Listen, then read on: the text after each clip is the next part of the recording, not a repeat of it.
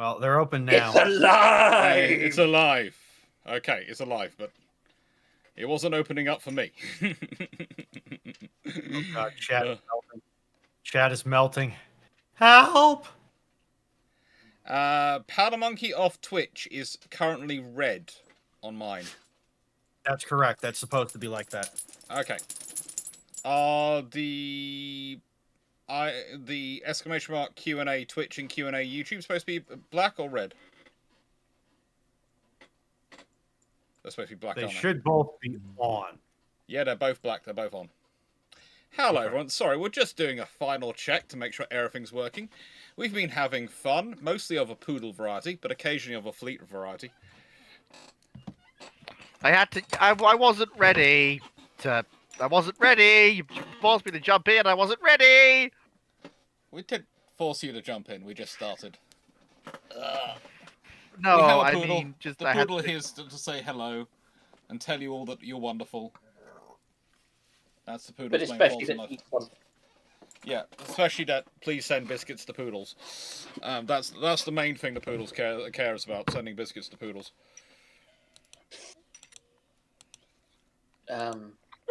Yeah. Yes! The YouTube cooldown works now correctly. Woo! That's good. So we have a happy Runon, We do.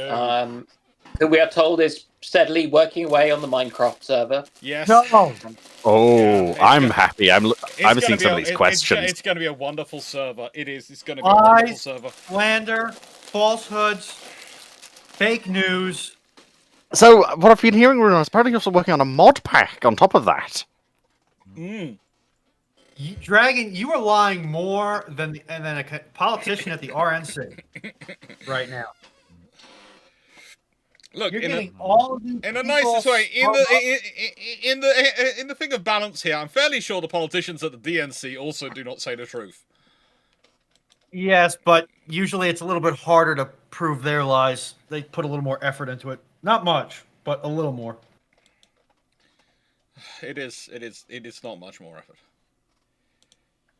It really isn't. So, questions coming in. Ooh. There are some good ones here. I'm sure there are. I'm being good, and I'm not looking until we start revealing them. I'm also being good because I Yes. am not looking. Yes. Oh, I should put that question in. Put the questions in. Oh, and by the way, It'll everyone, cause fleet PTSD. before we get into status, I should point out there are roughly 50 people watching this stream already. Hello That's to all good. of you.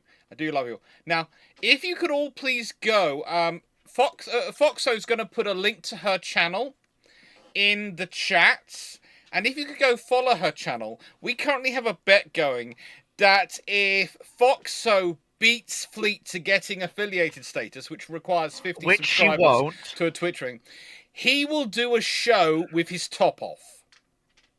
Bollocks! I will So politely. if Sorry. he loses, I know language, if but he no. loses, Sorry, he will do a shirtless show. never. He promised it. So all you have I to did do not.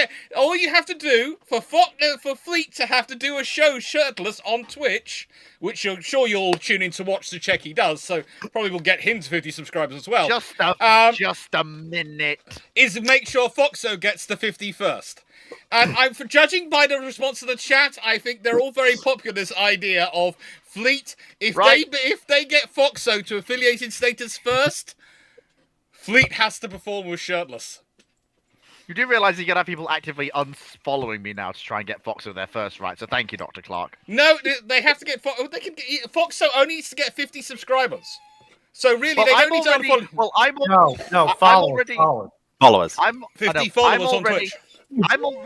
I'm already at 90. The only thing I need to do is actually, I think, enable all of the monetization bits and bobs. You need to stream more. No, you need to stream. more. You So, don't stream enough. if Foxo streams more and still gets the 50, she will beat you. Yes. Let me this check is that. why- Where do I check monetization? How would I check that? This can be figured out later, I'm sure. So there are lots of people asking for a link to your channel. So if you could please put that in the chats, they'd be very happy, both on Twitch and on YouTube. I'm just trying to figure out which link to give them. Just to give them, Yes, 'cause just she give them a link to the Twitch. Well, No, because Foxo has a terrible habit of she has to keep remaking Twitch accounts because she keeps losing the old ones, Foxo. How? either through inactivity or physically losing them. Derek McManus, I don't do Twitch. That sounds like I don't do Twitch, but for this kind of advanced scenario, I will do it. Like, I was going to offer to do the same if Fleet won, but then I realised I can't. No. Yeah, you would. Well, actually, no. It depends. The penalty If we go off was the proper Twitch entirely on what approach, Fleet was saying, so If you Fleet created this penalty for himself. Can you just check that's the right link I've sent you? that's the one you were using earlier. Yes. Look, Okay, and that doesn't lead to my settings. You are entirely positioning yourself, Poodle, to get people to give you biscuits. That is By your the looks of it, yes, entire that does thing. currently work. Doc. I'll send you what I'm seeing. All right, and then I also Lions. I'll hang on. I'll figure it out. I've also Then set up I'll just do that quickly. No, I So now haven't you have quite two. set up a co-stream, but whatever. Let's see here. I was following you previously. So I did close questions. boyfriend because we has got our, even we got our followed 5 minute me. questions. I just did. Oh, good lord!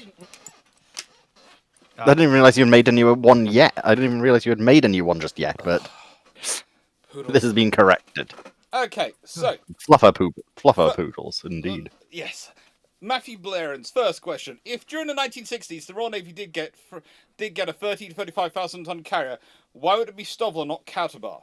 Hello and welcome to the channel. It would be You're Catabar. gonna enjoy your time here. And I hope you Yeah, have a they lovely had time. Catabar at that. In the 1960s, it would have been Catabar if it was that size. No, hang on. With that size, Take care. look, if they're trying to build, they will be building. It'll be a very, very small Catabar carrier.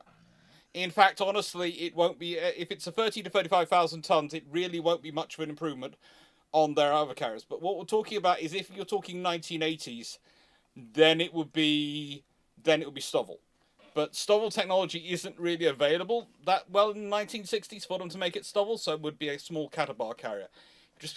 It would just really not carry that many aircraft.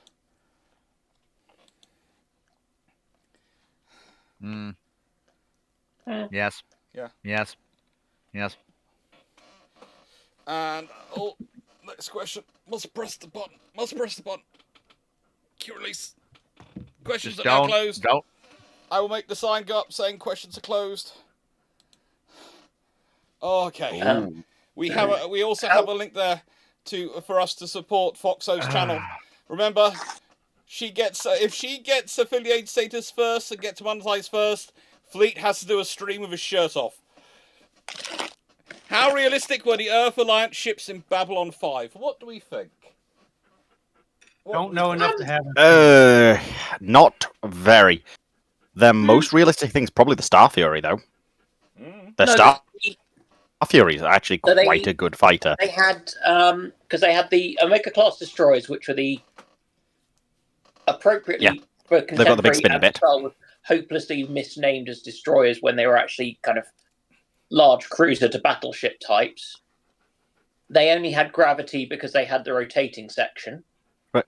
Considering, going off your point there, Dan, the Omega class destroyer is 200 meters longer than the Nova class dreadnought battleship. Yep. Yeah. It's basically down. It's basically down to the paradigm shift in human warship construction that occurred in the aftermath of the Earth-Minbari War. Where you basically had a transition from cruisers, frigates, and battleships into former dreadnoughts to basically them going to an all-purpose ship that does everything, which sort of basically had them transitioning back to what we would consider the modern term for a destroyer. I do like that they only have gravity in the rotational sections, though. That's basically that's basically what happened. You just had a paradigm shift in the way fleet construction worked. Thank you. And a giant surge in technology.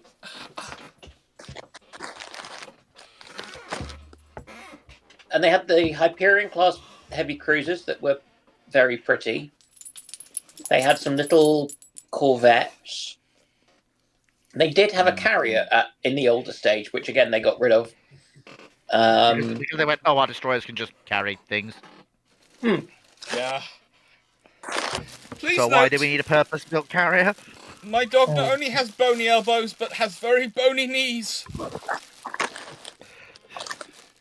Very bony knees. Yep. And if Fleet was lesser man, he might say now God pays his debts, but you know, we'll leave that to one side. Because I'm not a lesser man. Me being cruel and revealing that, you know, the bet. Anyway, so I honestly, the person you really should ask that question is the aficionado of it is Jamie Steeder from Armored Carriers. He's absolutely obsessed with Babylon 5 and is wonderful. I would say they are, how do I put this? They are realistic for how people are imagining the development of human technology in that period. Uh-huh. But you always have to remember with science fiction, it's very rare you have an author who can see beyond the limitations of the imaginings of their own period. It's very rare. Now, some examples. Sorry, go on. Never mind, it's fine. Go on. See some examples. H.G. Wells, for example, like War of the Worlds was just completely just the idea of a walking fighting machine with a weapon that is just so fundamentally beyond what people were considering is just. To be fair, he's got them using a ray gun, which is actually quite common with some of the technological plans at the time. And you have to remember the original development of radar and radios and etc. that led to radar was actually people trying to develop ray guns. Also, we kind of have developed probably the early stages of that technology as a riot control measure. Yes, No. but H.G. Wells wouldn't have had any context of that in the 1890s. Yeah, that's when they started working on them. This is the fun thing I have with people who start talking about radar and go, well, it's not developed until the 1930s, and I go, no, the first testings which were developing a radar as in not, but not sort of finding, but ranging,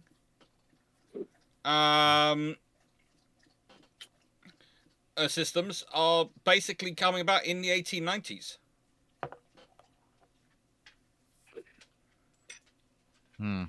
Yeah, I mean, as soon as people realised that there was a range on the things, you work out how to use the range. Yeah. As opposed to anything else. It's not a... It's the fun thing was some of the people working it, people like Marconi, etc., were having an absolute field day. But the thing is, it took a while for everyone to catch on and work out. There was honestly a conversation had between, I think it was an American physicist who was working on it and an American admiral. I think it wasn't about saying it would never be necessary because it would be such a complicated system versus just the humans taking a picture, looking at it themselves. Plus, and that's not even the worst. By the way, the French had a system which we know how well it was working because after World War II, World War One, they invested in it, and within 3 months after the end of World War One, they had it working. This, by the way, was the system they stopped funding the development of about 2 years before World War One began, if I remember correctly. Also, they what was exciting and new at the time was the idea of kind of radiation. Yeah. And X-rays and things. Which I still love that Röntgen invented, or discovered, sorry, and assumed somebody else would have discovered them first, and so refused to kind of name them after himself because he assumed that somebody else had already got there, and that he was just kind of following along and just hadn't read the latest paper, which is really sweet. Unlike most scientists who, would be like, rather surprising. Yeah. Most scientists are like, I will name this thing after myself. It literally already has a name. I'm naming it after myself. It has a name. Named after me! Yeah. And Dan, if you discover a new disease tomorrow, what will you call it? Dandemonium. Dandruff. I mean, it's a hideous, disfiguring disease, so it would be Hush. Yeah, that's good. Hey! I love how he's Mister- already got plans as to what disease he's going to discover. Right, Stafford. Create, discover, same thing. He works in medicine. We don't ask those questions. Stafford Dobson, does anyone in Eastern Ontario have a flamethrower I can borrow? Sadly, no. Ugh. No, and unfortunately, people and I've Ontario's already got about a couple. 14 hours away from me, so.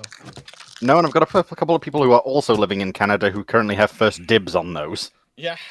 They have been shoveling for like 4 hours straight. Sorry, go on. Just get a corgi. They'll dig out tunnels underneath it, so you don't need to shovel stuff out. You just go crawl out through the corgi hole. Michael Coach. Empires at War. Star Wars Empire versus Warhammer 40k Empire. Who wins? Who has the edge strategically and B tactically? Strategically, Star Wars Empire. Tactically, 40k. Oh, no. Other way around. Um, I'd personally go with. The Empire has reliable FTL comms and transport. But Warp is faster, and also in terms of actual thing, Star Wars actually ekes out slightly more on tactics, even if not firepower, because they have far more use of actual perfect invisibility. Yeah. It's a case of, if we're comparing it to the Imperium have reserves. And unit to unit, unit to unit. 40k Yeah. wipes the floor with most Yes. universes.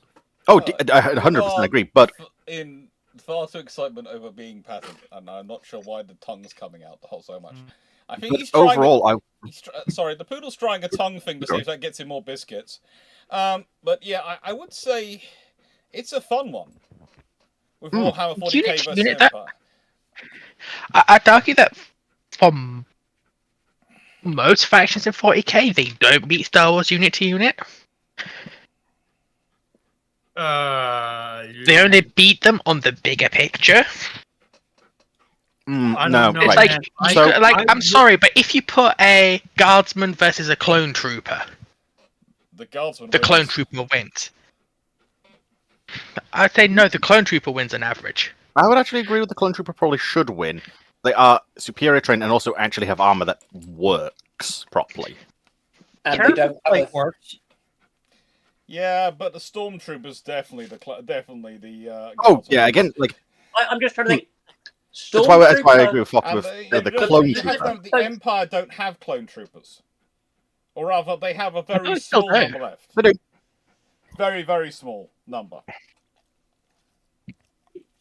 For 20 years, the Empire still has a good number of clone troopers. Mm-hmm. Until the Battle of Yavin, the entirety of the 501st was primarily made up of clone troopers. Mm-hmm. Yeah, it was one of their big selling And points. it's not a case of, for the vast majority, especially the Imperium, it is Guard and PDF. You sort of don't get the stuff that Star Wars can't really compare against. They only start coming around when you start making a racket. And going on ground combat, I think on average, Star Wars might have an advantage vehicle-wise until the Imperium start deploying its bigger toys. Yeah. A Baneblade, as long as you don't get Baneblades or Baneblade equivalents, you're all right. I think the big problem is to be that honest, because of the sheer quantity of abominable intelligence in the Star Wars universe, you have a Templar Crusade to deal with. Oh yeah. Oh, In no. which case- You have a Templar Crusade. You have a Mechanicus Crusade. Yes, And just look at what they did to the Tau. and combine those two organizations together, I do not see the Star Wars Empire surviving. Oh, I agree. Like, 40k beat Star Wars overall, but the thing you've got to bear in mind is that in a world where the two come into contact, it will likely be that the Star Wars galaxy becomes just another front that the Imperium is dealing with. Yes, but no, they have abominable intelligence. It's the AI that's the issue. And it's a human Xenos integrated society. Yeah. Yeah. Even the Well, Empire, even the Empire under Palpatine is far too tolerant of Xenos. It's not The that. problem you've got If is droids that didn't is that- exist, Fox, let me finish, please. the problem you've got with that is that if the Imperium can't bring the resources to bear to crush owing to its various other commitments. No, they just don't If- care enough about the Tau. and- The Tau haven't become a problem enough that they have to worry. They're going to do it yet. That's the thing. This is the thing. This is the thing. I also foresee a similar situation because if we're talking about some sort of, because the only way this happens is through some sort of warp shenanigans that creates a stable warp portal between the 40K galaxy and the Star Wars galaxy. You've therefore got a very narrow band when it comes to actual width of front and people exposed to the Star Wars galaxy, which to me would lay the groundwork for a similar set of circumstances as the Imperium has when facing the Tau Empire, which is Ooh. not too many people are aware of it. They don't consider it that much of a threat, and anyone who is drowned out by the voice of the High Lord saying, "Do you see Abaddon over there?" Actually, yeah, Chandelor but just brought up a very good issue with point. that, right? Go on, Foxo. This one Not issue bring with up that is Chandelor's point. this is an organization in the Imperium called the Adeptus Mechanicus. Yeah. Even And so, this is the fact that droids exist is an existential threat to the Mechanicus. well, no, not the fact that droids exist. It's the Oh, fact no, that it's the fact that droids more, exist. more advanced droids No, exist. No, No, Fleet. right. B1 battle droids are sentient. As far Yes. as they're concerned in Warhammer 40k. And even You might not be aware, but humanity in 40k, at the I am height of very its well power, aware. when they were almost technological gods on the level of the Necrons, almost got wiped out by No, thinking humanity- machines. Humanity never got that close to the Necrons. They They did. got pretty They good did. shit. According to Now- Trazen, they did. Oi. According Well, to the this is Necrons, they bringing did. Bring up some of the Did points they? Chandelor brought up, which I actually think are very interesting. A, I'm going to ignore the Sun Crusher because that is a stupid piece of media and that should not exist. But on the other hand, Hey, that was one of my first Star Wars books. You take that back. and No. is the Sun and tell me, is the Sun Crusher not just a I want this thing to win device? Yes, but you'd still take it back. But on the other hand, No. the idea of firing the galaxy gun at Terra, that is scary because that will disintegrate the planet. Yeah, and it but will not give enough time for the Imperium to raise the shields. Planet disintegrate around on Terra, all of a sudden, Golden Throne no longer exists. Dragon, somewhat much worse. Big warp portal. Somewhat much worse, Dragon. And the Void Dragon is freed, potentially. The Void Dragon.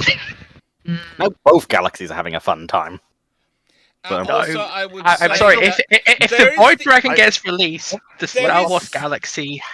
there is the other problem, though, with the Warhammer 40k Empire coming into contact with the Star Wars Empire. And Channel's brought this up, but not really thought it through.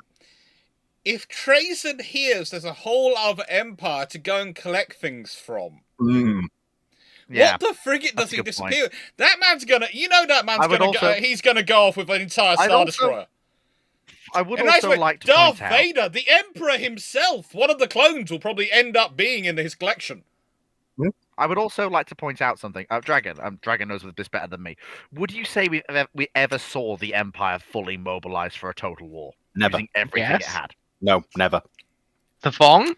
Nope. That wasn't the Empire. That was the shattered remnants of the Empire that had been crushed again and again and again. Mhm. All their hope, all their industry being wiped out multiple times. The So, actual Empire never went to war footing. so if the Empire had gone to war, with an existential threat battering down its door from the east, what might that Empire be capable of? Scary things, but not scary enough versus 40k.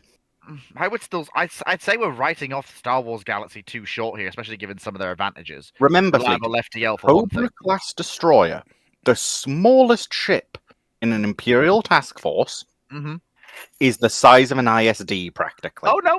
I'm aware. But I also want you to bear in mind that it is not beyond the Star Wars Galaxy to scale up Oh, what yeah. they consider. They can do a lot of stuff. The problem is the more they scale up, the more Imperium scales up.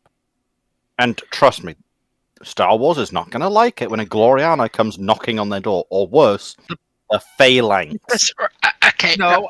yes, I'm aware of that, but I also want to let people. Can I? Yeah. Yeah, you Go first, on. then I'll go. You first, Run. then I'll go. It's just that we also never really see the Imperium on its war footing outside of the Great Crusade. To a degree, true. But Let's be real. Until sort of the Great Rift, the Imperium's fleets are under peacetime conditions, unless they're actually on the front lines.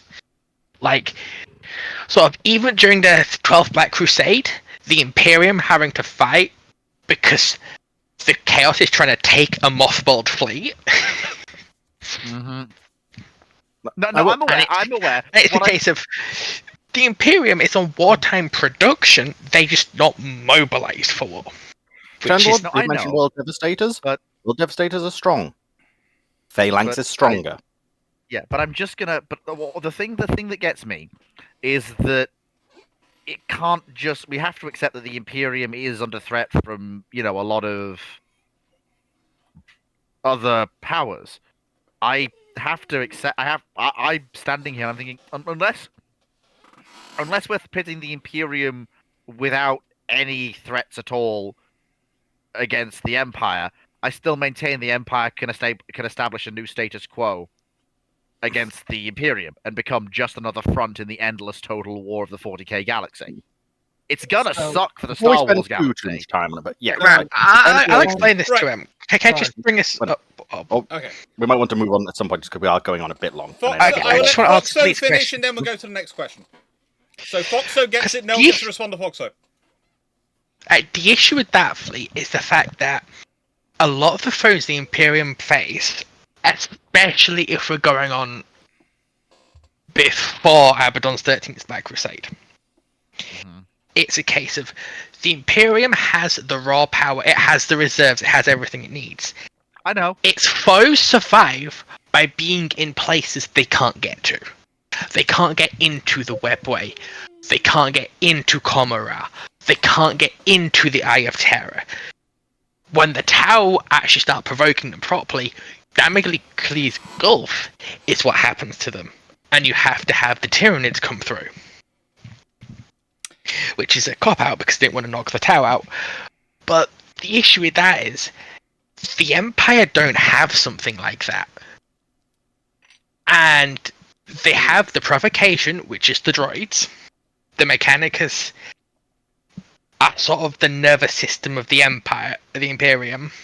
If the Mechanicus demands they go to war against the droids, they go to war against the droids. And I'd say that's where we'll end it. A fleet. I did say no response to Foxo. All right. I hear you. Knight 6831's question. Would I be right to think that Canadians with the Avro CVF 105 Arrow were intending to do what the RAF Lightning Invictus did? To an extent, but not 100%. It's a different context. It's a different geography you're dealing with. Yeah. The reason that the whole long debate that we ended up having on Friday, related to the Avro Arrow, basically explains this a lot better. And though there were some things that did get lost in the weeds, I still maintain that if you do want a detailed look at why the Arrow be the way it be and why it do the things it do, I would recommend going and rewatching. I mean, you were there, Nat. You know exactly what we said. But it comes down to different requirements. The Lightning is very much a point defense interceptor. The Arrow is a long-range bomber interceptor with slightly less range than would be preferable, but it's still a good aircraft for that role. The Lightning is a pure point defense interceptor. About 100 miles radius around where it's based. The Avro can at least go and touch things further away. Okay, Black Horse. What were the favourite targets of Travel Class Destroyers in World War II? And I would argue... Enemies. Trains were definitely a beloved target. Enemy destroyers were always quite enjoyed. They really spent a lot of time targeting enemy cruisers. They had a lot of fun with enemy cruisers. I think Dr. Clarke, you're missing the thing. I think we're missing the real thing here. Excuse me, sir. Do you exist in the world in the years between 1935 and 1940? If answer is yes, I'm sorry, sir. You are now on my hit list. Do not run. I will find you regardless. That's a bit limited. It's more 1935 to 1950. That's the period. How do you feel about the British Empire? Not a fan? Ah. Then, sir, we have a problem. Which we will solve by relieving you of this burden of disliking the British Empire. Through the application of high explosive. Yes. Allow me to introduce you to my friend, the 4.7-inch 45, which will be sending little packets of joy. Hello from the British Empire in quick succession. So Cavdron, Dr. Clarke, Fu, and Runon, you have all been placed in command of the US, UK, and French sections of the UNCF with vague foreknowledge of what will happen after 2180. What do you do? I think this means that Dan, Foxo, and Dragon are the judges. So, I'm going to let Fleet go first, then Runon, then me. I need somebody to brief me on United Nations Cosmo Force. That's where we are. I also don't quite know where we are. 21-8. Nope. This is Space Battleship Yamato. Oh, are we talking about the bit prior to Yamato's voyage? Step out of this because I have no idea what's going on. Are we talking about the bit prior to Yamato's voyage? Specifically. So the problem is I can't even give an unintelligent answer. Fu has to go first, so you have time to Google before Fu finishes his answer. I barely know what I'm on about, but Runon, I trust your Google. A bit of quick contact. In 2191, the Uranus surveillance station picks up ships that later become known from the Great Gamelon Empire in the solar system. Earth initially tries a peaceful contact, but then Earth decides we don't like peaceful contact and orders them to be shot at by a member of the military command. This then creates a war which practically destroys the entirety of Earth. All people are forced beneath the surface as planet bombs start falling. So there is one brief victory at the Battle of Mars, but then that results in even more intense planet bombing, eventually leading to the Earth fleet being reduced to a fragment of its size, and the Izumo plan being scrapped instead to build Space Battleship Yamato with help from aliens. Okay, so basically we have to try and... The initial squadron that ends up in contact, by the way, is Japanese. Well, first things first, I'm going to risk a minor diplomatic incident by intercepting ships aren't based on real ships at this point, are they? Because it's like everyone's got weird, pre-Gamelas War era. Yep, these are mostly left over from the interplanetary wars. Okay, so I don't know much about the French ships they have. But I'm going to assume they have ships of rough equivalence to their opponents. First things first. I'm going to dispatch a fast wing of cruisers as soon as I realize someone's going to start shooting. The first thing I'm going to do is I'm going to dispatch a fast wing of cruisers to run down whatever task force is going to start shooting. And I'm sorry, I'm going to kill them before they shoot the Gamelons. You've just killed one of the greatest minds in the entirety of Space Battleship Yamato, and the best engineers. But then I save the Earth for an interplanetary war. No, you don't, because they're coming to fight anyway. It's just your choice of when to fit. They're not actually. They don't know Earth's there. Yeah. But then they would have forced Earth to become part of the Gamelon Empire. What I mean is so we have the first peaceful con. I'm talking about the one who starts shooting. Yeah. Who was ordered to do so by the UN Space Defense Committee. Yeah. Why? What? Because they think they're going to be a threat. Why? And they are. And technically speaking, they are, but they then start one of the greatest massacres in human history. Basically, if you've got about 10 years on the chance, then first things first is I'm going to start setting up facilities for fleets and fleet ships and people to hide. I'm going to start setting up... I'm going to go through the asteroid field and going to pick asteroids at random. Yes, we're going to bore out that, we're going to bore out that, we're going to bore out that, and we're going to have spaces to hide ships, we're going to have spaces to hide people. I'm going to set up places for people... industry for people for them to be able to build more ships when I need to. And I'm basically going to... Yeah. Sorry, go on. You first, Dr. Clarke. I'm going to work through this. I'm going to do the things you can do, because There are certain things that will work no matter what technology you're dealing with. One of them is, let's set up a sodding great big minefield. Because big bangs tend to be a big influence on people. You need to try and develop a self-replicating minefield. I don't know if that's quite within the technology of them in the Space Battleship Yamato, but I wouldn't be surprised. Replicators in general just don't exist. Especially, you know, prior to the... Oh, come on. You know, the voyage of the Yamato itself. So my first thought as the French is... How quickly can you get to another solar system? No. My first thought will probably be... A whole be... nother galaxy? Oh, that's a new one. Do you mind?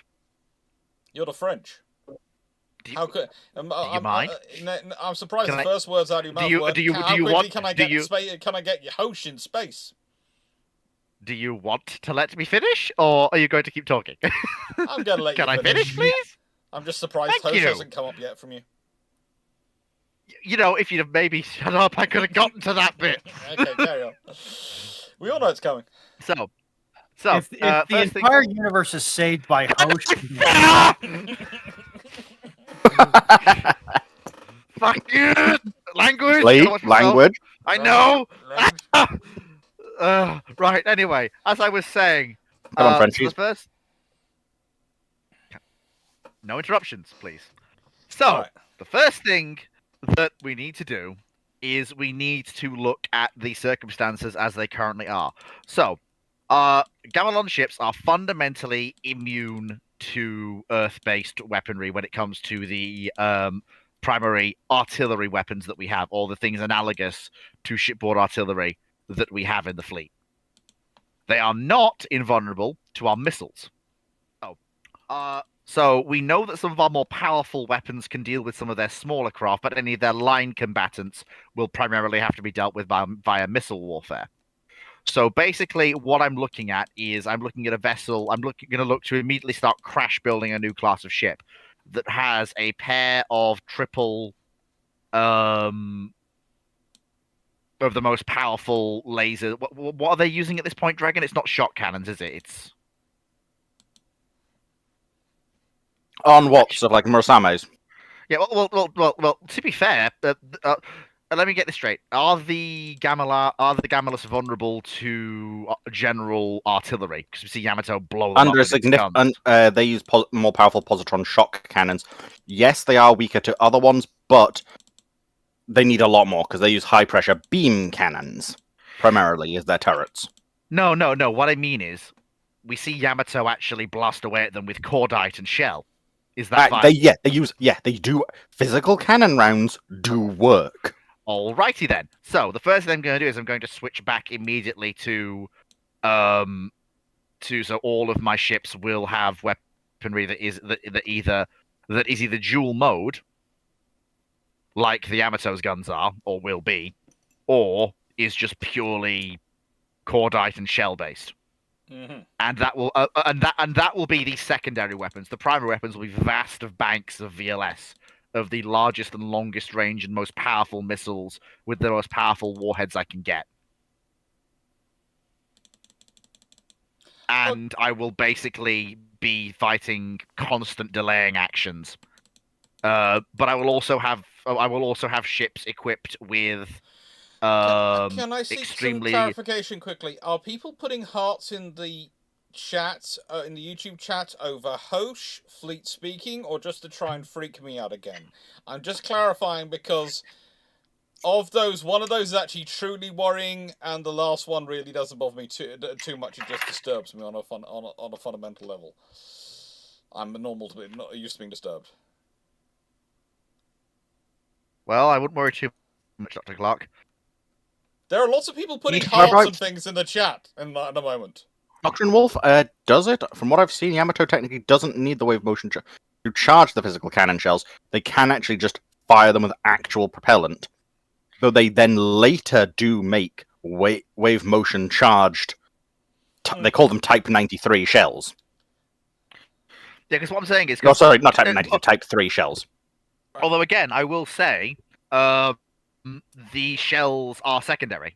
It's because we see demonstrably that the missile armament of even pre-Yamato Earth vessels can deal with the basic Gammon Online warships. You know the ones, the ubiquitous ones. You know the ones I mean, Dragon. Yes, I do. I can't remember exactly their name, but Oh, same Okay. here.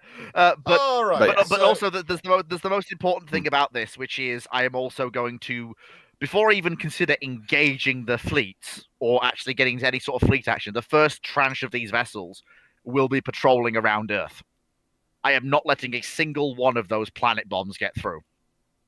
these are gigantic meteor-sized objects. Oh no, Dragon. I'm aware of what they are. This is why, most of the construction will be going into these ships to try and defend against them, because I know how much firepower you have to put into them to take them down.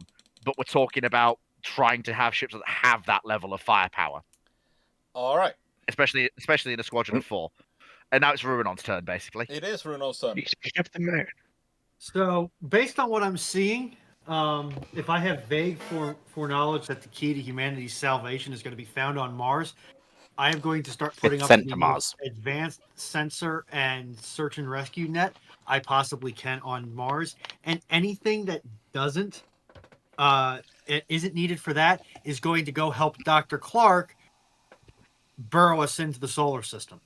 So Fleet's basically trying to do a delaying action and stop Earth being turned into a radioactive hellhole.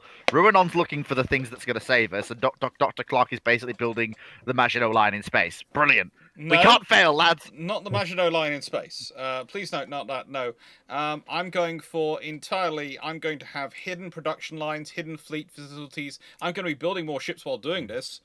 But basically, the whole plan is that, oh, you turn up and hit Earth. Oh, well, that's if you target Earth, that's fine. That's going to cost me a lot of people, a lot of industry, but that's not going to break me. And That's a horrifying thought. your trouble is you come in, you're going to find me everywhere around you. So basically, oh well, in that case, then that works even better, because what I can do is I can be fighting my delaying actions and then say, chase me into the asteroid belt. And then suddenly they look around like, oh, that's a bunch of ships that look like Nell rods but in space. Yeah, pretty much. They're gonna basically the idea is you pull them in and they go past the asteroids, thinking they can chase you down, and suddenly from behind the inside the asteroid doors open and hello.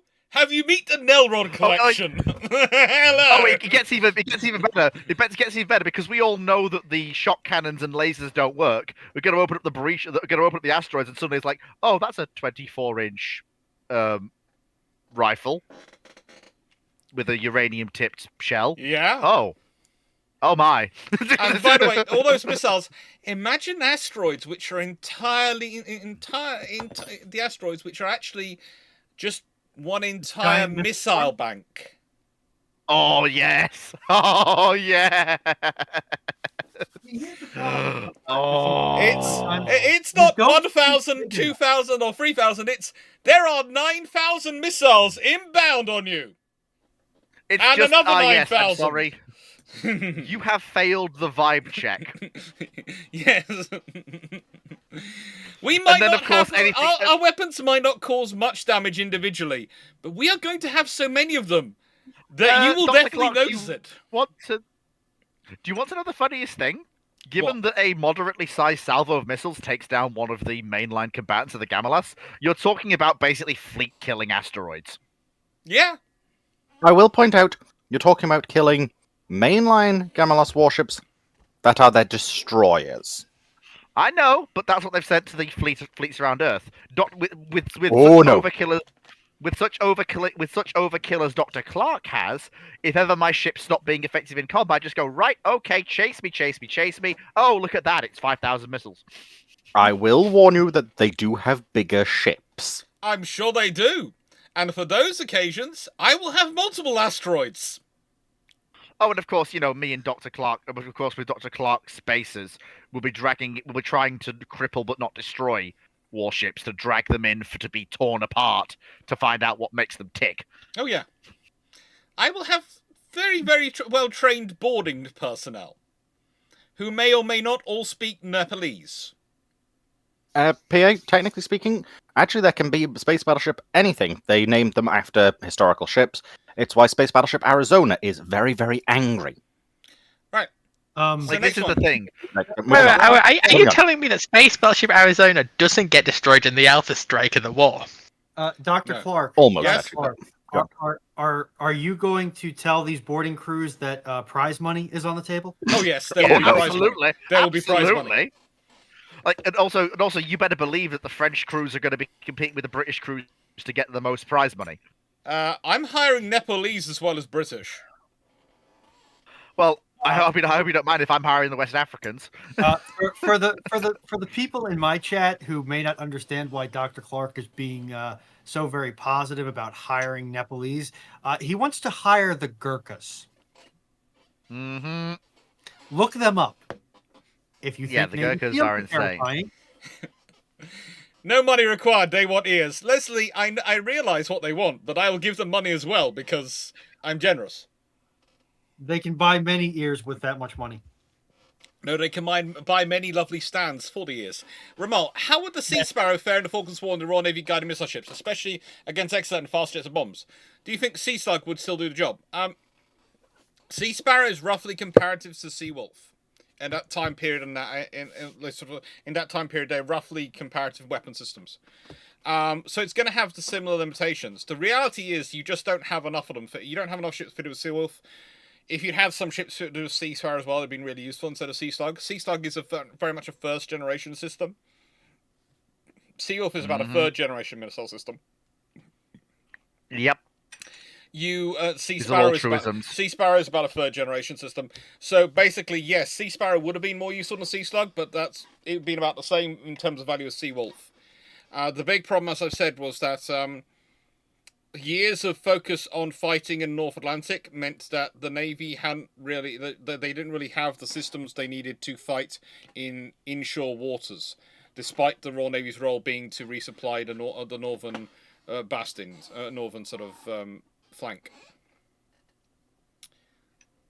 Why was Are you- that? Was that Are just you a telling me that going mono failure of imagination? is a bad idea? Or Dan? Was it just a failure of imagination that they didn't have the right kit? No, it wasn't even a fair imagination because the Royal Navy had isolated that they needed that kit. They pointed out, they'd said, we need this for this and these operations, we do. And the government had gone, well, we don't see the case justification of that because you're going to be doing that into Norwegian territory, so the Norwegians will be responsible for looking after you, not you. So we don't need to pay for that. God bless the Treasury. Yeah. Considering the Yamato question, you did that almost too closely to the Yamato theme. Colin Cameron, what's the link to so, the lottery funding for history projects and books I sent via Facebook of any use? I haven't opened it yet, but I will have a look at it. I don't think Shipshape technically qualifies for lottery funding, but I will see if we can do. Can I help? If we do Yep. qualify for lottery funding, then we'll of course make sure Fleet has what Fleet needs. A computer which doesn't run on Steam. We'll upgrade them to a computer which runs on diesel electric. No, More was gonna say, coal into the firebox! I was going to say a psychiatrist to deal with this Hoche syndrome. yeah. Look, honestly, in nicest way, why would you wish that on any psychiatrist? The only person I've met who might take on this case is Dr. Dan's friend, Dr. Natasha. And I like her too much. She's too nice a soul for me to wish that upon her. I mean, I was going to jump beyond the psychiatrist straight to the histopathologist. Ideally, the Home Office approved one. Yeah. Chandler. That would be the person who examines dead bodies for an autopsy. Yeah. Speaking of because people keep bringing up Civilization, has anyone here managed to get Civilization 6 yet? No, Six or seven. 7, the new one. The new one, sorry. No, I actively refuse. Yes. What's your Well, beef I have, with but my Squid? brother's got it. And being- it's very much a case of they're trying to do what humankind did. It's not a traditional Civ game. Oh, okay. There's nothing Yeah. wrong with breaking the mold, but people are going There and is. looking for traditional Civ, and it isn't. But the issue is they haven't gone all in on the humankind style. They've sort of half and halved it, so the game's mechanics aren't meshing properly currently. It's neither fish nor fowl. They've had a bright Yeah. idea. Chandler, if you could bring a World War II British warship design to World War One, what would it be and why? World War II British warship to World War One. Haven't we done this before? And isn't the answer a carrier? Done something similar. Isn't the answer a carrier? It's to bring the Yeah, design. we It's the design. Yeah. So it's what could I actually Huh. build in World War One if that would be useful from World War Two. Does this Modernized go HUD. Does it include design specs for all the weapons and things? Because I'd go with a Nell rod. Because they're fast enough to keep up with the QEs, and if you think about how slow the Germans are, you've got the 16-inch guns that they're not perfect, but they can work, and the technology is probably not too many steps ahead in the way that you might get with something like a KGV or a Lion or Vanguard. Although the amusing thing that they would be using, if they took Vanguard's design, the fact that they are using the turrets from Courageous and Glorious would... Honestly, Vanguard is the best bet.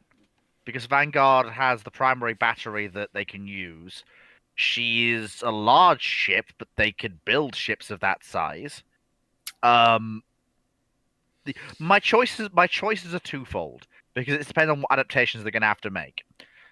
My number one choice would probably be Vanguard, because she has main guns that they already use, and is also of a sort of Kien. They go, HUD, but more armor, basically. Well, no, because remember they don't have HUD at that stage. HUD is a 1916 design. Oh yeah, and we're talking about going back to at most 1914, or possibly in time to.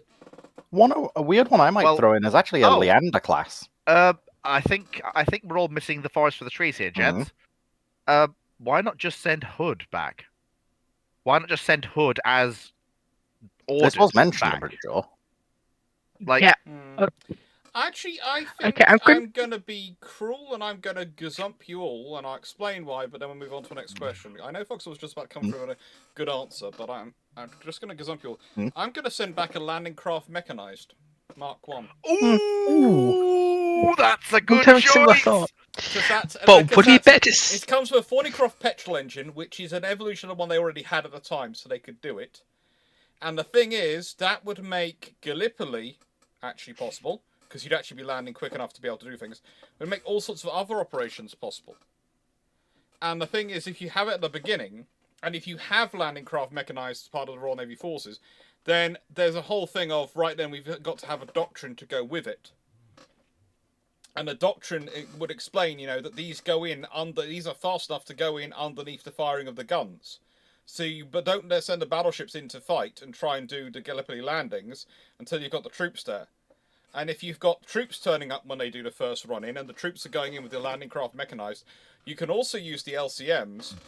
If you're smart enough, you could fit up a few of them to be minesweepers and swish through the mines. You've also got funny operations that you can do if you've got LCMs. Oh, yeah. Helgeland. Excuse me, I'm going to nick off with that if you don't mind. But, okay.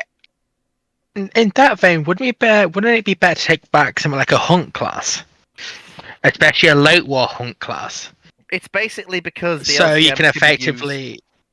So I was just thinking you could effectively neuter the U-boat threat in the Atlantic if the British have access to some degree of Aztec and especially the mortar projectors for ASW. Honestly, you don't need to take back a hunt class. You could take back a flare class. You could build that flare class in World War One easily. Like I will. I was thinking something like a hunt class because at that point they can still be anti-surface destroyers as well, especially the later ones with the torpedo launcher. I will just point out that, bear in mind, if there's any of these ships back in 1914, Germany will adapt into the U-boat environment. If they have vessels if they have the Hunt class that are basically dealing with, submarines when they're submerged and or when they are doing torpedo attacks. Yeah. And of course, in that sense, the Germans will more rapidly shift to larger submarines carrying guns that will enable them to engage outside the range of those destroyers, the U-cruisers. Yeah, the So trouble it's is, not as we've been over before, U-cruisers are not a good idea. Because the Yeah, submarine they doesn't. work. The submarine doesn't have the fire. The submarine is not not stable enough to properly use the guns, and B, whilst they might theoretically have a longer range, their fire control is going to be absolutely shit. So Well, they're going to spend their time. it doesn't work against cruisers. It doesn't work against cruisers, I grant you, but against destroyers and things No, like it the Hunt doesn't. class, it It will. doesn't work against No. destroyers. It won't work against destroyers. It'll Look work at the against times a cruiser submarine fought against a destroyer on the surface and find out how many times they won. Yep, because if nothing else, I'm even a happy. destroyer Go is away. Go look it up. I'm happy for you to go away and come back with it, but I know because I know what the results are going to be. And additionally, Yeah. even the shortest, lowest freeboard destroyer is always going to have its range finding and its guns higher above the water than a submarine ever will. You remember correctly, the Hunts are carrying 8 4-inch guns I mean, yeah, there is that. It's just in high elevation well, mounts, so yeah, fair enough. I will just clarify that my primary point wasn't that the U cruisers are the solution. It's more the the Imperial German Navy will adapt. I would Well, say. try but to. I would say I know why you're going with the Hunts, but I would be tempted to go with things like the Bay class frigates rather than the Hunts. The reason I'd say that is because they are designed to be built in more merchant yards, as well as naval yards. So you can build them in more yards, and you can build them more. You can space them out around. So if you could sort of get them into, you could send them through. They would be, they'd be very, very good for the ASW warfare. And they come with all couldn't the you stuff. sort of They come with all the stuff that Hunts do, but unlike Hunts, they are designed to be built in commercial yards as well. fair, but I was thinking, I did that the Hunts could be actual fleet destroyers at this point. Yeah, but the thing is that the trouble is in that regards, if they are actually the reason I'm The problem you've got is that fleet. Can What? I finish? Sorry, go on. The reason why you don't necessarily want to send back Hunts because they could be fleet destroyers at this point is because that will mean they probably will get used as fleet destroyers at this point. well, actually, I'd And that's argue not that the they're shortage very you much have. destroyer leaders. They I'd very could- much argue that they're actually they- destroyer leaders, given the level of firepower. At this point, they would be. Whereas a frigate like a Bay class frigate as an escort, that, let's be honest, with their top speed being 19.5 knots, they're pretty they're fast, but they're not going to be fleet escorting speeds. But they're going to be fast enough for all the merchant operations and all for merchant shipping. And the thing is, if you could churn those out from enough yards, especially during the beginning of the war, you'd never have the problem with submarines. And they use a four-cylinder four-cylinder triple expansion engine as well. So nicest way, they're easy to build. So the argument essentially is that the Hunt class would be too good for the escort role at this point. They would be fleet destroyers. Yeah, and they require turbines. But actually, which is far more limited production production capability than the triple expansion. And the deficiency isn't in destroyers until you start ending up having to use your fleet destroyers for escorts, particularly at the time. And remember, the V&W class destroyers they're using are still perfectly capable in World War II. Yes. So they're capable of building stuff that works perfectly well 20 years later. At the time, it's you want something that is something of a paradigm shift for them. I mean, the other option would be Belfast or Edinburgh. Would be an existential shift in terms of capability. They would be, but honestly, they don't have a role because there's nothing. Honestly, because if you want to take on a dreadnought, to me it's a Bay class frigate or it's a hunt or it's an LCM because those will have major differences on the war. Yeah.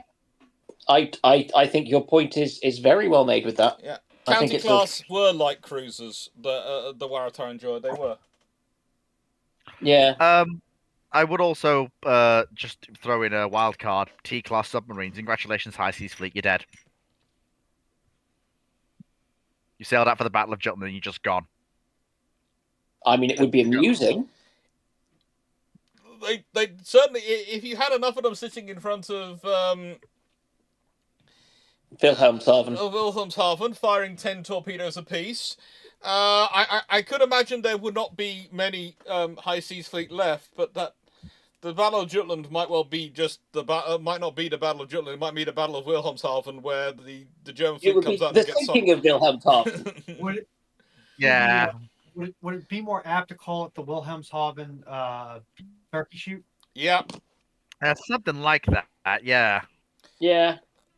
Wayne's World of, next question then. Wayne's World of Science and Technology. Which Q is queued if the Q is queued? I think that's a question for Dan and Runon to try and figure out. Nope, I'm not even. Huh? Which Q is queued if the Q is queued? So the majority of us being British, it doesn't matter. We will be queuing. Mm-hmm. Runon, however, will be trying to form a line of one. Hey, I fall in line when there is a line to fall into. Yes, and this is why you will get on well here, but what we call a queue, you will tend to call a line. It's not a wrong thing, it's just different term used for the same thing. Like suddenly trying to think another example. Trunk. Right. Yeah. So the next Biscuit question versus is I'm going to let Dragon ask because Dragon's the one who asked it. He's set to go for a minute. So Do you want to ask on his behalf? We can click back to it once Dragon returns. Yep. Ethan Yang, do you think it was a mistake for the British Army to procure the Boxer instead of an amphibious 8x8?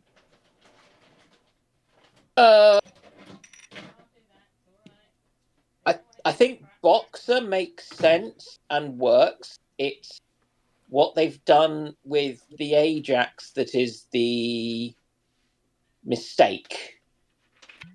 There is a strong argument for keeping everything tracked when you're going to be tracked, but the times when that is going to be an issue that we can foresee actually occurring are probably sufficiently small that that's less of an issue, I think. And the ease of maintenance of the wheeled vehicle is probably better.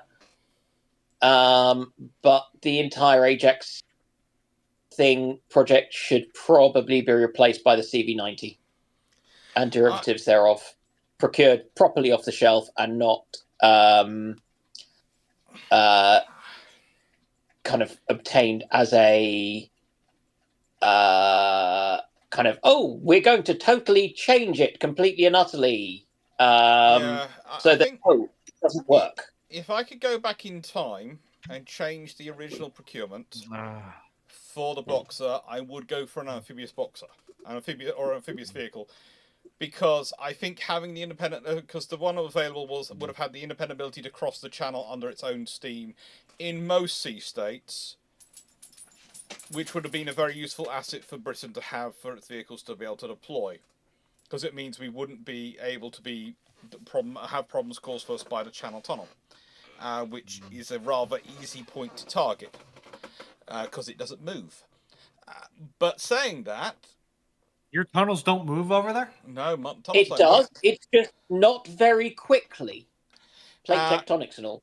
So the thing is, but now as we got it into production and it's actually production, then honestly, you've got Ajax, you've got Boxer, you've got them in process. It's like you can't even stop. Even if you wanted to change the CV90, Yeah. instead of the Ajax program. Uh, You'd have to run through the Ajax program because it would take you a while to build up the actual facilities to support CV90 being built in the UK. And that's the biggest problem. Yeah. Like, it's basically... How much of Ajax is sunk cost fallacy at this point, though? Yeah, there's not so as much. There is a lot of that, but it also comes down to the point that, well, it's sunk cost fallacy, but there's also the benefits of the costs that have already been invested. That just sounds like It's sunk cost fallacy with extra steps, fleet. it kind of is, but again, it's also down to, as we say, there is something of a strategic imperative to keep some. As Foxo and Dragon bashed into my head. There is a debate going on between Duke Petchington and Frank Palmore about whether or not there is an amphibious APC. There is an amphibious 8x8 with that capability. And it was actually... The BTR? No, it's the one built by BAE for it's based on the Iveco Super AV, and it's built by BAE for the US Marine Corps, and it's a very capable little interesting vehicle. It's been in production since 2018 now, and the standard version has a crew of 3 and carries 13 passengers, and it's a very interesting interesting type of system. So far, they haven't got as many options, of course, as the Boxer variants, which have a full list of Boxers. Which is the big advantage of the Boxer is that it has a lot of variants other than APC, and I think that's what won it. But the thing is, when you look at the Super APC, the Iveco Super AV, as it's called, and there are a lot of interesting options, and it could have been an interesting system to go with, but it's. I think the total buy they're going to do is somewhere in the region of 516 vehicles, 520 vehicles.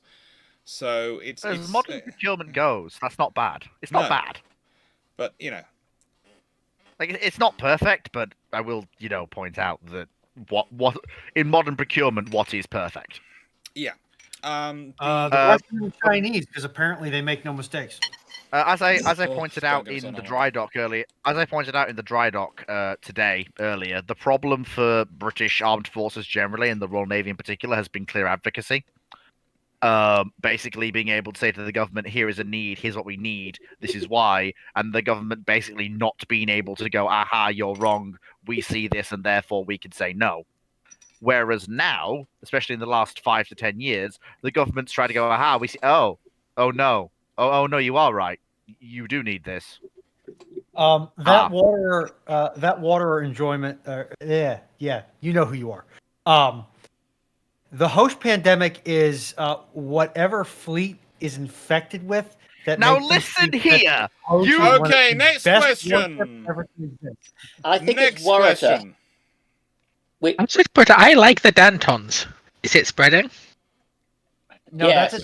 That's like if fleet is H1 F1, you are H2 F1. Okay, so Dragon, have you returned to us? Yes, I have. We have your question. We are going Sorry, I was bribed with pancakes. Oh well. You were grabbing pancakes. No, I was bribed with pancakes. You were bribed with pancakes. Are you trying to get Foxo to feed again? I'm not sure she would even eat pancakes, though she should. I would. You sure you I'll would, get her later. Yeah. I'm just gonna go get some milk for my biscuits. Dragon 2000. Let's hear your question. Basically, what are the various different panels' personal favorite science fiction weapon? Examples were such as phasers, particle cannons, basically like directed energy weapons, torpedoes, these sort of style things. Oh, the heat ray of the Martian fighting machines. It's not even a contest. Okay, It doesn't even come close to me. Is it human portable, ship portable, land based, station based, or literally basically just your preferred or favorite science fiction weapon? It's a toss-up between the Satean shotgun from Stargate Atlantis and the Traveler's pistol, also from Stargate Atlantis. I like the Ghost rifle from BattleTech that is essentially firing 125 kilo balls of steel at people you don't like at hypervelocity speeds. Fun choice. And which, according to at least one novel, you can shove a large lump of what was it? It was kind of an I-beam, steel I-beam, was shoved down the barrel of one and fired at somebody when they couldn't get any ammunition. I think it may have broken the cannon, but that's kind of not the point. But did it kill the enemy? Yes. Then who cares? Probably whoever had to fix it afterwards, but that's a tech. Yeah, but that's Battle Tech in a nutshell.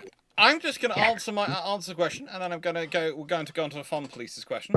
Mine's Foxo, go on, Foxo. Sorry, I thought you said it. Yours. I thought you'd gone off hunting. Do the Haley hunting for milk. engines count? I know, but I heard the question. Do the Haley engines count as a weapon? They can. What? I don't know Because what Haley engines are something you put on small moons and large asteroids in Planetary Annihilation.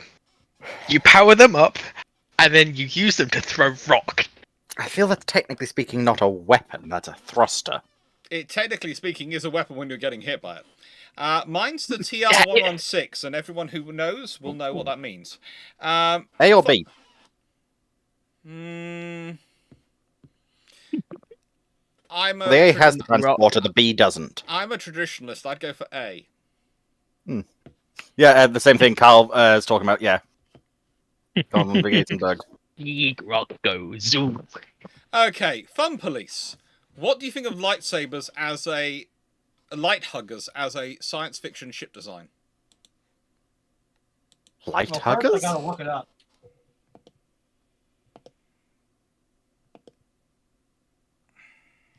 Yeah, I don't You are know not the only one there, Runon.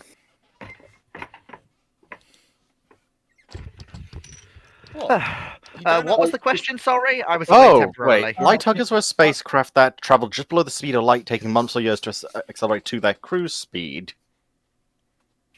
Typically staying in a acceleration of G1G, which lets them reach 99% of the speed of light in 1 Earth year. Usually 3 to 4 kilometers long, potentially equipped with manufactorums. The generation ships at that point. Yeah. It's basically there's. I mean, for example, a lot of the ways the Imperium stays supplied with food is that it doesn't leave food to chance. But where did the Imperium come into this? Manufactorums. No, we're talking about a light. What does that have to do with your opinion on light There's huggers? a light huggers. Light huggers. What the heck's a light? What's a light hugger? Fleet, It's a ship that goes. Fleet, were you trying to answer the question without actually knowing what the question was? Maybe. I literally just said what Fleet. they were. Oh, he wasn't listening again, was he? Oh, it's just terrible. Such disrespect to the I know. audience. I may have had a Seriously. slight moment. Oh. I'll be honest, they're not personally something I'm a big fan of, but honestly, like, they seem to work, potentially. Too hard sci-fi for me. Yeah, personally a bit as well. Okay. It's also, hard sci-fi. It's one of those things. Jonathan Moon. You said retired captain's animals often open a pub or tavern. Whose would you most like to visit? That one I'm going to reserve to mention because there is a discussion that me and Drac occasionally have of drinking our way around the United Kingdom, going to those pubs and taverns, which was started by retired naval officers from the Age of Sail. We haven't yet suggested to Dr. Dan. Yeah, listen, we hadn't yet mentioned this to Dr. Dan because our main worry is what his liver would be after he tried a flight of ale and every single one of them. But there again, now we have Fleet, who will also probably drink Fleet and the other Dan. So basically, that'll mean they'll be at least free to share the flights. So their livers should be okay. Other Dan doesn't drink that much. But but he is very good at using his stick to accidentally knock drinks over if he thinks he had too much. Oh, I don't drink that much, and it's more than Please lightweight. He doesn't drink that much. He is just a lightweight. I don't want people thinking, going, wait, he is a drunkard or anything. He's not. I just can't handle my booze. He just can't. So, if I can get Dr. Clarke's permission, I'm going to put this as a poll in chat, just because it's random and I want to. I'm currently putting together what is essentially the Votan's equivalent to Terminators. Yeah. And I have a choice between fist, hammer, or sword. Mm-hmm. Personally, I would say hammer. Yeah. Rock and stone. No rock and stone. Apparently No my rock and stream stone. bitrate is too high for Twitch at the moment. What? Neat night. I'll have to take a look into that. Neat night? Is that a different version of night? Now, Well, no, apparently, what's it called? Sargenia is getting a ultra rare in 2025. oh, But, These words, they mean nothing to me. It's curious to think what ship class it's going to be. I don't know what you're talking about. You're making me confused. Now, let's say Fleet, Fleet. This is a classic Fleet, and example of where you need to understand your audience. you need to go do some research, Fleet. Matthew Blairens, in What? World War III scenario, would Stovall be the only practical way to quickly regenerate naval air power? No. It I'm depends sorry, what you but- mean by quickly regenerating naval air power. You see, Oh, here's the thing. If you're talking about regenerating naval air power as in being able to minimally convert ships, get them out to sea, and you have the aircraft on hand, ready to go, so you're using Stovall aircraft as in F-35Bs, which you have already in stock, but usually with the Air Forces, yes. So short term, yes. Medium term, longer term, no. Like, air power is one of the... Sorry, naval, especially carrier-based air power, Yeah. is one of the few areas that in a full-scale total war gone hot World War III scenario, it's one of the few branches of aviation I could see actually being regeneratable without extra manufacturing space being required. Yeah. Simply due to the lower numbers of aircraft required to regenerate a carrier's air wing. But the question is, if you lose carriers, how can you quickly get what can you most quickly get back into service? And it's going to be, it would be a Stovall carrier. Yeah. That's the quickest. I mean, heck, if So if you need to regenerate carriers quickly, it's going to be Stovall. yeah, it's gonna have to be. Yeah. Well, although that is with the caveat that it's going to depend entirely on what the various powers are going to demand. Like, Dr. Well, Clarke, do you see yes and no. in the event of a full scale conflict, can you see the US coming up with some form of conventional Cat-O-Bar carrier of a smaller size to try and have some hulls that can be regenerated to replace combat losses? Yes. Yeah, but it's still going to take 2.5, 3 years to enter service. Fleet, this is going to sound terrible, but have a look at the ship times, even in World War II, of how long it takes to build even a light fleet carrier. No, I know. And at that point, the only way you're regenerating combat power is And Stovall. the Yeah, light I get fleet that, carrier is from the light fleet carrier is from an existing design. They take HMS Unicorn, they copy, paste, delete the bits they don't need, and build. Yeah, that makes sense. And that, a nice way. Do the US currently have an ongoing conventional carrier design program? I don't know. America's. No, the Americas are not a carrier program. They're an HD. Might With delusions of grandeur occasionally. What's the LHA? I know. What's our LHA? The first two Americas. It's currently the. I mean, to be fair, Dr. Clarke, the LHAs could be rapidly converted, or more accurately, the design could be rapidly recycled and converted into some form of ski jump Stovall carrier. Yes, the design could, but how quickly can you go from keel leg? No. I'm aware that doesn't solve the keel to commissioning problem. I can convert a container ship far faster than I can build anything else, and I can't convert a container ship to a Cat-O-Bar carrier. You're probably better off going for oil or bulk tankers. Bulkers are probably your best bet. Again? But bulkers are probably your best bet. Hmm.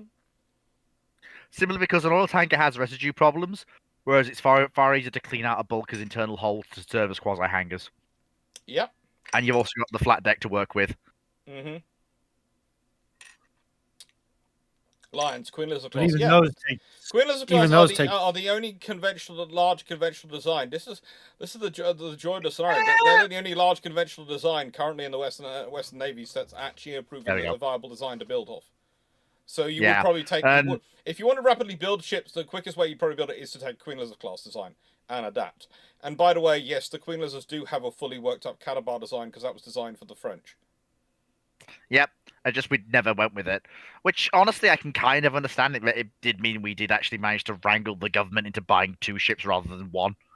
Well, it's more a case of if you go and listen to my video, I do explain the whole scenario behind it and all the politics in the selection of the Queen Elizabeth class. And it's when you realise that one of the reasons why they go with Stovall and they go with the F-35B is because if you go with Cadabar and looking for the F-35C, it's too much. The RAF considered it too much of a threat to not only their Eurofighter project, but also to Tempest. Because even at that early stage, Tempest was already on the ground in terms of actually being planned. If you get an F-35C, that's enough capability and it looks close enough. It's not a clear differential between it and Eurofighter. Whereas one's our Stovall aircraft, one's our regular aircraft. Yeah. Whereas if you've got the F-35, one's a conventional aircraft which has, by the way, this range can do all this. The F-35C is far too capable. Yeah. That makes sense. Yeah, I can understand that. But I will also point out that I would find it highly unsurprising if the QEs are the last generation of Stovall carrier we operate before we convert back to Cadavar. Or some form of half and half. Basically down to the fact that with the way the threat environment's shaping out, with the Royal Navy's needs and requirements going forward into the 2030s, 2040s, it wouldn't surprise me if the next carriers we buy are Cadavar. Yeah, but why do you think they need the heavier airframes? It's not the heavier airframes they need. It's the extra capability that a Cadavar platform can provide. You do realise we won't be talking about next carriers until at least the 2050s. Oh no, I'm aware. It's just this is why I say by that point, given the then again 2050s, God knows what the threat environment's going to look like. By the time we have our next carrier in service, I'll probably be in my 80s. Yeah, I know. I'll be in my 50s. I might be dead. Fleet? I doubt it. Don't take this the wrong way. Oh no, hang on. Yeah, I was going to say your maths might be a little bit off. Yeah, I think the You're younger than me, but not that much younger. Look, I failed maths all right the first time. Had to retake. Okay. It's okay, Fleet. We can't all be perfect. What do you... Dan, you're a doctor. That exempts you from humanity. The question was misunderstood. I went back in time to the pub to meet them. Well, here's the interesting thing. Admiral Duncan, there was he was very rich and he did retire to an estate, etc. after Balakampan and these things. But part of the estate did actually include a pub which was called the Admiral Duncan, which apparently he used to do his lordly duty and turn up and drink in on occasion. So I would go to that one to see him because Admiral Duncan would be fun. Can you imagine the problems that Nelson would probably cause if he had his own pub post Trafalgar? Like if he somehow survived. I don't want to think of the horrifying concepts of that. I just imagine Admiral Duncan being there and they're also going, well, I might want to cause trouble, but it's a pub named after the guy who literally has picked people up and held them over the side of his ship, and he's sitting over there having a quiet drink. You know what? Tonight I'm choosing life. I'm not causing trouble. Yes. Yeah. I mean, there are squillions of Lord Nelson pubs around me because I'm on the edge of the Nelson estate in southwest London, or was, which was where he lived with Lady Hamilton. But Black Horse. Yeah. It's fun. That'd be fun. Yeah. When was the last production line military ship, and what was it? That's still going on. It's called the Arleigh Burke class. Yeah, I'm sorry. The Burke swarm is inevitable. You cannot resist. I'm honestly the last generation of Burks that are currently filtering in. It would surprise me if they're not still around in third line roles by the 2060s. Fleet. Yes. Occasionally, I do ask you questions like, have you bothered to do the research before you answer a question? And with the Burke class destroyers and their average surface life, their average service life being, let's see, Arleigh Burke herself is still active, and she was commissioned in 1991. So that is 34 years ago. And she's still considered a first-line combatant, isn't she? Yes. I think. Okay. They have, in the nicest way, they have got up to DGG 149 authorized and the flight freeze. And they haven't even laid down the last 10 Burks yet. I know, but I would also point out that got 10 roughly 10 under construction. So what I'm saying is, considering their rate of construction and their pace and time and how long it takes to build them, and the fact they take roughly 4 years to get into service, even if those vessels authorized are laid down in the next 2 years, it's going to be at least 6 years before they enter service. So at least 40 years before they leave service. So if we add 46 onto now it's 2025, that takes it up to 2071. I will point out I am hedging here heavily, given I don't know what the threat Question environment is will be here, like with your in that ability period. of maths and the quality and the fact that you drive on roads, will the Arleigh Burks outlive you? Now, I don't think he's meaning that as an insult, Fleet. I think he's being brutally honest. I'm a very good driver. Dr. Clarke, as an American, I would like to point out that your academic achievement has no impactment on your ability to drive on roads. No, but the ability to do maths often does, because it helps you with quantifying things like, is there enough space for me to fold into this traffic? That's called spatial awareness, and nobody in America has that, and yet we somehow don't die. I've seen your roads. That's because the only place where I actually feel comfortable with how wide the roads are is downtown New York, mostly below Wall Street, because it has nice proper setup of roads in the nice wiggly organic style where they're not kind of weird straight lines with sensible crossovers and width and things. It's just strange and wrong, and speaking of roads, I had some really nasty, not quite full hydroplaning, but enough to make me sit up and pay attention getting home on 64 yesterday. I'm going to answer these questions in reverse order. Knights of would Shangri-La be a name the Royal Navy would adopt? Only if they'd already exhausted every other name. Chandler, were the American-built 15-inch shells for the Rickaloo super heavy? No, I don't think they were, but I would think they were heavy, but I don't think they were super heavy, from memory. They're designed to fit the French breach. So whilst the Americans, the shells are designed to fit the French breach, which I don't think allows them to be super heavy. Question: were they? This will answer a question I've had for years. Were they American shells adapted to fit the French gun, or a new line of shells to French design? They took the French design and Americanized it. Right. So a bit of a halfway house of both. Yeah. I think this actually came up on Campfire. Point of etiquette here, Knight 6831. If you're going to say something to the effect of what you put in chat, you're better off to phrase it in the sense of, I could make so many comments based off of that. To say, I would point out something, but it's not worth my time. Apparently, it is at least a little worth your time because you felt the need to comment it and ping me on it.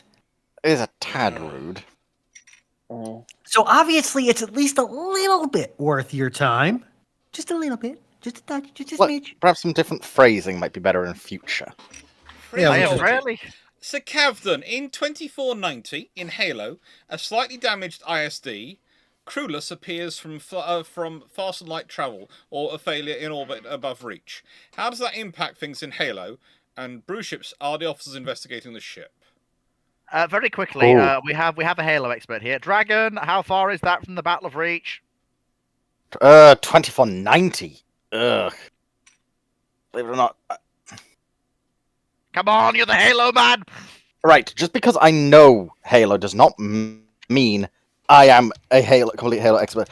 Quite a long time. That was 2552, so 60 years The early. Covenant is slightly balked. Because that is enough time for the UNSC to reverse engineer that. Yes, but what's the power differential between a Covenant mothership and an Imperial ISD? Honestly, the fact that humanity gets shielding and directed energy weapons is enough to redress the balance from "oh my god, we're getting slaughtered" to "the fight is now actually even." Honestly, I think the FTL where you don't have to, put yourself on ice for the duration is probably That will definitely be a like the Star Wars hyperdrive is in excess of the Halo slip space We're also on forgetting average. some other advantages they're going to get. TIE fighters. You'll get twin ion engines, and you'll also get actual proper starship grade thrusters. And also which will be more powerful. Think about the shuttles as well. Think how that will affect the hey, my pelicans are perfect just the way they are. Insertion, extraction systems. Neat. This is the Terrace Hoods born. Combine it with a few other interesting things from their own universe, and oh my lord! Because if you combine their cannon with those directed energy weapons, and you have both. Ooh, actually, you know what's a scary part? If I don't know how much data ISDs just carry around as a matter of course, but if they have a full information on the cloning and genetic modification programs that the Empire and prior Republic have gone under, you talk about a shot in the arm for the Spartan ones. They carry a lot, but that's not standard. There's also the funniest thing here is that everyone will know what this is because Halo is post our current time. Everyone will know on the human side exactly what this ship is. Yeah, but most of the internet got destroyed. So did a lot of digital media. Also, going off the idea that they don't know what this is, just because I think that's a more interesting perspective, honestly. They'll be very cautious, but they will also know this ship was built by humans. Mm-hmm. It is an incredibly human architecture. If anything, they'll be surprised that it's such a big wedge shape.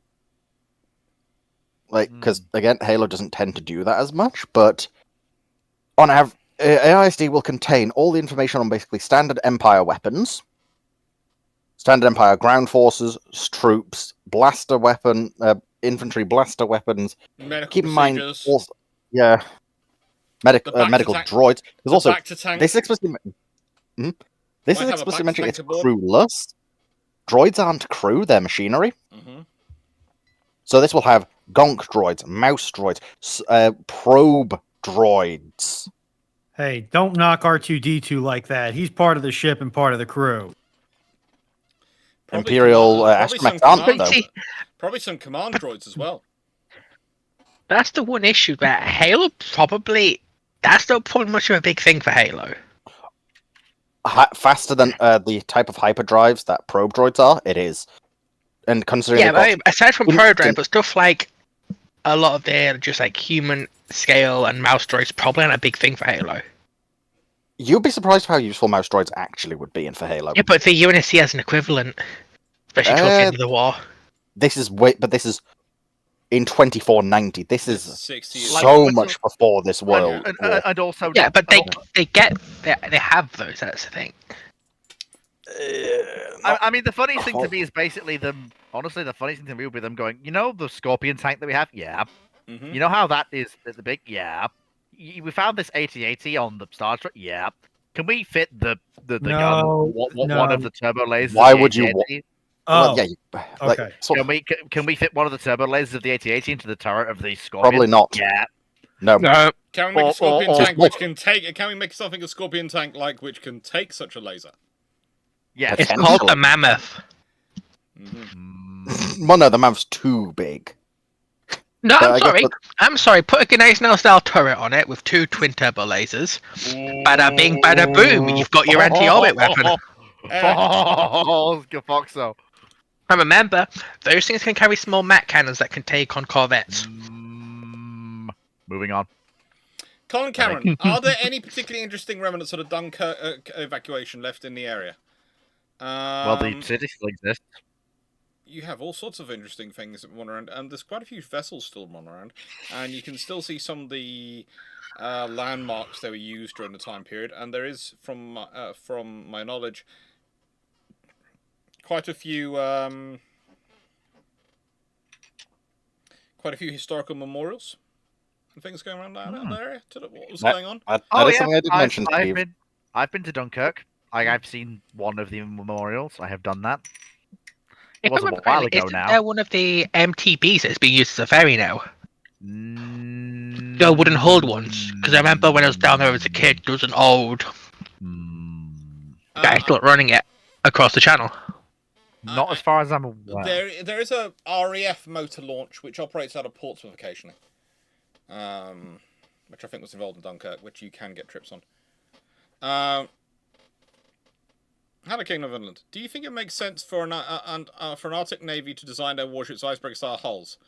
Yes, it depends on a nice way which warships you're talking about. If you're talking about the Harry de Wolf class for the Canadians, which are going to be operating up there pretty much permanently, yes. If you're talking about your regular, I don't know, river class destroyers, probably don't need them to be, because in nicest way, that's not their regular job. Their regular job is the rest of the waters, which are not going to be frozen over. It's important to bear in mind. Not frozen. Again, it's the cost thing. It's Yeah. like when we talk about one of the things that comes up sometimes when we're looking at the battleships built by the British and the Japanese, where during the sort of end of the Royal Sovereign sort of era, the pre-dreadnought sort of phase is called sometimes. You will often find people will talk about things like, oh well, this is the Japanese version of the British ship, but the British, why do the British not add this have this additions too and have these things to make them the same as the Japanese ship? And you go, well, once you add those changes all together, the British are building 8 of this ship, the Japanese are building 1. If the British build them to the same cost as the Japanese ship, they can only, for the same amount of money, afford 6. Which is more useful for them, to have 8 or to have 6? For the Royal Navy, it's probably having the 8 not quite as good vessels. And let's be honest, there's no chance that the Japanese vessel, just because it's slightly better, is going to win a match versus 3 of the Royal Navy ones. It's not going to happen. Yeah, I would also like to point out that's the thing of, if you add the cost on to make them up to icebreaker bows and icebreaker hulls, you're going to add cost onto those hulls, which might mean, especially once you're talking a class, if I want to build 16 of these, well, if I increase the hull cost by 30% per hull, then let's say the hulls cost me about a quarter of it. Well, I've probably I'm probably down to 13, 14. If I'm lucky. Yeah. And those ships are more useful than that hull. Yeah. So basically, it's important to bear in mind that you have ice breaking hulls, which are ships designed to force their way through ice of various thicknesses, depending on what type of ship you have. You have ice resistant hulls, aka ships that can usually withstand impacts from ice flows and are in loose ice flows and are usually able to withstand being trapped in ice. And then you have ice strengthened hulls that are usually capable of withstanding being trapped in ice or brushes with loose, very thin ice. And for warships, you're very unlikely to find a warship that's an icebreaker. If you're an Arctic-based power, you're likely to have 1 or 2 warships that are ice strengthened. And most of your warships, if you're an Arctic-based power, will likely at least be ice resistant. Okay. So what we normally talk about ice 1 to 3 for non-Arctic ships. And we talk about ARC-4 and ARC-9 for Arctic ships. The Canadians are fun in that they only talk to about 4, 6, 7, 8, and 10. And what you're usually talking about is for Arctic level 3, if you're talking on a Canadian level, that can maintain a speed of 3 knots through ice 3 feet thick. At 7, Arctic grade 7, you're talking can maintain a speed of 3 knots through ice 7 foot thick. Raunchy. When we're talking about the lower class ranges, when we're talking about ice classes registers for the ones A, B, C, and 1A, and sort of the AS, you're talking 0.4 meters for 1C, which is 40 centimeters of ice. For 1AS, it's 1 meter of ice. And again, that's proceeding normally at a speed of roughly 3 knots. Various nations have various standards of thickness, etc., which are used, but each of these all do add on cost to the hull. Yep. The Canadians They're also going to have introduced have got other things as well. The Canadians like to have. The Canadians have as many settings for Arctic Arctic ice as British have phrases for water for rain. So basically, the Canadians have designed a system which is suitably confusing to try and track down. And also, I'm going to point out that your hull is not going to wear standard because it is the reinforcement patterns, the hull thickness, all that stuff is going to be different than a normally hulled ship. So that may change your maintenance calculations. Yeah. Fortunately, they probably have been using icebreakers for long enough to be able to have some idea of what the different schedule will be, but it will still be a very different schedule. Yeah, I mean, they require far more maintenance. They require an icebreaker. After it's completed a tour of duty, you have to take it in and do a full search on it. You have to do all sorts of things. I think there's at least one level where they'd like to X-ray them. For want of a better phrase. No, you probably do just X-ray them. It's a good way of picking up defects. Yep. Now, Ramol, Now, Ramol, how would the 1.1-inch USAA gun fare to the Japanese 25mm gun? Especially which one of these guns are better? Japanese 25mm. I'm sorry. The 1.1-inch is just it's somehow worse than the 25. It has a slower rate of fire, and it still has the problems with box magazines that the 25mm does, and it also only comes in Chicago piano form. So you get the quad mount or you get nothing. Whereas with the 25mm, you can have single, twin, triple, and put them anywhere you like. To decorate, because they are only suitable for decorative purposes. They are of no actual value defensively. Well, that is a funny meme. The reality of the fact is that the 25mm, despite all of its flaws, is at least a serviceable point defense anti-aircraft gun. Okay. And so is the 1.1 we go inch. too far down into this one, because this is one of those things which you end up with a fighting line. I'm going to ask 2 questions. One, Renan, how many more questions do we have in the pile ready to go? And Stafford Thompson's, what did the rebels use on Hoth to clear the snow? I presumed it was some form of laser. 18. And they probably didn't. They probably just used dozers and skid steers. Shovels, laser drills, and dozers. Okay. Again, the nuclear weapons, Dragon. Nope, they didn't use nuclear weapons in the excavation of Echo Base. Remember, they want to keep as low a profile as possible. Also, I'm just going to they're using large scale, especially if they're using large scale, thermally radiant methods of clearing the snow. That's going to show up a lot louder. And remember, you can be detected at twice the distance. You say they try to be as minimal as possible, but they do get a massive iron cannon fitted. I can't imagine that was exactly a small piece of infrastructure to install. Giant space boob. They actually stole that. Yeah, it's not so much the fact that, it's not so construction in general that is not going to get you spotted. Using massive atomic weapons that could be visible from other star systems or send out signals that could be seen using massive thermal heaters to clear snow that might radiate out into space would probably get you spotted. Whereas using, I don't know, some sort of repulsor lift plow probably wouldn't. And constructing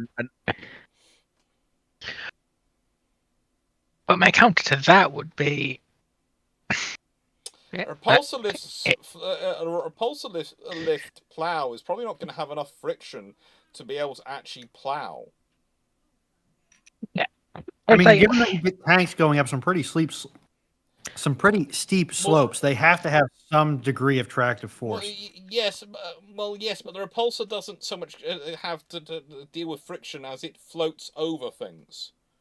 It uses it doesn't really have the force behind. I can't imagine a repulsor being able to be used as a sort of dozer and pushing snow.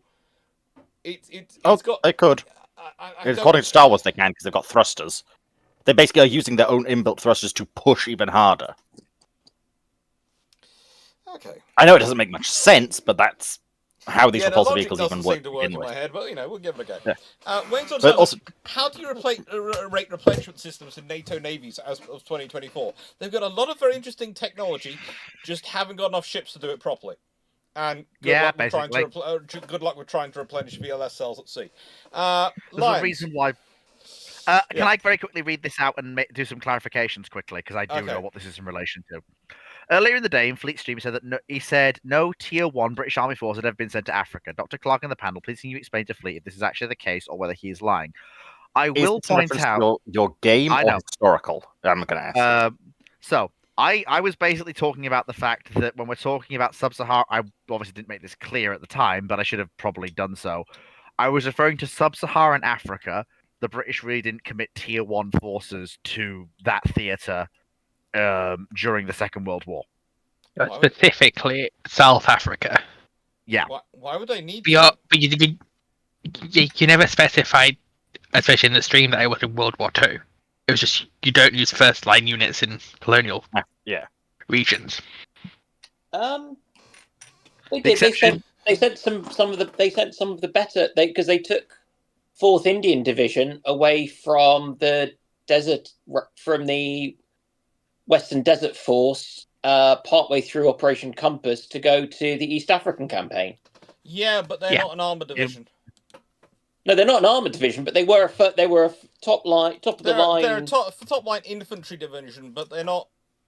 How do I put this? They weren't an army. No, they're not a bad force. They are a very good force, but at the time, they are very much an infantry division. And a very capable force, but it's a case of if you're talking Tier 1 forces, I think in World War II, Tier 1 forces, you'd be talking armored divisions, parachute divisions. The 4th Infantry Indian Division is very good, but it's a Tier 1 infantry division, which probably means it's a Tier 2 force overall at the time. Yeah. Now, of course, I will also point out a lot of this was in relation to the gameplay currently partaking and my somewhat warped view of how Ahoy should be played, which Foxo and Dragon were trying to educate me on. So again, a lot of this is influenced by that whole context and it shouldn't be taken as a Fleet has said this about history, therefore that is what is the case. It's just what it sounded like in at the time. Yeah, and essentially, you don't send colonial garrisons to fight a proper enemy frontline divisions. Yeah, this was all this was something said in context related to the game. It wasn't a Fleet was considering the historical implications of what he was saying. It was something in relation to the actual context of what was currently on the screen and what me, Dragon, and Fox. He was fighting South Africa as the British Empire. Also, I'm going to again point out another little etiquette thing. Lying indicates a certain amount of deliberate intent. If you are incorrect, you are not necessarily lying. You are lying if you know you are incorrect and continuing to say something which is incorrect. Yeah. However, Fleet, being Fleet, occasionally is incorrect and doesn't really realize it and digs his heels in. But that's just Fleet that we all know and love. So, I do the same thing, so I can't. I'm pretty sure most of us do. And the thing about infantry I do not. And despite all of the evidence you're providing, I still say no. No, that's just called being terminally online. And also, the thing you've got to realize about infantry divisions in World War II is they are often critical, very, very useful, but also they are probably the most multi-purpose unit. This is why they will slot in with tier 1 forces and be a tier 1 force, but they're also able to be deployed into tier 2 environments and tier 3 environments and still be justifiably used. They're sort of a asterisk force in that they can adapt to the tier they're going to need and how they operate. So it's in a tier 1 environment, that infantry division is going to be operating in support of other forces. It's going to be operating in support of an armoured force, or it's going to be what's pushing through the lines of an armoured force in support of it, and the armoured force is going to pulse through it. If we're talking about in terms of the Indian Division, 4th Infantry Division, they did a really good job with that in the North Africa campaign. But then when you're talking about them popping down to other campaigns in East Africa, etc., then they're going to be in a sort of tier 2 environment or tier 3 environment. They are the primary force. They're doing all the offensive action. They're doing the operations because they can, because of what they're fighting. So infantry divisions are kind of a weird force, a weird path. I would also like to point out quickly that I was basically functioning on an early Imperial Federation reunification mindset, not realizing that fleet, you spent 2 years fighting America. Of course, South Africa is going to build up to peer force levels, which kind of also bit me in the foot. You don't say. You're more than a foot there, buddy. We won eventually. So many lives wasted. It was only 100,000 men. It was fleet in command. The thing I was waiting for was him to say, "I have a cunning plan," and I was going to go, "You do." Okay. On more than one occasion. About that, Clarke, he did have a cunning plan. It was reenact World War One, but we no longer give our side artillery, but the enemy do get artillery. So you're good lines. I'm just getting it pointed out. Trust me, if you were going too far, I'd just ban you, or at least time you out. Wow, Ruinon has 0 chill. Right, Matthew Blerens, what strategies would be employed in a solar system-wide war due to heat emissions, allowing everyone to know where everyone else is combined with a long travel time? The thing is, the heat emissions wouldn't say you allow you to know where everyone is all the time. You know where people were. Yeah. And have some idea where they might be going. These things might travel at the speed of light, which is great for us on Earth, where the distances are relatively short. But in space, you know where they were because of the time it takes you to for the light to travel. If we consider, it's going to be completely dependent upon how good are your sensors, how good are your comms, and how good is your motive force. If you have faster than light sensors, faster than light comms, and faster than light in-system transit, you are going to have your stealth technology, either your stealth technology or your defensive technologies are going to have to increase massively in order to have any degree of survivability. If you have any other one of those is slower than light, you are playing a cat and mouse game. Yeah, Plus, I'd say if I wanted to hide my heat signature in space, I'd just get between the Earth and the Sun. Yeah. And I would also point out, if you want a good look at how a solar system-wide war would go, look at the Expanse and or the Sojourn. They have a very good job. They do a very good job of describing how a war where no side has FTL-capable ships or FTL-capable sensors actually would play out. And also, I would point out that the Lost Fleet series / universe is a good example of where you have interstellar travel, but you don't have faster than light in system. And you have to, yes, you can see everything that's facing you. Notice the weasel phrase in there, facing you. And there's several instances in that series where the titular fleet gets caught with their pants down when something springs out from behind a planet or a star. Because, believe it or not, as big as even 40K ships are, they're not as big as planets. Nope. We will ignore some of the more absurd Imperium and Votan ships. But what about Mm. Raptorus Rex? Sorry. Dragon, I was gonna Moving say- on to Bud Guy No 8829's question. Moving on to Bud Guy 8829's question.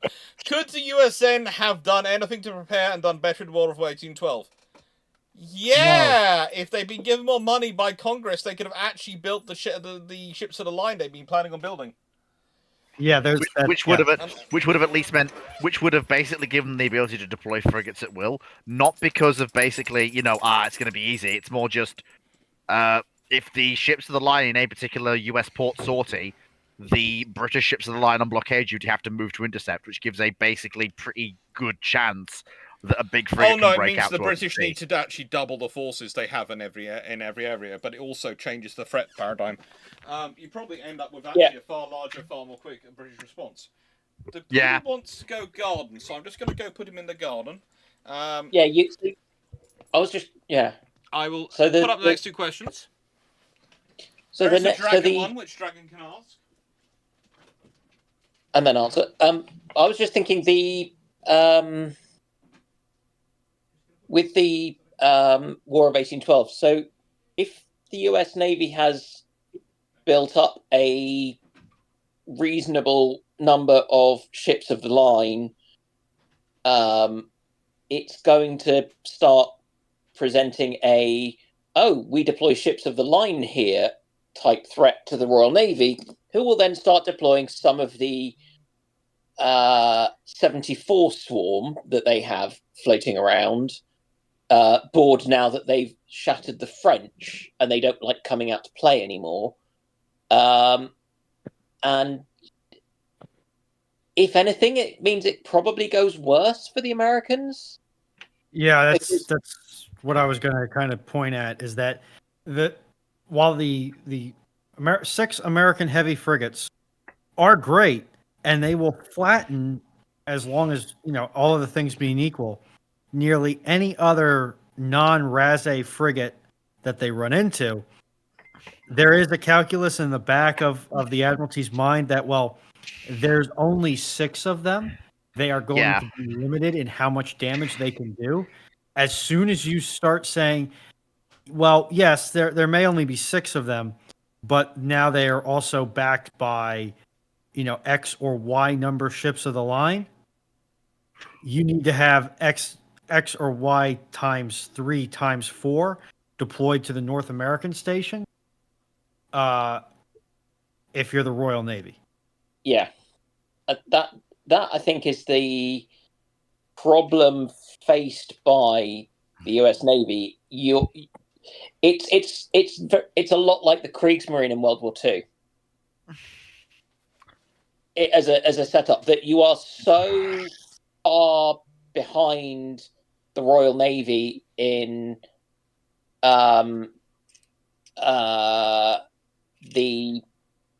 in terms of size, that you are not going to be able to build up to be a peer threat fast enough that the Royal Navy can't just turn around and go, "Oh, you're trying that game, are you?" and just shoot straight ahead of you. We're not counting out the 6 frigates the USN had in 1812. We're saying that if the US Navy had 6 was what they're in planning a on sense more threat, then the Royal Navy would have just turned up with overwhelming might. 6 was what they were planning on building, and the Royal Navy response to the 6 frigates themselves was to turn up with 74s and put them on the station and just go, "So you want to come out and play? Oh, you don't." Yeah, basically. The thing is, what you do get is possibly a very nice naval battle between the American ships of the line and some of their frigates, which probably don't go off with raiding, instead they can probably keep their frigates with their ships of the line, and you might even have a naval battle of 6 American ships of the line versus roughly probably about a dozen or so Royal Navy ones, and 3 of their frigates, and a nice fleet battle, and probably Congress at that point goes, "Oh, frigate." Might we actually get Master and Commander having the Americans as the enemy? Rather than being too afraid to have the Americans as the enemy? Never in a Hollywood movie. They never want the Americans to be the bad guys. I can't believe. The thing is, the French weren't the bad guys; they were just the opposing force. The French actually, in Master and that's Commander, a distinction acted about a difference honorably. as far as Hollywood's concerned. Hey. Yep.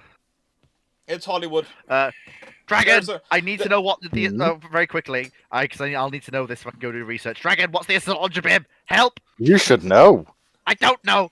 You dealt with it 8 times. Oh, The fact he doesn't know these things when his audience does worries me. Colin Cameron, it's just to been a while. To all, if you could pick any sci-fi ship to reverse engineer the tech from for your nation's navy, which would it be and why? Star Trek instantly, probably a Galaxy or Sovereign potentially. Actually, no. If I'm really being advanced, I'd probably go with a Lunar because they have the most advanced scientific. Spacecraft of the First World War. What's the question? If you could pick any sci-fi ship to reverse engineer the tech from or your nation's navy, which would it be and why? Mine's going to be Atlantis. From Stargate Atlantis? Yeah. Oh, come on. Oh, come on. You It's could a have done ship. better Atlantis. It's a ship. It is. It is And legally a let's ship. No, And let's be honest, You with could that have done... and all the Let me finish. databases, I can do a lot of interesting things for the UK. I would love to Now, say I'm glorious also- heritage. Better. We all know I love them, but no. No. But my counterpart there, though, Clarke, is a Lunar or Sovereign or even a Galaxy class from Star Trek has more advanced tech in a lot of regards. Dragon? Oh, no, gentlemen. If we're going off tech, Yes, but you see, may I the introduce main advantage to of the the start of Ars the Atlantis. Mechanicus Sperenzia. Oh yeah, Good luck Oh, no. understanding that, though. but the thing I mean, is, the thing is, if I'm sorry. I Let's want my let Queen Elizabeth Right class then, to have one time voice travel at a time. capability. Yeah, let One voice Clarke at a finish, time. please. Oh, After. sorry. one voice at a time. Don't worry, that's fine. One voice at a time, though. I mean, of course, gentlemen. While Spacecraft of the First World War would be funny and There are very at least realistic to two research ladies here. because... Sorry, and gentlemen and ladies, while Spacecraft of the First World War, which was my first choice, would be fun to reverse engineer, I could also go with the even funnier option, which is yes, I'll also go with Atlantis, but not the Atlantis you're thinking of. Lost Empire? No, not that Atlantis either. The thing that ripped off. Go on. The Atlanteans from Nadia, Secret of Blue Water. Give me a red Noah. Eh? Also, Okay, no. everyone just ignore Fleet, and perhaps he'll Yeah. become sensible. But But to explain with my Star- question a bit more, my reason for a bit more is having a city-sized starship that I can build, and I can build all these things, etc., would allow me true interplanetary exploration capability, a huge crew capacity, and most importantly, I could wander off and leave a lot of people alone. Because that'd be just big enough for me to take all my books with me. I'm just thinking, like, a capital ship from Star Trek would give me economical fusion reactors. Okay. It would give me advanced FTL that is plausible within our known laws of physics. Yeah. It would give us all these capabilities. The more amusing one, as long as we can get the power output, which from the stable fusion reactors we would be able to, replicators. Yeah. And very the quickly, and with replicators, it would be really hard for the government to say, "Oh well, we can't afford this, or we don't have the resources for this." When, well, we've got it right here. Thank you. Go and do it. Dr. Clarke, if you need a city ship to haul around your library, I hate to say it, but do you think you might have a bit of a problem? Actually, He does have a problem. He doesn't have use enough the Enterprise footprint. J, which has literal quantum tunneling involved to make it bigger on the inside. Can I? TARDIS? Can I ask? Yeah, TARDIS. Your ship doesn't have its own Titan Legion. Yes, it does. The Enterprise J. Your ship doesn't. It also has 3 universities. Financia does. Your ship doesn't carry literally Adam from the biblical Adam and Eve inside it. Well, why do I care about that? Why do you want Funny. Adam? Yeah, I'm taking the I TARDIS. prefer to have Eve myself than Adam. She's literally, Well, look, she literally consumed the tree of knowledge first. She has some good. She possibly has some good ideas. Well, Yeah, the yeah. thing is, But I will point out, Clarke, I thought on this channel we were accepting of all creeds and likes. If Fleet likes Adam, Oh no! he's No, not fuck gonna- no. no. Look, we are completely accepting all this. It's just Of the two, Eve always strikes me as the better conversationist, and if I'm going to be stuck on a spaceship with someone for a long time, it's a confined box. I prefer the one who's better to have a conversation with. Hold on. Are we bringing this reverse engineering foundation, or are we being stuck on it? Because if we're being stuck on it, I'm sorry. It's reverse engineering. Reverse Okay, engineering. but that's going to take a long time. So then there's crew there. We're going to be with them for a while. Well, the thing is, if it's a ship I have to be stuck on, then I'm sorry, but there's only one choice I'm ever going to make. Oh God! I know. I get the thing. I know exactly what it is. Of course, it's Galaxy Express 39. What else would it be? Yeah, 999. Knew it. It's which? Oh, got to be Galaxy Express That changes things. 999. It's Okay, technically a let's change spaceship. things. Let's move on. Okay, so 1971. I 1971. never did give my answer, by the way. Nope. Okay, Runa, do you want to quickly? If it's a ship which I must be entrapped upon, I'll probably take one of the Enterprises. I think it's the kind of not the J, but the stretched one that I can never think of which. Is it the E? It might Sovereign. be an E. Gorgeous looking lines. Yes, very, E. very, very stretched. Not the ducked up. Yeah, not That's the gotta be the E. squat one that like looks like a 2000s minivan. If it's one that I have to give my Navy to engineer, I'm going to go with the largest, complicated, this shouldn't really work, orc spacefaring vessel I can. Because I do not trust the U.S. Navy right now with anything. Oh God, it worked! It worked. What My did you Twitch stream, my Twitch stream actually voted onto YouTube. Victory! Good. That's good. Right. The F is gorgeous, Raptorat. Which is technically now canon. Okay.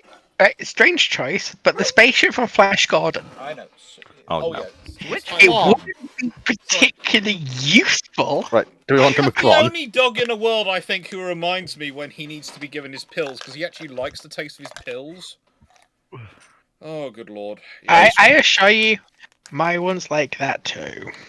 yeah, there you go. There's your pill. He's like a toddler in a chemical cupboard.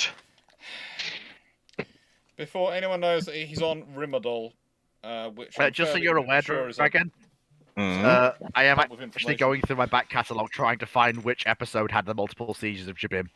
Right, so, 1981. Why are the pre-missile age ships far easier to alter in alt history than the ships of the missile age? We know more about them and far less is declassified.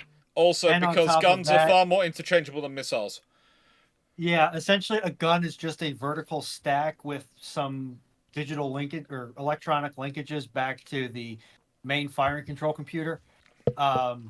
A missile system has linkages all over the vessel. It has linkages to the radar, linkages to the CIC, linkages to main fire control, linkages to power, linkages to any form of power, be that electric, hydraulic, or steam. Yep.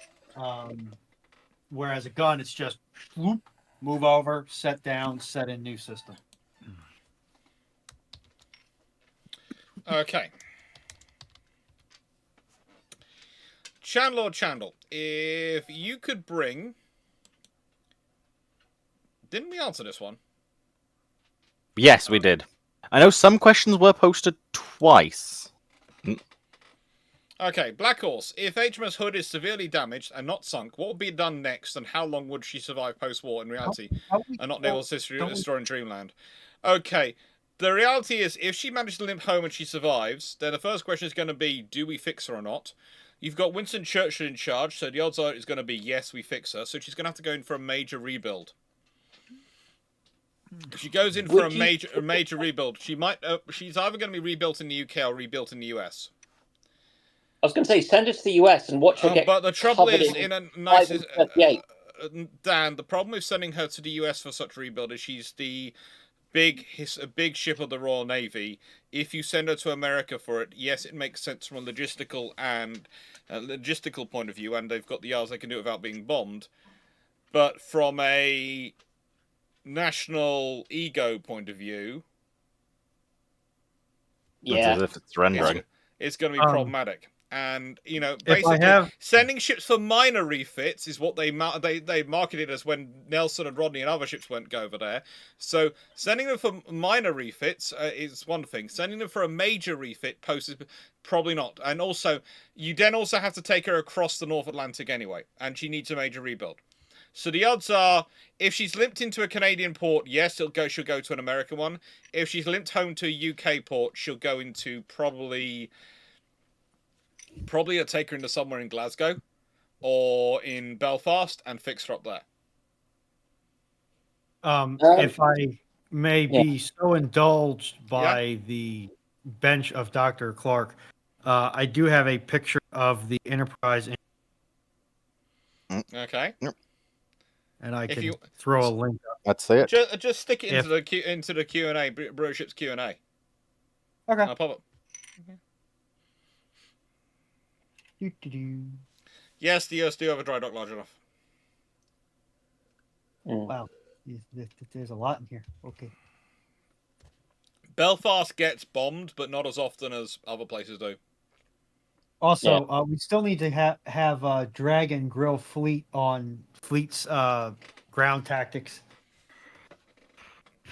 I think that should be saved for ramblings tomorrow, and I think it should be a full. It's more of a case of we've already done it, and we're going to just be rehashing old ground. Which now. one are you meaning Yeah. here? Okay.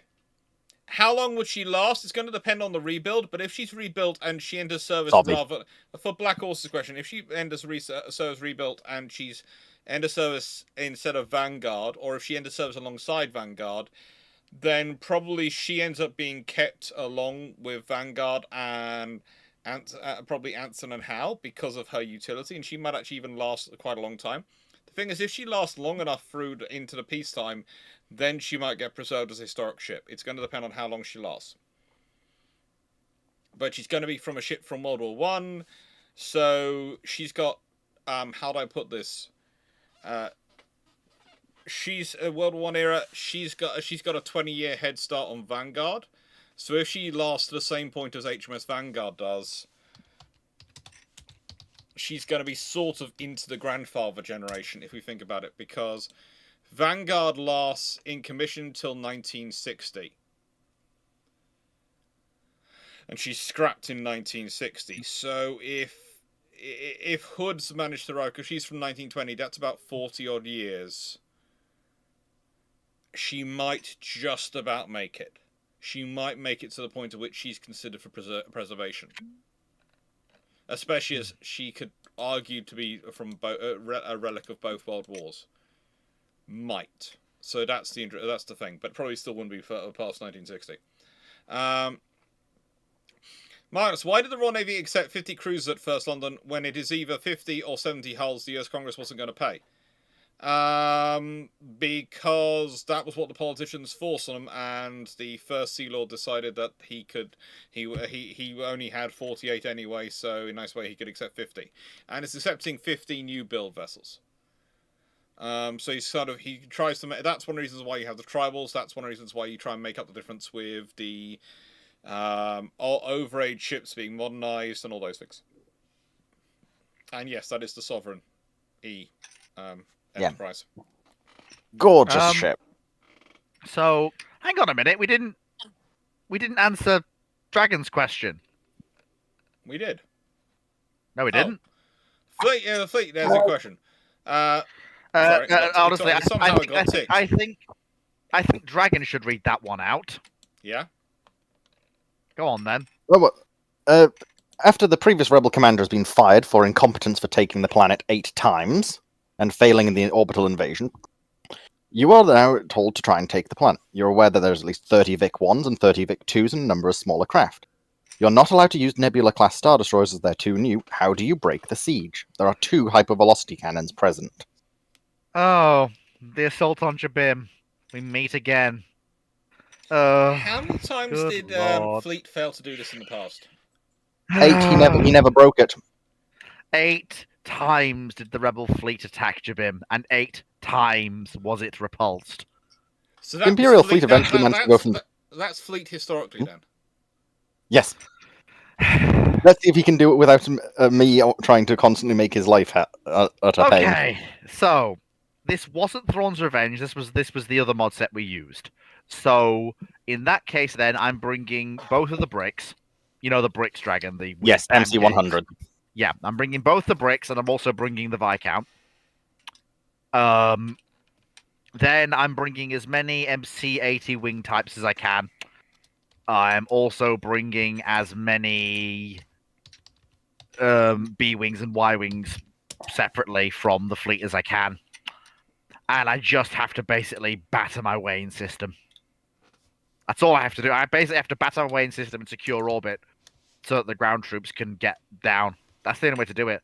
The reason I couldn't take Jabim during the actual games that we were talking about was because I couldn't unite my two different halves of the Rebel Alliance, and so I couldn't concentrate both Pancakes and the Viscount. Different mod pack.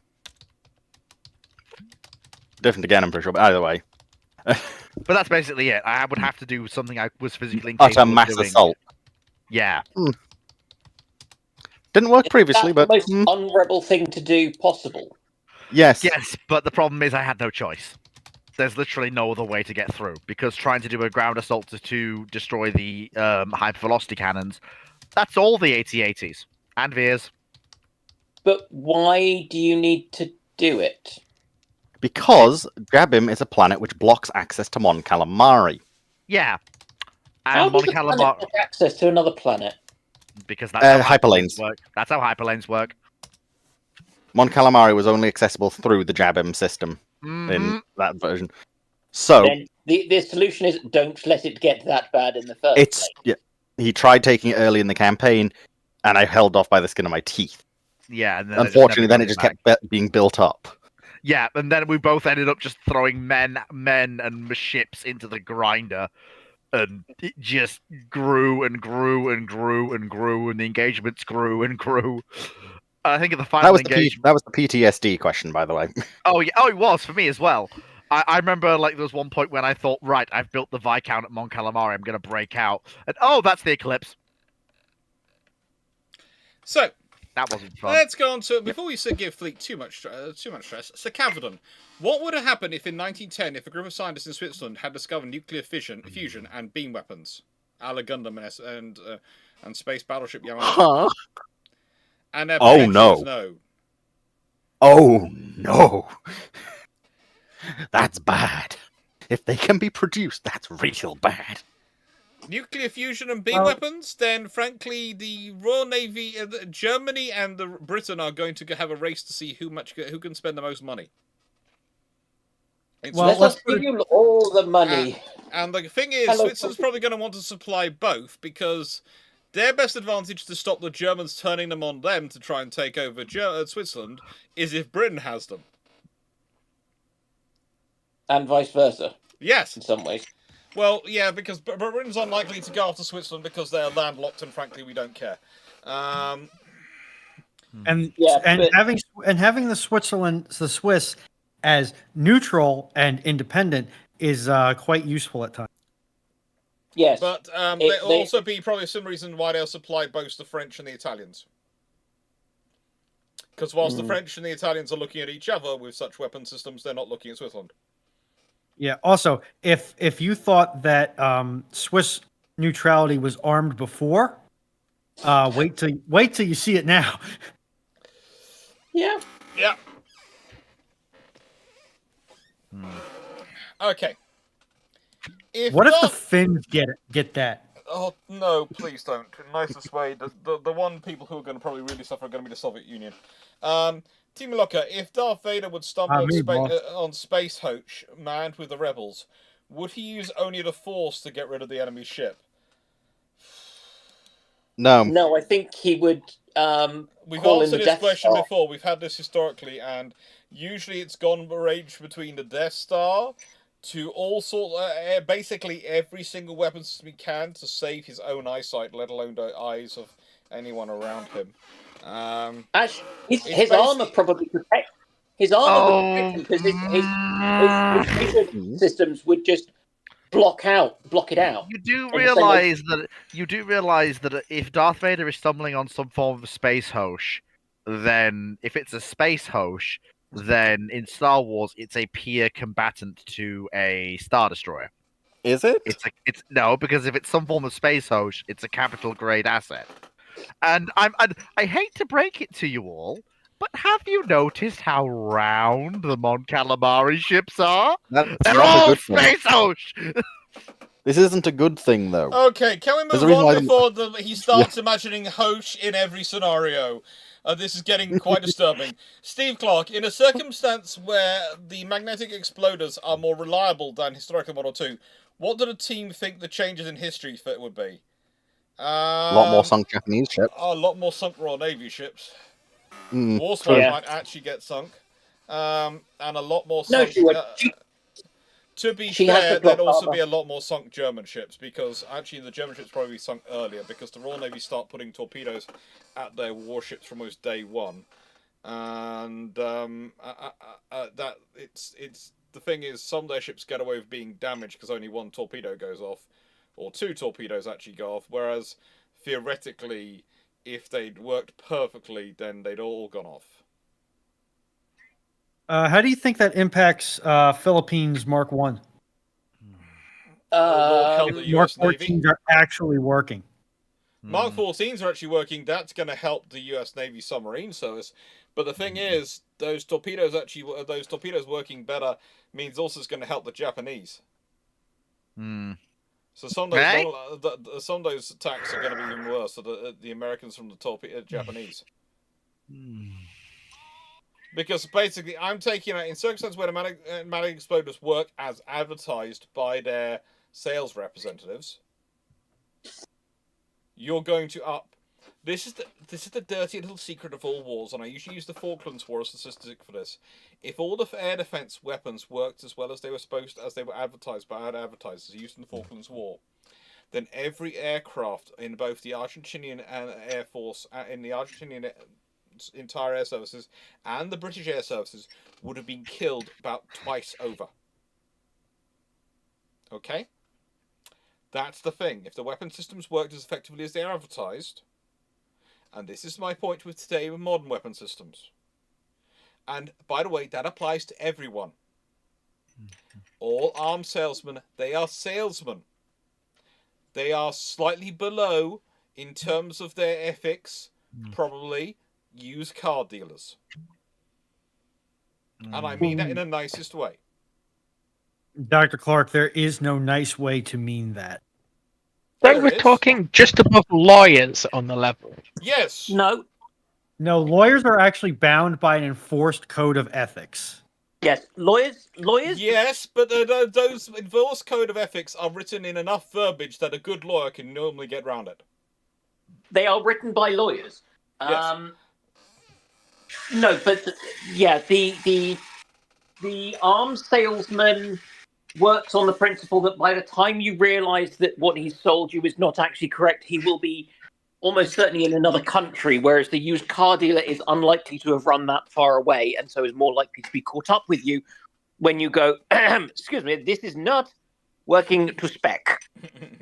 Yeah. Why did you become French there?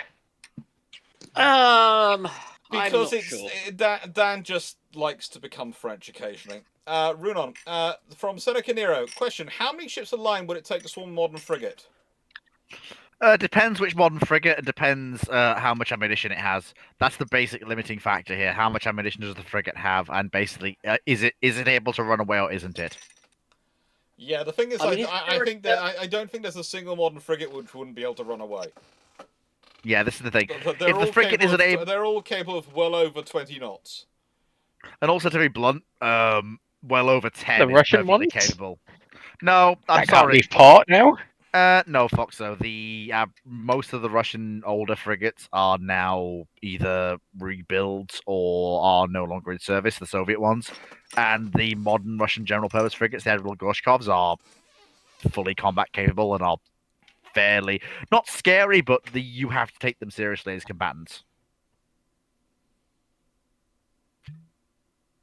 Yeah. Okay. There's there's plenty of chat about why one can't. For all that the Russian Black Sea Fleet is not doing particularly well against the Ukrainian Navy. Allow me to Let me repeat what put it- I said in I Bruships was- last they are- week. I would like to say that the reason I was laughing then was because I read Derp Squad's comment. The arms Oh, salesman no, I'm aware. understands that it is a good idea to walk a mile in a man's shoes before criticizing him, because then you are a mile away and he has no shoes. I completely agree. But very quickly, to repeat what I said in last week's Bruships, the Russian Navy runs in terms of competence and combat effectiveness, runs in the following thing: competent and basically a near-peer threat to NATO navies, Northern and Pacific fleets. Competent but basically expected to die, the Baltic Fleet. Yep. Non-competent and basically political, the Black Sea Fleet. Oh Yeah. no, I 100% agree with you on that. And trust me, that's the not- competent sorry, that officers was- are doing their best to keep as far away from the Black Sea Fleet as they possibly can at the moment, because they're just going to get left holding the baby by the politicos. There's also kind of the fact that the Northern Fleet is quietly using this whole war to basically siphon off anything that's actually good from the Black Sea Fleet to the Northern and Pacific fleets. Yeah. Right. Stephen Myers has added a clarification to this, which is I think is worth considering. Out of Star Wars, Stargate, Star Trek, and 40K sci-fi settings, what piece of technology would those living in it would they want from each other that is widely available? Not including fast and light technology. You're not allowed to use any of the fast and light technologies. It's honestly, there's just only one answer as far as I'm concerned. It's Star Trek, and that's replicators for everyone else. Star Trek probably wants some level of either offensive technology or maybe Star Wars healing or back to technology. Actually, the Guald sarcophagus, mental effects notwithstanding, is actually a pretty good piece of kit that Star Wars would probably really like. Honestly, Trek would like. Palpatine would love it. Yeah, honestly, Dragon. Yeah, I think you can understand Yeah, why I said replicators replicators. would. 40K would want replicators back because they technically do have them, but not to the same level. Replicators are a tech that the Imperium has. It's just the Mechanicus has. Overall, various different people in 40K would very much like Star Trek style replicators because they have the power generation capabilities for it. Yeah. Honestly, it's not even that. Mark Dragon, it's hypermatter reactors. Mark Harkness. Mark Harkness. The stipulation of the question was not faster than light technology. Yeah. Yeah. So hypermatter doesn't work because hypermatter is Star Wars exclusive. Light tech. I mean, if it wants to. If we assume that hypermatter exists, because they get hypermatter, then yes, 40K want it because they want to stop relying on warp reactors. Yeah. And remember that a lot of Imperium ships still use fusion or fission. A lot of the Imperium still use internal combustion engines. Why do you think Prometheum is such a big deal? Not quite. That's for more ground units. But it's stuff like even for things like Thunderhawks and their but that's atmospheric and exoatmospheric fighters. Yeah, but that's actually quite a good. There's actually quite a good quote from one of the guard books about that. Why do the Valkyries use Prometheum? Because do you really want a fusion bomb going off right above your front lines? That is the same reason why no one does nuclear-powered amphibious warfare vessels. Yeah. That's why. Whenever someone said, "Why don't we make LHDs nuclear-powered?" people looked at them and gone, "Really? Really?" Yeah, you thought anti-ship missile, ship-to-ship missiles were big. What about shore-to-ship missiles? Mm-hmm.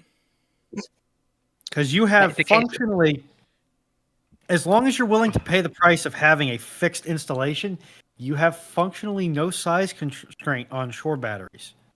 Matthew Blarins, why does the US Navy hate frigates? They don't hate frigates, but there was a guy called Donald Rumsfeld who, whenever I say the name of, causes our dear Runon to have experienced something close to the vapors if she was a Victorian lady. That's what we describe it. She'd say maybe a stroke in modern phrase, but closer to Victorian lady's definition of vapors. And Mildly homicidal. Rumsfeld felt that frigates were old-fashioned and you didn't need them, and they weren't befitting the modern world. And as usual, whenever someone thinks that they've got to make things modern, what they do is they come up with word garbage. And so they decided to invent the literal combat ship. And then one of the key roles for that was doing Task Force ASW and various other things. But yeah, basically they reinvented a frigate by another name. So yeah, they basically just hate the word. They used to like the word frigate quite a lot because it used to be they didn't have cruisers, they had frigates. Yeah. Is it just me that wants to sometimes think of them as literal combat ships? And it's like, no, it literally goes into combat. No, just me. You're fine. Literal combat ships. No, because we all would try to prefer to keep them as far away from combat as we physically could. So yes, no. but then we can have euphemistic combat ships. Then I suppose it could be a case of every warship is technically a battleship. They're all designed to go into battle. Please don't say that out loud. I know there's going to be newspaper reporters who will use that as justification for what they say. They'll say that they use a quote from my channel and go, "The expert Foxo on Dr. Clarke's channel said this, so therefore we are writing calling X, Y, or Z a battleship." We're not that. Oh, come on, Dr. Clarke. I mean, as much as I love you, and as much as you are the excellent goat when it comes to naval history, no one would take anything we say seriously. What you say seriously, they would, but not what we say. Fleet. There is a whole ginormous industry of people taking AI bots, scrubbing whatever corners of the internet they can find, anything that looks remotely plausible, and generating articles off of it, posting it online to get clicks. Mm-hmm. And as anybody who's ever interacted with any of these model, they can be quite gullible and very, very stupid. Remember, yeah, there was the whole article not too long ago where a reporter believed that a 5-inch gun meant it was 5 inches long. And in the same in the same article, headline was Royal Navy's new battleship has got a new battleship's gun is only 5 inches long. What's depressing is that will have had to get through the editors as well. Yes, it was front page as well. So yeah. Okay. Aside from the legendaries and mythicals, look up Bulbapedia for those like this. What Pokemon would be the biggest hazards to navigation? Wailord. No, Wailord. Are Ultra Beasts included in this? No. I'd put them under legendaries. Realistically, legendaries. Magikarp. Yeah, genuinely. It's even mentioned in a good number of fanfictions and in Pokemon lore that if a Magikarp gets scared and turns into a Gyarados, any ships nearby are sunk. No questions asked. Because Gyarados get very, very angry. Are you saying that they might need to go take an anger management course? They've been through that and destroyed the center. So what you're saying is they need to go through an advanced anger management course. I think they were booked on that, but the people got too scared of them. They just don't make anger management counselors like they used to. No, they don't. But yeah, no, I would genuinely agree with Rune on Magikarps actually are surprisingly terrifying. Honestly, any of the seabird Pokemon would be worse. Just because think of how aggressive a seagull is. Now give it magic powers specifically to be better at killing things.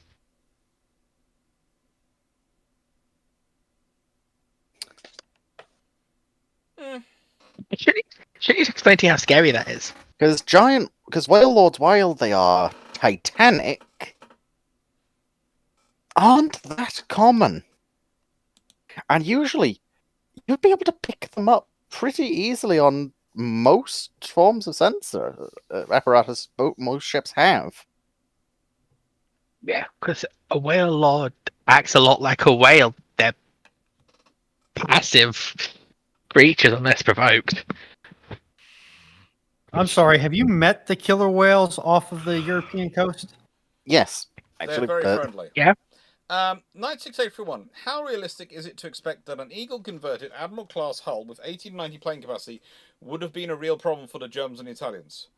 More problem is going to be the fact that the Royal Navy is going to have 3 of them. That's going to be a problem. And the other scenario that's going to be an issue is that, because in any scenario where you do that, you convert all 3 of the class. And they get done before you have the treaty. It's all or nothing. Yeah, so you have the It's treaty. all or nothing. And so the odds are, the Royal Navy has a strike, will have a strike carrier available to launch a strike on Wilhelmshaven, probably waiting for the moment war breaks out. And also, at least one of those is probably involved in Taranto. I can't believe I'm saying this, Dr. Clarke. Yeah. And I can't believe I'm about to post what I'm about to post. But Drake's drum hood converted carriers is basically pretty much beat for beat what he's talking about.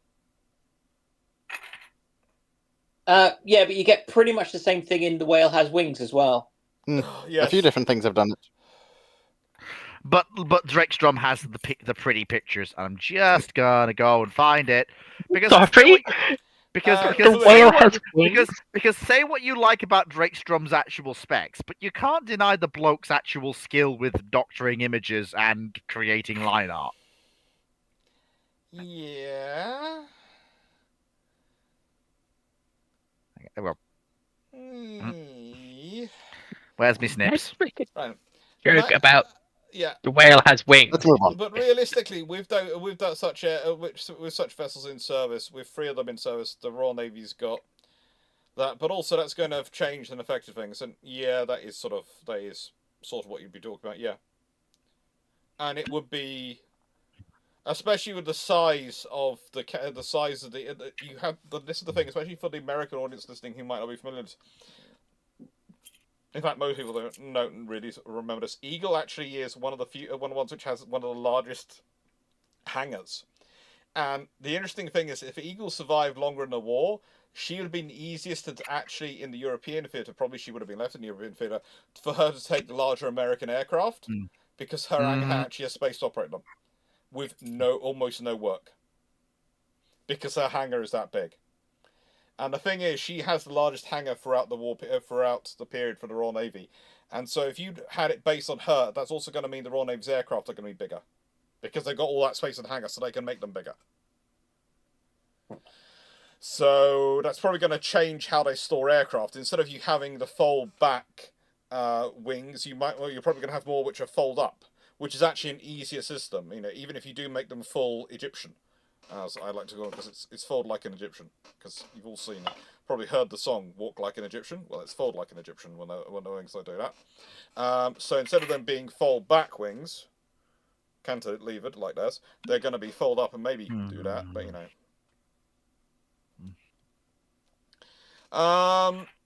But again, did any battleships beside Romney use torpedoes in combat? Did any of the pre-dreadnoughts or ironclads use their torpedoes in action?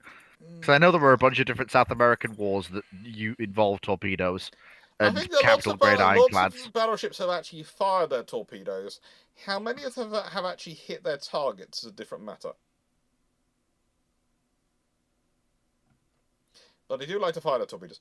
But it's not like UAD, where the battleships, if you have torpedoes on them, will try and close to engagement range to fire their torpedoes because they want to bring all their weapons to bear.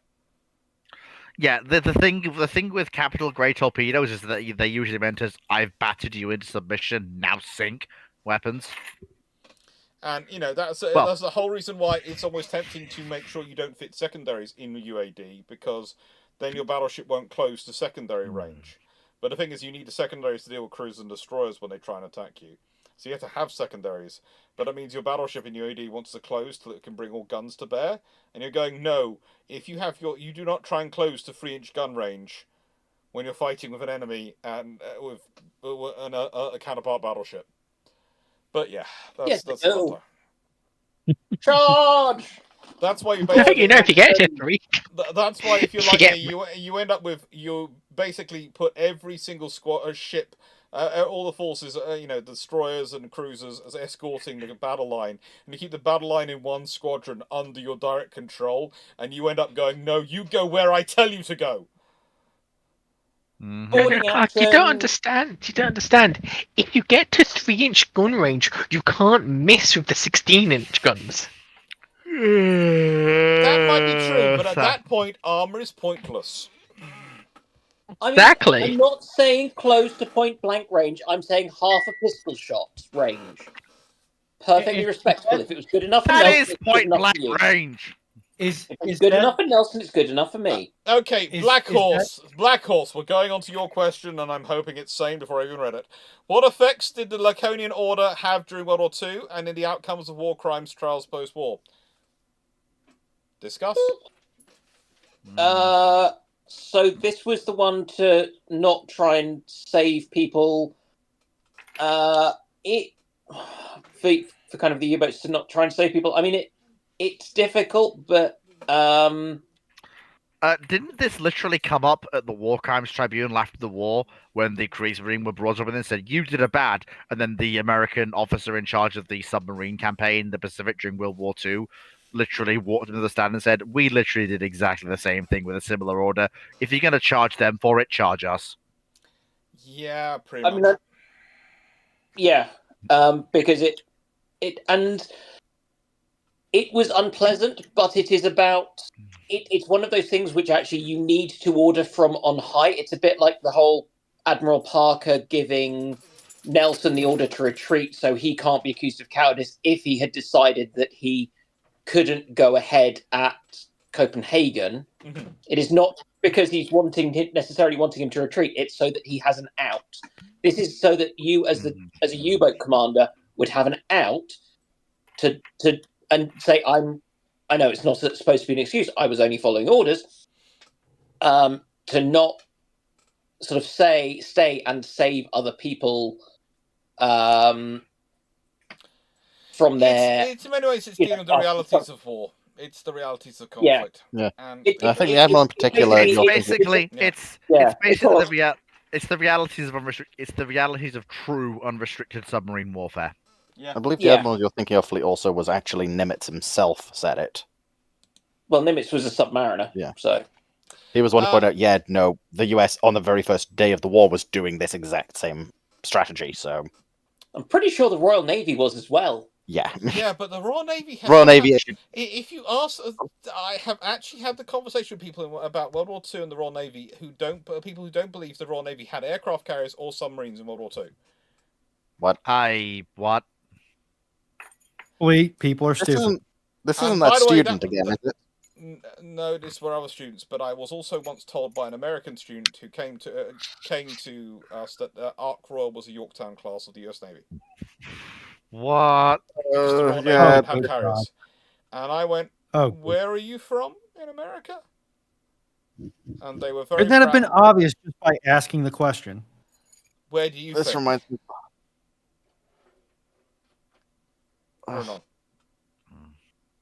Texas? Illinois, Chicago itself. And they were very proud. Apparently they graduated from a very good school and they knew their history well. Yes, because the US is famous, of course, for their loyalty to the crown and how everything is a royal, His Majesty's United States ship. Well, they had even a whole reason. It's because they captured a ship called Ark Royal in the War of 1812. And I went, no, they didn't. Well, that's why they had it as a name. It wasn't an American ship's name. And also, it's not like the United States has ever manipulated its history curriculum to paint itself in the best possible light. Oh, wait! All countries do that. I'm still going to take the piss out of us. Sorry for doing that. Yeah. Nightingale, why would an Eagle carrier conversion animal go twin-engined when piston engines available in 1920s are woefully underpowered? You've literally answered your own question. You've literally answered your own question. You've literally answered your own question. You want to carry a torpedo for long range. The easiest way to get more power is to go for a twin-engined aircraft. Or alternatively, to get more range for the same power, or to get more efficiency for the same range, or any number of combinations that you can't do with a single, you can do with a twin in the 20s. Also increases the chance of the aviator coming home. The aviator can figure it out. They're smart. We usually because the Royal Navy's more worried about the navigator getting home than the aviator. Let's be honest. Was it the Pew fighters that were used for naval strike as night fighters? Yeah. I remember reading about those coming home regularly with one engine turning. It's like, yeah, that's a lot of dead crews if you've got one engine.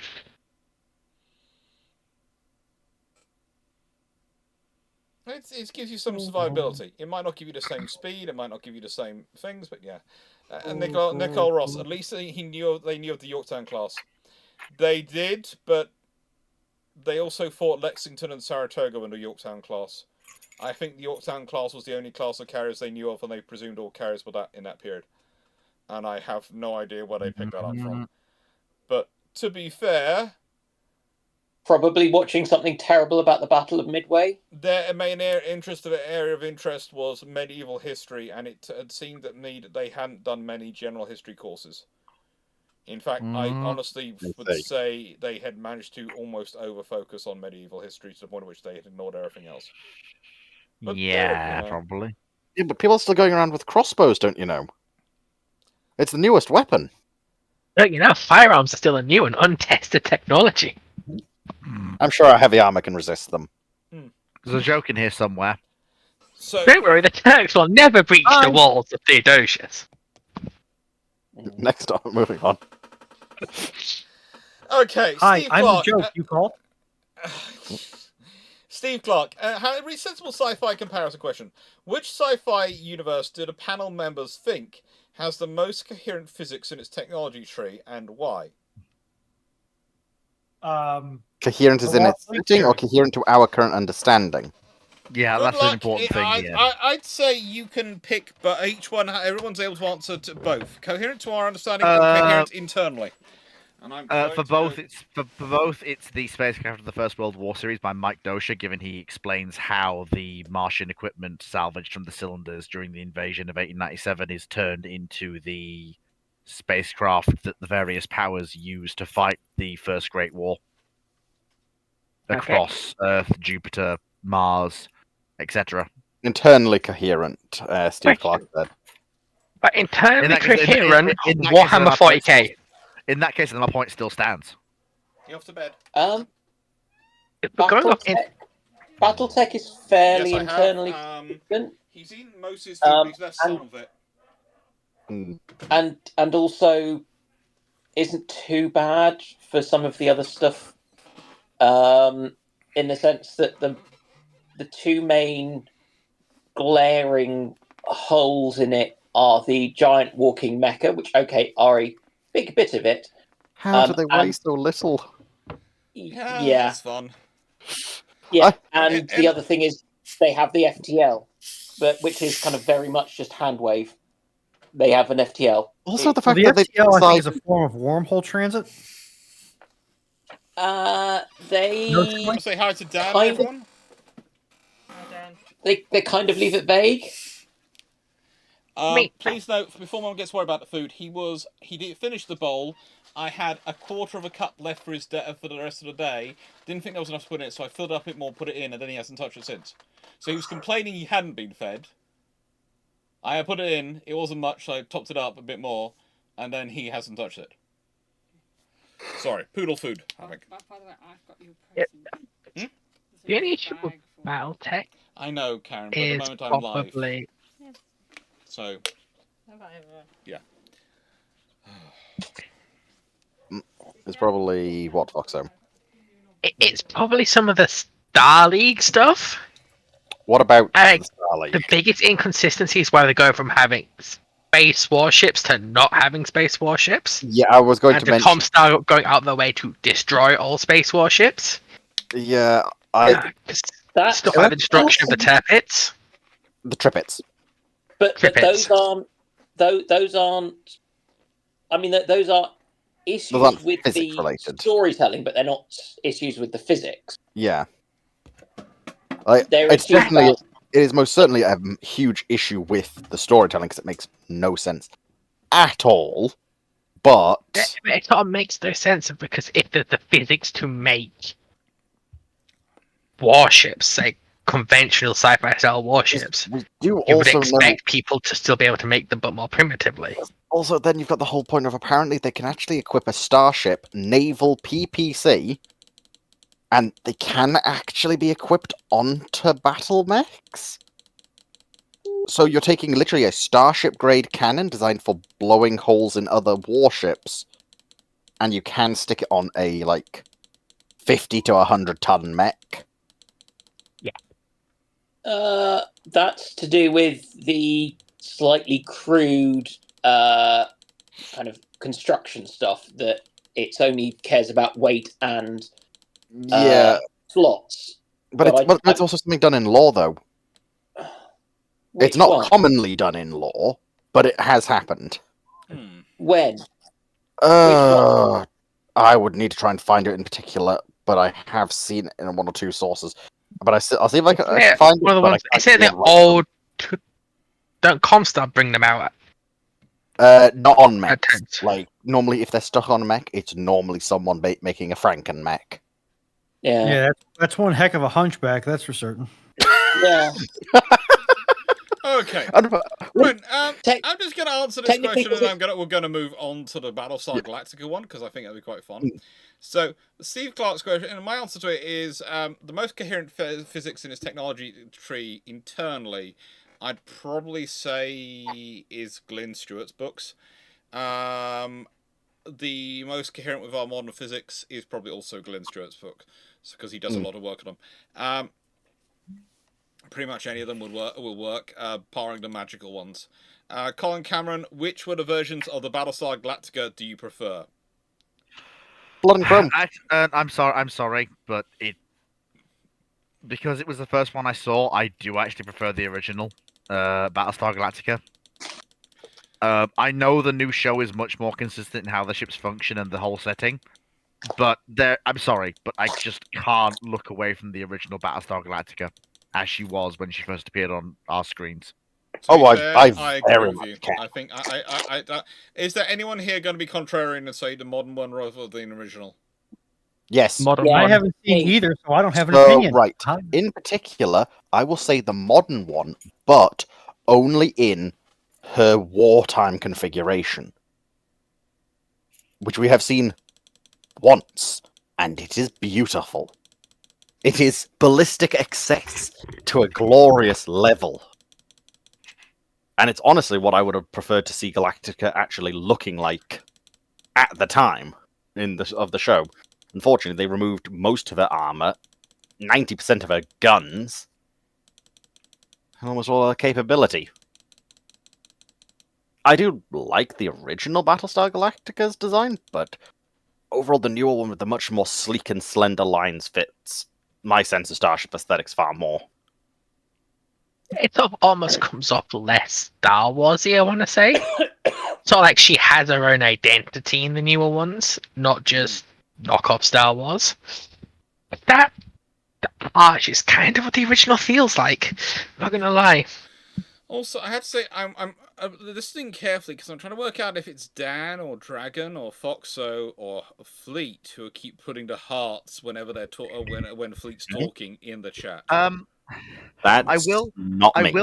I will or have has to point. Fleet got a fan who really loves him in the chat who's putting hearts every time he speaks? Because every time Fleet speaks, there's hearts going off. That's not me. I tell you one thing, it's not me specifically. If you want to see what my hands are doing, you look at my stream, and I can tell you right now. That's they're why busy with I models. didn't include you in the list, Runon. It's not I'm currently me. looking. I'm currently You looking could through be like Battlestar some of the Galactica. streamers. You could have one of the feet pedals and feet screens. Oh, This is true. It's either that or is Oh. Fleet's mum listening and putting hearts every time? Unlikely. Nope, she's asleep. Figured as much. The other option is it's my That's mum what doing it to Fleet's try and mom wind us wants all you to up. think. Could always I'm be gonna Dr. go with Clarke. Stafford or Team U. Could always be Dr. Clark's mum trying to be mean to Fleet. I wouldn't put that Wouldn't- past her. Okay. But technically, she's supposed to be asleep as well. Petulant says it's not. I would always be my brother, I think. Unlikely. I mean, then, I will surely. point out, He Dragon. would do that to mess with me, though. I And he will does point out, watch. Dragon, that Clarke. I agree with everything you said about Battlestar Galactica, but let's not forget that without the original, there would be no Battlestar Galactica, and also it's been recanonized as the Battlestar Artemis. No, it hasn't. Yes, it has. Nope. Yes, it has. Nope, because that game is non-canon. No, it is canon. Yep, it's non-canon. No, it's canon. It literally has a whole entire section which did not exist originally. Girls, you're both pretty. Okay, let's go on to Seneca Nero's Do I look question. like a woman to you? Would the Yes. Gurkha like the Oh, Ferengi? Yeah. Half of all women, I'd like we the are Romulans insulted more. by that, and you're sleeping on the couch tonight. Let's Would the Gurkha like the Ferengi? They Yes, like the actually. I think they'd like the Romulans more. No. No. Some of these Ferengi. Oh, You've no, not see, heard the of the Gurkhas' Ferengi Special favourite Ops Forces, problem- have you? The Gurkhas would probably be the Klingons. Finally, a worthy foe. The trouble is, for the Klingons, it might send them into an existential crisis when they realise the size of the things which are beating them up. No, considering we know Klingons have fought much greater beasts in the past, and the Klingons did also quite literally strike down their own gods, which were a real entity, and the Klingon afterlife, both heaven and hell equivalents, are both real. But how? We don't know, But how can we know they're real if we don't know? because we've been there. What? In a number of different points, genuinely, Klingon demons have been a thing in the comics and other canon materials. What? Yeah. A beta canon. And the best part about it is they don't explain how it's real. It's a case of we don't know how this is real, but we've got proof of something's happened. I think the Klingons are just being trolled by the Continuum. Honestly, could believe it. No, my personal theory is that Star Trek and Warhammer 40k exist in the same timeline. I don't think that's unplausible. I just don't want to see the Chaos God who comes from the Klingons. That's called corn. It's called corn. It's literally, honestly, the Klingons are literally corn stands in a world without corn. Yeah, That's really. Klingons then- is war fighting, honor, courage, glory, combat, blood, skulls, combat, honor, honor, honor. They More do honor. also like the color red a lot, and a number of other aspects that Korn is also a part of. Okay, The demons are summoned by Klingon we're in opera. a series where we have now actually validated not only quite a few people's conspiracy theories, but have also managed to make Foxo to the point at which Foxo can write a unifying theory of science fiction from Star Trek to Warhammer 40k. No. I could go from all mankind to Warhammer 40k. All right, so we'll go to Jonathan Moon next. With all this sci-fi talk, how about the least like Star Trek ship, other than the bullet magnet that is the Oberth? I actually like the Oberth. They just explode a lot because that's the only model they had. In my personal opinion, Chariot class. I utterly despise the Chariot class. It is a fan ship, but still I cannot... Yeah, no. Okay. Starfleet ships should not be vertical, let alone then have two protrusions on either side for the nacelles the way they are. think I the won't one necessarily disagree. mine are the ones which kind of have a sphere instead of saucer. They just look. Oh, wrong. Daedalus and Olympic. Yeah, not a fan. Yeah, also not great in my opinion, but Daedalus I don't mind as much, but Olympic, yeah. Lions. Why in God's green earth do you want to turn a Gurkha into a custody? That would be fun. That would be terrifying. Where's Lion suggesting this? Twitch. Chat. Okay, Lions, there are some things you just shouldn't put out there. It's bad enough that Gurkhas were turned into the White Scars. If anyone wants proof of this, go read White Scar lore, and then read the lore of the Gurkhas, and then work out, very quickly you work out that the White Scars are the Gurkhas as Space Marines. It's the Mongols, though. No, it's not. No, Look through it. they're not. They're the Gurkhas, not the Mongols. They're given the people. They often are given Mongol things because they are basically dressed up as Mongols to an extent to fit with how things evolve. But as they originally were, they're Gurkhas.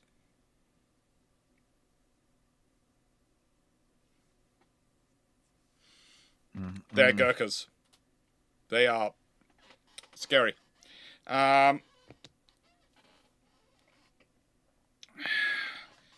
My least like Star Trek ship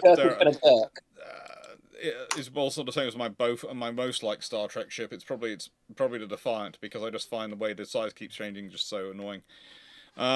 Really? I'm surprised you don't hate the Brel more then. Honestly, the Klingon bird of prey. Honestly, Klingon I just decided the Klingon bird of prey just keeps changing because the Klingons call everything a bird of prey and just produce it in different variants because it's been around for so long. That isn't actually wrong, but that is the excuse people have gave to prevent lazy writing. If I may quietly weigh in here. Quietly weigh in. I'm now watching the YouTube chat thing to see if there's any hearts coming up.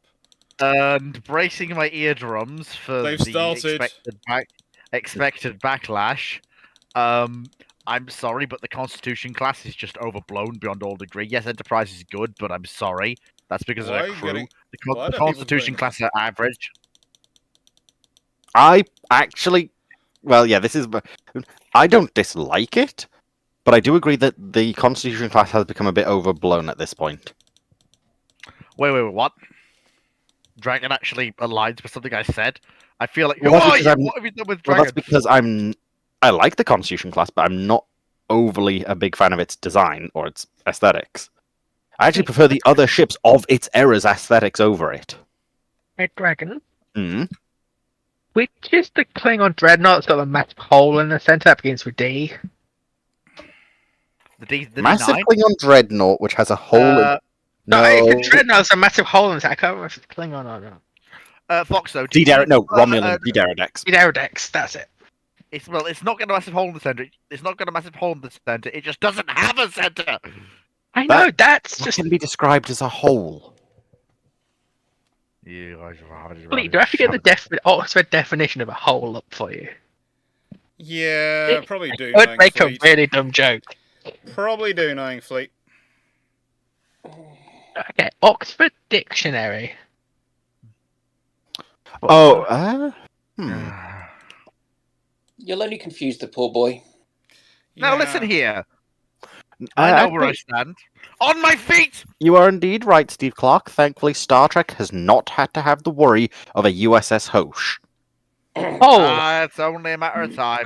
Lineage, Old English. A hollow space is something solid or in the surface of something dug in. So it is an absence of matter in a shape that otherwise should be filled with matter. Well, in that case, then it doesn't have a hole, and I'm right because it wasn't meant to be filled with matter at all. I win! But it isn't a shape that should. Though, actually, the Klingons do have one called the Hosh. And the Hoshak. Wait, what? We were just about Am I getting. Klingon We now? were getting Can we something please move on very, very, very, Oh, very, good. very, very, very quickly, please? Am I Klingon now? Yes. Can we move on? Please. 1981's question. With an Eagle converted Admiral class hull capable of carrying 1890 planes, what arguments against the Royal Navy going for twin engined aircraft? Basically, when Air from Ministry what I argue. understand, The main arguments against it are going to be Air Ministry arguing against it from a cost perspective, and probably someone's going to try and argue about it from a maneuverability perspective. But it's going to be something which is going to probably come in to start off with the strike aircraft or the torpedo bombers, and then it's going to evolve from there. And by World War II, you could have the entire air group be twin-engined aircraft. From what I understand from what I've been talking about with Rex's Hangar is that the RN had a sort of, well, both the Fleet Air Arm and when it became the RAF and then afterwards had sort of a not a bias against twin-engine aircraft, but reluctance to adopt them for use against carriers. Correct. In nicest way, and please don't go there. Please don't. The entire single-engine thing that comes in the 1920s is entirely down to space of the flight, space inside the carriers to organise things and to try and fit as many aircraft into the decks as possible. It's not. If you have the three larger carriers, they'd go twin-engine. Because all the arguments come down to space. There is not, in the nicest way, the amount of times I see various people put forward the case of bias, and I know where Rex has got it, I know where others have got it, but in the nicest way, the argument you then go into the arguments, and the arguments always come down to space inside the hangar deck. And as we talked about before, in nicest the limiting factor for all carriers is space inside the hangar. And if you have a larger hangar, if you have a 80 to 90 aircraft or Eagle-sized Admiral class hull, you could fit 80 to 90 twin-engine aircraft in there, and so that's what you go with if you want to do, because you go with that because it's the strike capability of carrying a torpedo, and it's the range you could carry a torpedo, and it's the amount of fuel you could carry to give you the range. And you have to remember again, the Royal Navy wants to do long-range night strikes. So yeah, whilst I see the whole thing, when you also consider the obsession the Royal Air Force had with multi-engine bombers, to have heavy bombers, there is a big effort behind multi-engine aircraft going on in Britain.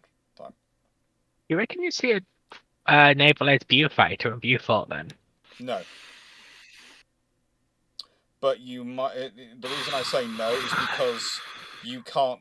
What you need to do with their wings and with their wings, etc., is not possible. So what you'd have is something developing along those lines, but it would be developed earlier and it would be a different shape. Probably have a very different airframes construction. Okay, because I remember reading that Coastal Command and really liked their Beaufighters when they got them. Yes, but Coastal Command is part of the Air Ministry and the Royal Air Force, not part of the Royal Navy. Is that part of the Royal team? No. They came under operational control of the Navy. Okay. But they were always RAF. They were just the unloved bit of the RAF. Crochet, your carrier would never carry Mozzies because that airframe does not like salt water. And especially the problem with the Beaufighter and the Beaufort both came from the Blenheim, ultimately, which I don't know if you could adapt the airframe because they were kind of developments and iterations on a theme. What you'd probably see is we'll start off with a torpedo bomber, then the spotter, because that's the easiest, a TSR like the Swordfish. And honestly, it could well be they go, well, hang on, if they've got powerful enough engines, and they've got two of them, and considering our fighters, the basic tactic we use them for is zoom and boom, we could do that with twin-engined aircraft, which could also be Zell rolls, and you could go for a uniform air group of one. I'm sorry, Dr. Clarke. I have to. I've been hearing you say this for a while, but I have to. It's boom and zoom, not zoom and boom. Are you American? No, that's just the way you say it. No, it's not. If you're British, it's zoom and boom. No. In the Royal Navy doctrine, it is zoom and boom. In American, it's boom and zoom. So if you're American of fleet, you go away and be American.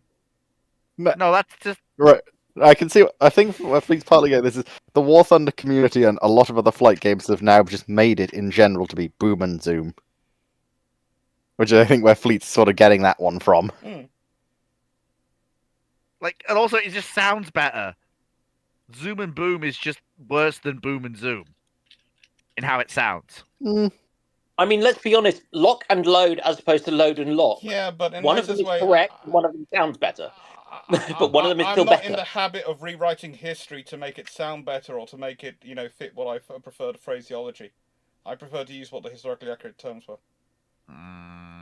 He's got you there, Fleet. If you want to rewrite How dare history, you use? if that's up to you. But How in nicest way, I tend to deal with history as it is. How dare you use logic and common sense against me? That's illegal! After all, it will always be master and slave components. It'll never be whatever. The whole point was it was zoom and boom was because you zoomed down and boom, and then it started firing. So you do the zooming first before you do the boom. So it can't be boom and zoom because you're not booming and then zooming. You kind of are. If you go downwards, do your boom, and then you zoom away. This is going to very quickly devolve into a frame of reference argument, which both sides are equally right and wrong. Yeah, move on. I'm going to use my moderator privilege and say, move along swiftly. Yeah. Well, it's just a common boop loss according to the chat. Dragon, I will mute you. Well. No, it is a boot loss, but I'll leave it to one side. Right. I will boot this new. But that's mainly because just don't get it. Look, I can understand why some people like it that way, but it's not the phraseology it was written with, and it's not the way it's always been described. Because in the history, it's not the tactic. It's you're changing it to make it fit something which you want to make it fit, but no.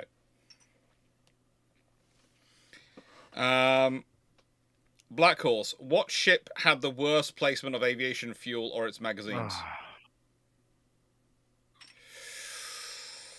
Oh, probably one of the escort carriers. In there, the escort carriers were some pretty interesting fits, especially the converted escort carriers. They had some pretty interesting positions of aviation fuel and magazines. Honestly, usually it's them. Yeah, that sounds legit. Kingdom of Finland. Would it have been possible to make a guided missile ship like something from the 50s with World War II era technology? Not realistically. Fleet might correct me because Fleet's the one who's done all the work in terms of the Red Fleet timeline. But not realistically, not with World War II technology. You're not making a 50s, 60s missile ship in World War II. You want speed 2 up an armored carrier?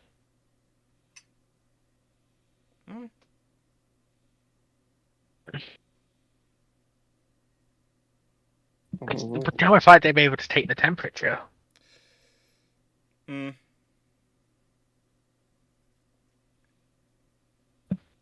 might admit you've got a strategic weapon that's pretty useless, but you might be able to do it if it's an armored carrier. The trouble is, potentially, but the Fritz X with a rocket isn't really going to... It's going to sound strange, but the Fritz X with a rocket to put it up... that's going to be quite difficult to arrange. I would... Well, also, would it have been possible to make a guided missile ship with something like the 50s... Oh, wait, where are we? Could you make a guided missile ship, a 50s, 60s grade guided missile ship with World War II era technology? You theoretically can. I don't think you practically can. Is my no, thinking. you practically can, but you're basically creating a vessel much larger than a motor torpedo boat with a weapon that has a similar range to a motor torpedo boat, but doesn't have anywhere like the survivability. So you can create a destroyer-sized vessel that carries like 3 to 4 tubes of something slightly larger than the Henschel 129. Not 129. Is he Henschel 19. The Henschel he speaks. The Henschel 129. Sorry, 139, 193. Sorry, pardon my French. The German air-launched anti-ship missile not the Fritz X, the German. So larger versions of that radio-controlled weapon on a destroyer-sized hull. And yes, you can make this ship, and it will be able to launch these missiles so you can guide them to the target. The only problem is you will launch the missile, I suspect, but you won't survive to guide it into the target because by the time the missile is launched, you'll be within gun range. Yeah, I would point I out think it's the that 293 from memory. Thank you. I would point out that in this paradigm, you're not dealing with second generation or even first generation remote guided weapons technology. You are dealing with 0th generation remote guided weapons technology. So while yes, notionally, you probably could cobble something together that might be deployable in mid-late World War II that might work comparably to a DDG or a CG, maybe I would like possibly. just quickly, but I'd it's like to gonna point something be out, rough. but we've just had our first conversation between people talking on Twitch, talking to YouTube, because Lion said you can, but you probably shouldn't is the easy answer, and the bald parakeet put True Lions in YouTube. So Wow! First YouTube to Twitch conversation going on. Wow! I'm happy as that. Hey, Stafford, based on what I'm seeing for next week in Virginia, you're probably going to get more snow, buddy. Stop being cruel to Stafford. It's not fair. Oh, it's not just It's my Stafford. job to be cruel to Stafford, dang it. No, I'm getting a lot of complaints from other Canadians. I'll just go, please, make it stop. Okay. And yeah, it does seem to me that someone is actively hearting whenever Fleet is speaking, and I'm not sure why. It's worrying me for Fleet's safety. Wow. Apparently, I have managed to. I have submitted. Well, if there's someone who's as focused on you enough that they're going to heart in my YouTube channel when you're speaking, Fleet. At a certain point, are they stalking you? And secondly, are you going to enjoy the fruits they're stalking you? Okay, well, I'm sorry, Dr. Clarke. This is where I'm going to put my hat on and say, no. Generally speaking, one does not enjoy the fruits of stalking because that usually winds up with criminal action at some point. But two, you know how much we joke about Fleet needing to get their head checked? Yeah. Hey, worked for me and Dragon though. To be to be fair, considering some of the relationships which have started in the naval history community, which do tend to start with a level of stalking, it might work out. A Fleet deserves a partner in life. I'm not saying he doesn't. I'm just saying. A nice way. I think the naval history world only has room for one person who seems to be weirdly always alone, and that's me. Dan just I'm always alone. Dan has a small harem going on. What? Runon, you have all your Warhammer coterie. Clarke. No, sorry. I don't. Sorry, did you mean nobody? Clarke, do you mean a harem? Yeah, Dan is very hurrah. Dan is very popular. Dan is very popular. Not just the way that was said that got me. I think we should move on now. That's what I think. That's what I think. And the hearts are still coming in every time you speak, Fleet. Right, so this wonderful question, which seems to come through in duplication somehow. What do the panel feel is the most important personality trait for different levels of leadership? That's geostrategic, strategic, and tactical. Each you can go. Okay, and I know. And the hearts are coming in for Fleet again. They're just coming in, and look, I can say definitely not me. I know that Dragon and Foxo will probably call me a hypocrite here, but geostrategic is the need to weigh up the needs of the many versus the needs of the few. Strategic is the needs of the needs of the tactical officers versus the needs of the nation as a whole. And tactical is the needs of the tactical plan versus the needs of the local officers at squad and company level. I'm going to say that for geostrategic, you need an experienced political operator. Of which very few exist. For strategic, you need somebody who can actually do big picture work. With regards to, okay, we need to have what operations need to occur at what time scale, so on and so forth. And then tactical, you need somebody who is pretty smart and also probably has ADHD, so they don't get.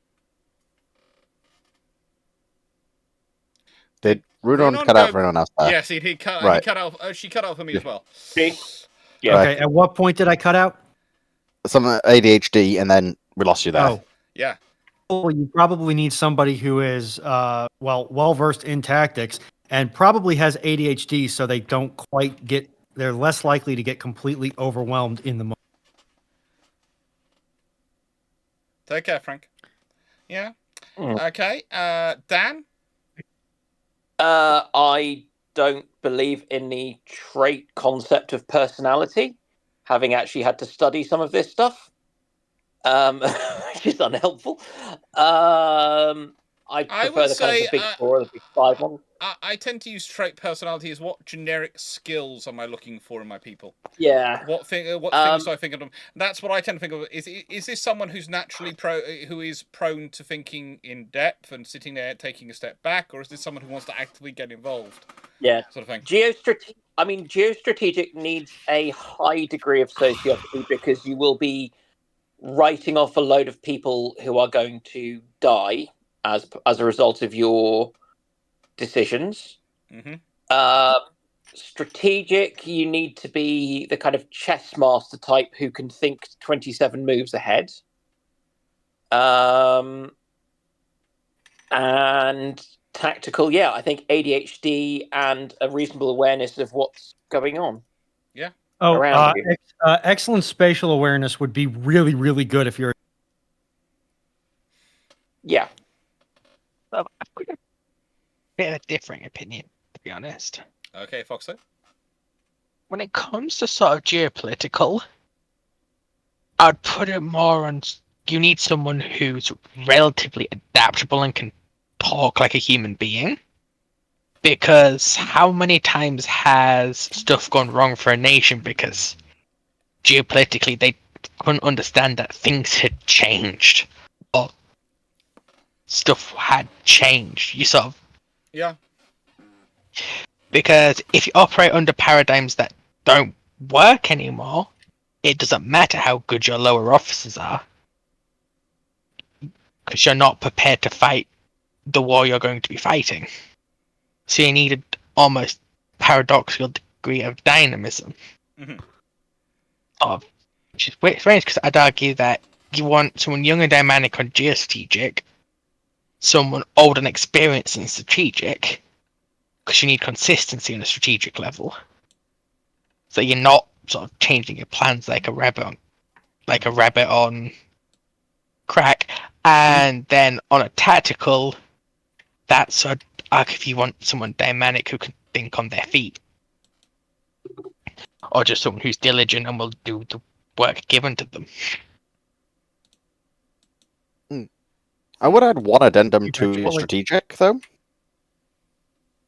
is that while someone who is very consistent in their playing and can do these things, but also personally I would prefer them to not be stubborn / hard-headed, and basically if something does go wrong in theatre, that they will be able to allow the people at the tactical level to actually get on with it, instead of constantly trying to end up getting lost in the micro of a strategic person then going, oh, well, this plan's failing in this part, well, we need to try and deal with this sort of thing. The ability to step back and go, right, no, they have to take care of that now. I've got the rest of this theatre to take care of. I can't just focus on that one area. Yeah, you do need. I would say for all these levels, you need the thing. This is the point I've been trying to make already at the beginning of year leadership, and I'm trying to make as we go on. That sometimes the skills you need at one level are not the skills you need at the next level above. Yeah. And the traits, and this is one of the reasons why some people are very good at certain things and then they're not good at higher up, and this is almost why you need to also take people that, as I described it before, and one of the reasons why you have the number of senior officers you do sometimes is because you literally, for them to be good senior officers, they come through the levels of ranks, and then you have to almost take them out of them, take them off, and retrain them before putting them back into post, because you have to. If you consider what do we train junior officers to be very involved, very in front, very much leading their squad.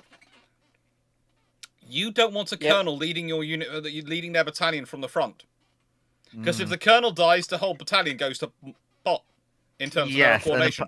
Well, that was the criticism of Rommel, wasn't it? He was a good battalion level commander, maybe certainly a great company commander, but he just got scaled up. Rommel is one of those weird cases where some of his skills did transfer over, but he was, well, on the one hand, he's incredibly overblown, given that he focused too much on battles, far too little on logistics. But despite his desire to be at the front, you do see that his definition of the front does shift based on what sort of operational command he actually has. So he does at least have the common sense for that regard. Mm-hmm. Rommel's real problem was his lack of logistical skill. Oh, yeah. Yeah. Cause like, even in the desert, you see him transition from the I'm right at the front to I'm at the front, but I'm behind where the shooting's taking place. And then in Normandy, he's like, I'm at the front, but I'm still behind where the shooting's taking place. Mm-hmm. But I'm at the front, but I'm in northern France. Yeah, exactly. I'm not saying Rommel is anywhere near the myth he's acquired, because that's not true, and we all know that. But he's not stupid, he's just not a logistician. Yeah. Which is what you need to see when you get higher up. Yeah, because... give him the logistics required to run his campaigns, and he'll win the campaign for you. The problem in North Africa was that he sort of went on when his logistics said he shouldn't.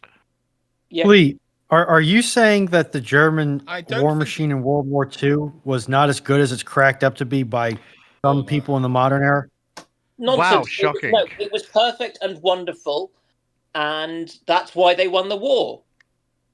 Oh, wait, no. The thing is about Rommel is that in many ways his logistics scenario was always based on these are what are promised to me, so I will do a plan based on what's promised me, not on what's actually getting through to me. Yeah. I mean, this is also true. I mean, Dr. Clarke, that whole argument would hold water were it not for his performance during the Battle of France, when he outright ignored logistics and just drove headlong. No, admittedly, that's what I was saying, though. He was planning based on what he was supposed to be getting, not what he was actually getting. If he was a half-decent officer, he would have understood that. He was a half-decent. He was. Like, he was told. He was told this is what you have to expect. So he planned based on that, and the thing is, he should have not. You basically, I think you're arguing that you're voicefully agreeing with me in some regards, because I think you thought I said he was actually good at it. No, I'm saying the trouble with him was he always planned on what he was promised and didn't bother to look at what he was actually getting, and that's bad. Okay. Right. Okay. Okay. Right. I understand. Yeah, I get that. That's fair. Oh, just to respond to Alistair Shaw in the comments, give him a decent logistics officer. No, the problem was he didn't pay any attention. He had very good logistics people working for him. He just completely and utterly ignored them, overrode them, and this is the thing when when Rommel does well in the desert is when he listens to his logistics officers and delays, when he stops, when he actually fortifies, when he builds up. When Rommel does well in the desert is when he listens. Yeah. The problem is when Rommel does well, he stops listening. Yeah. And then he runs into problems again. Yeah. Whereas Montgomery was kind of slow, boring, and liked kind of overwhelming numbers, odds, and of course was also incredibly hard to work with for literally anybody. Yes, but totally. But he also worked on his he had people like Freddie de Guignon, who, or however you pronounce it, who kind of looked after some of those aspects for him. I think the primary difference between Rommel and Montgomery basically is Rommel was easy to work with but didn't fucking listen. Pardon, sorry. Rommel was hard to work with but didn't listen. Yeah, I know, I caught myself. You didn't, though. No, what I mean is I caught myself You got yourself after afterwards. Still, but look, catch Rommel yourself was before. hard to work with but didn't listen. Sorry, Rommel was easy to work with but didn't listen. No, he Montgomery, was a nightmare to work with. He was absolutely hated by the Italians and hated them back. Well, yes, because that's Germany and Italy in a nutshell. Well, that's because he spent most of World War One fighting the Italians. I was more referring to in amongst his own command structure. Rommel was easier to work with, but didn't listen. Whereas Montgomery was an absolute. Whereas Montgomery was an absolute pain in the side to work with, but would listen. Yeah, he was awkward, but he was effective.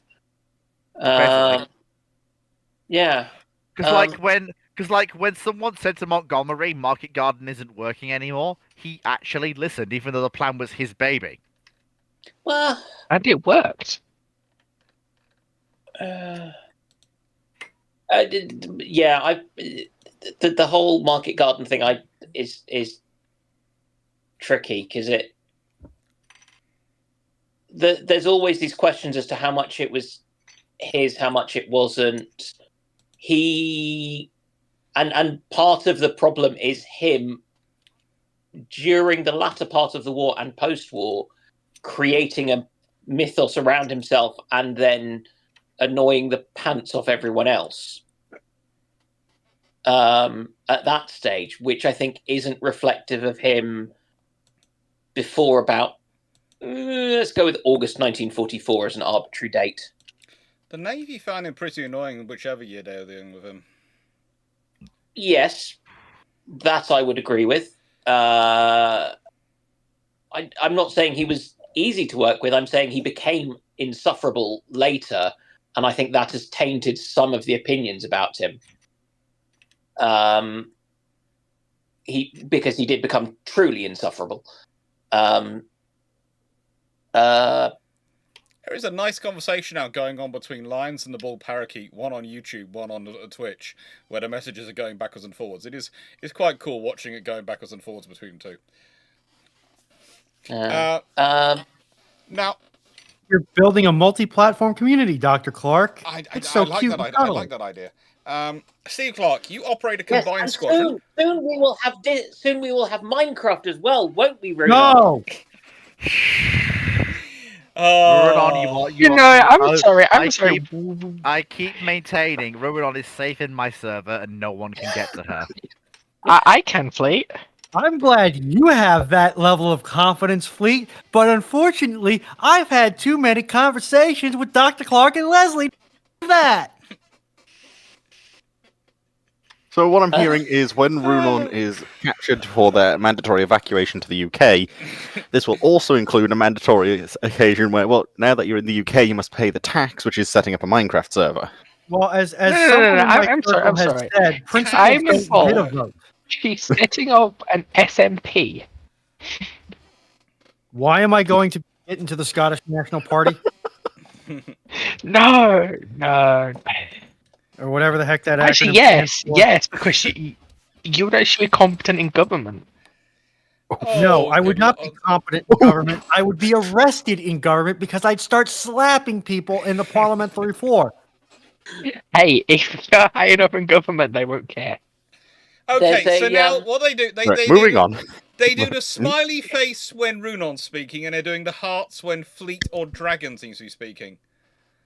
And they do the celebrations when Foxo's speaking. So, you know. I'm feeling left out. Yeah, Dan's feeling left out. I'm slightly worried. We'll leave it on side. So the setup in the House of Commons, I believe, is the two sides of the House are kept sufficiently far apart so that they can't draw swords and actually poke each other with them. Yes, there is lines for that reason.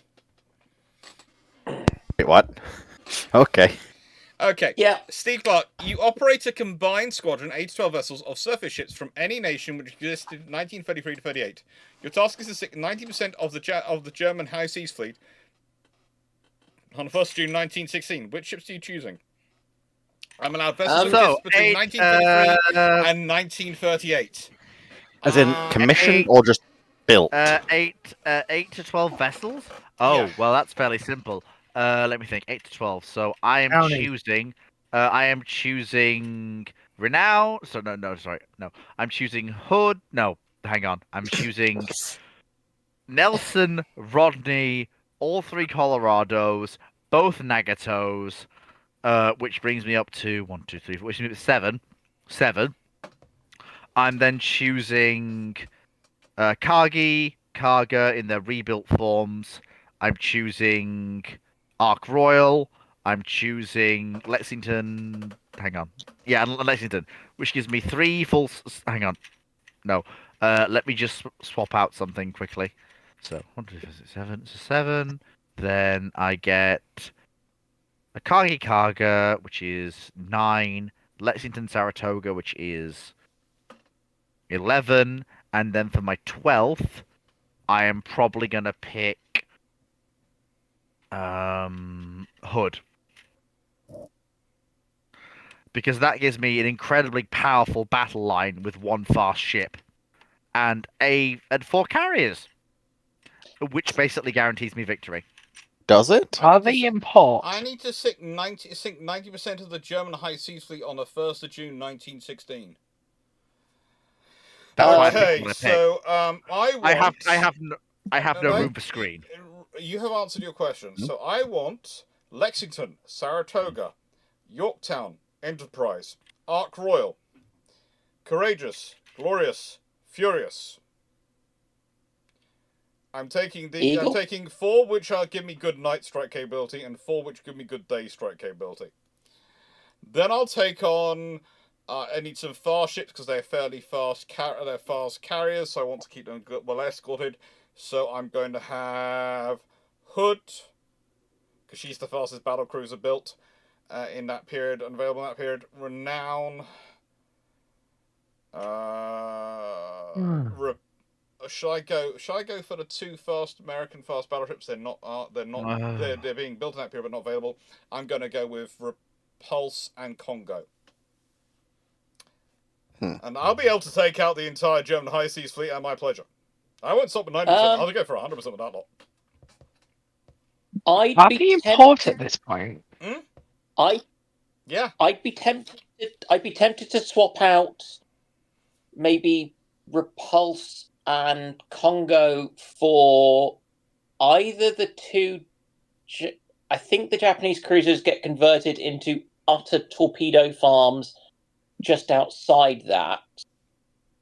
Kitakami and 40 long lances. Yeah, Kitakami, the modified Kuma class. Yeah, I think they get converted after that, in which case probably the most torpedoes on a really good fast hull you can get would be class cruisers, Enterprise and Emerald. Steve, 41 she was converted to a torpedo cruiser. Steve, I do have scouting. I have aircraft on my carriers. So this is why I went with Royal Navy carriers and US carriers versus Japanese carriers. Because Japanese carriers, the scouting aircraft are on their cruisers. Whereas for the Royal Navy and US, they include scouting aircraft in their carrier air groups. Wait, did the IJN carriers not have any scout capability? Organic? Not so much. They had they did use some of them, but not anywhere near the sort of scale as the Americans and British did. So I mean, we just talking to say at Midway, I think the carriers contributed literally 1 or 2 of the 4 big Japanese fleet carriers contributed 1 or 2 of their otherwise dive bombers, and I think that was it. It was really should have had a conversation with the IJN about fleet balance. No, they weren't aiming for both. They were aiming for all punch. I've talked about this before, about how the fact that the Japanese plan was very much that the Americans were supposed to be advancing, or the British were supposed to be advancing towards them, and their cruisers were keeping pace and scouting, and their carriers were launching strikes, and then withdrawing to rearm, and then launching strikes and withdrawing to rearm. So it made sense that the scouting element was with the cruisers, because they were supposed to be ones keeping track of the forces coming in.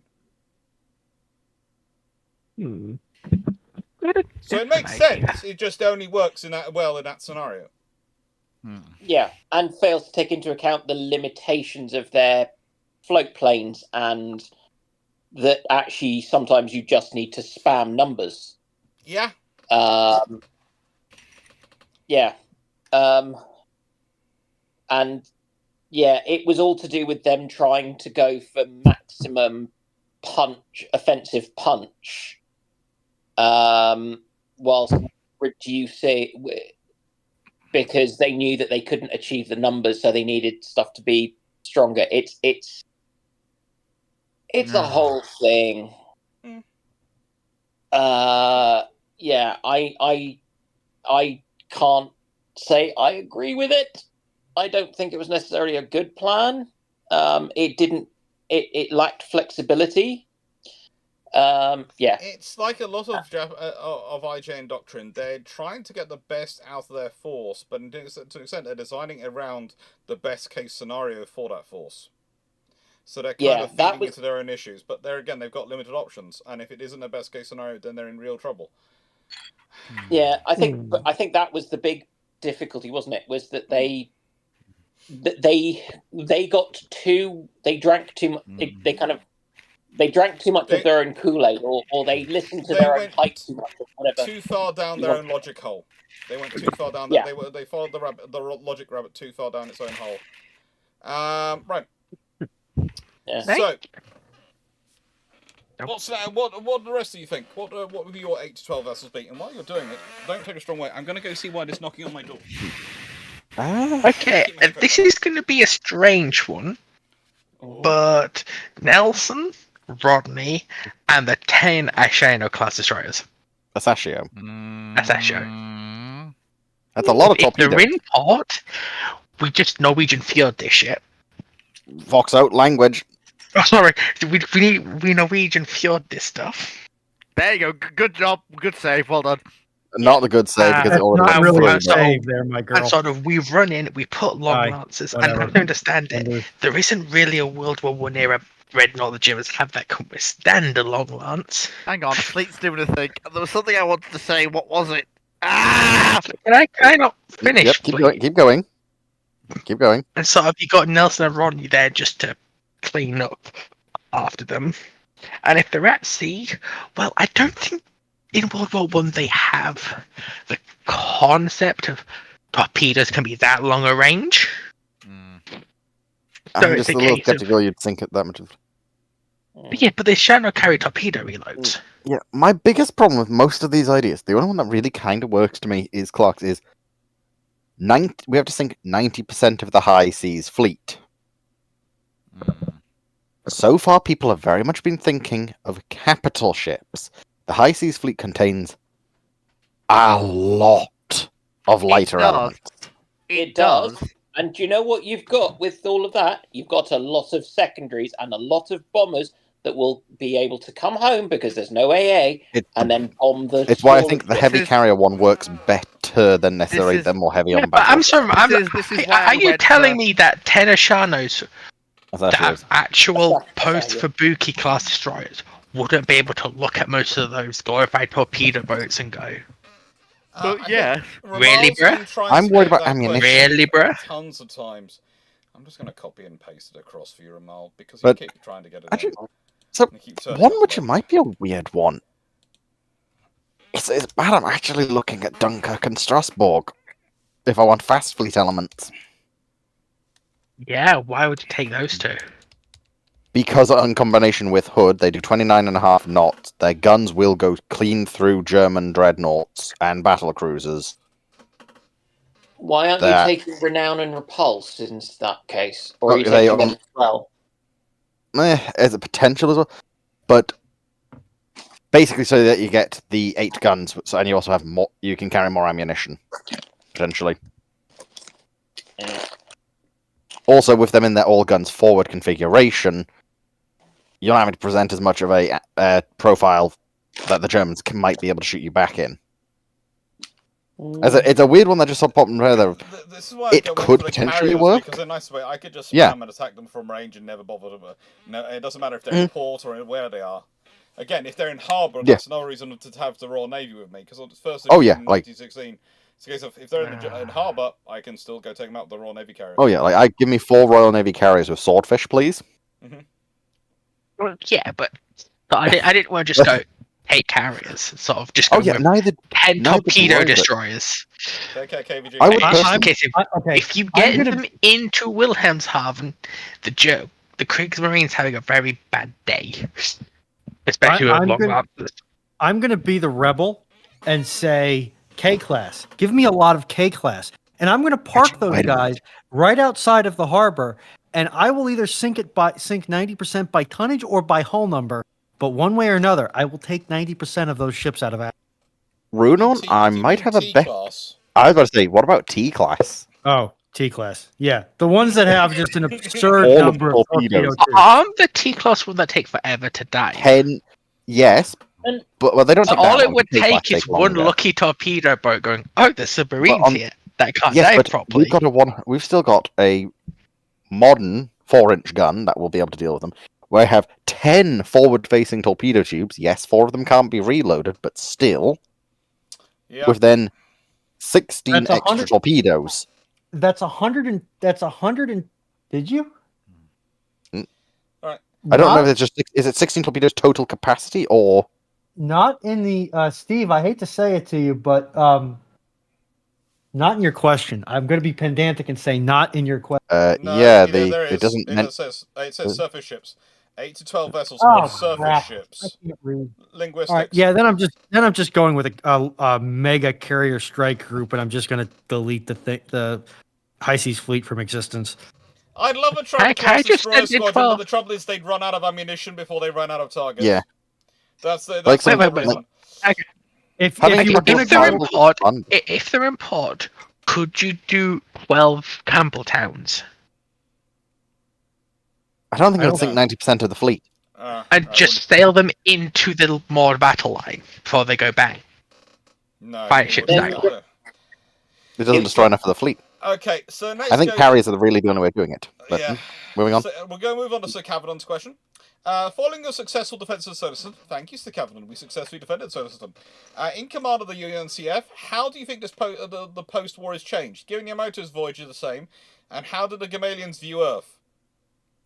Well, basically, Uh, given the, Probably going to given have the fact- nightmares about asteroids after Given what the I've done fact, to them. given- They are never going to look given- at an asteroid field the same way after they've been through one of my asteroid fields.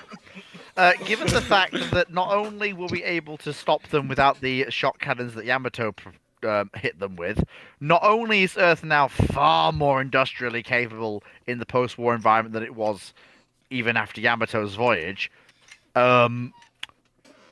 you've basically got them looking at Earth and going, nope, okay, now that the Emperor's been overthrown, okay, you know that alliance that we did? Not basically- happening. What? Not happening. What do you mean not happening? They will probably send As more in, ships. Gale Desla is not getting thrown out of power. He is a absolute dictator who is beloved by his people no matter what happens. Keep in mind, even after after he was killed and they established a democratic government, they then welcomed him back as a absolute dictator. Then The Gamalas people adore Desla. Dragon, then but if Yamato's voyage happened as historical, then we still have the whole alliance between the Gamalas and Earth. And Desla still comes back. Doesn't matter. That still doesn't. Also, Yamato's voyage wouldn't happen.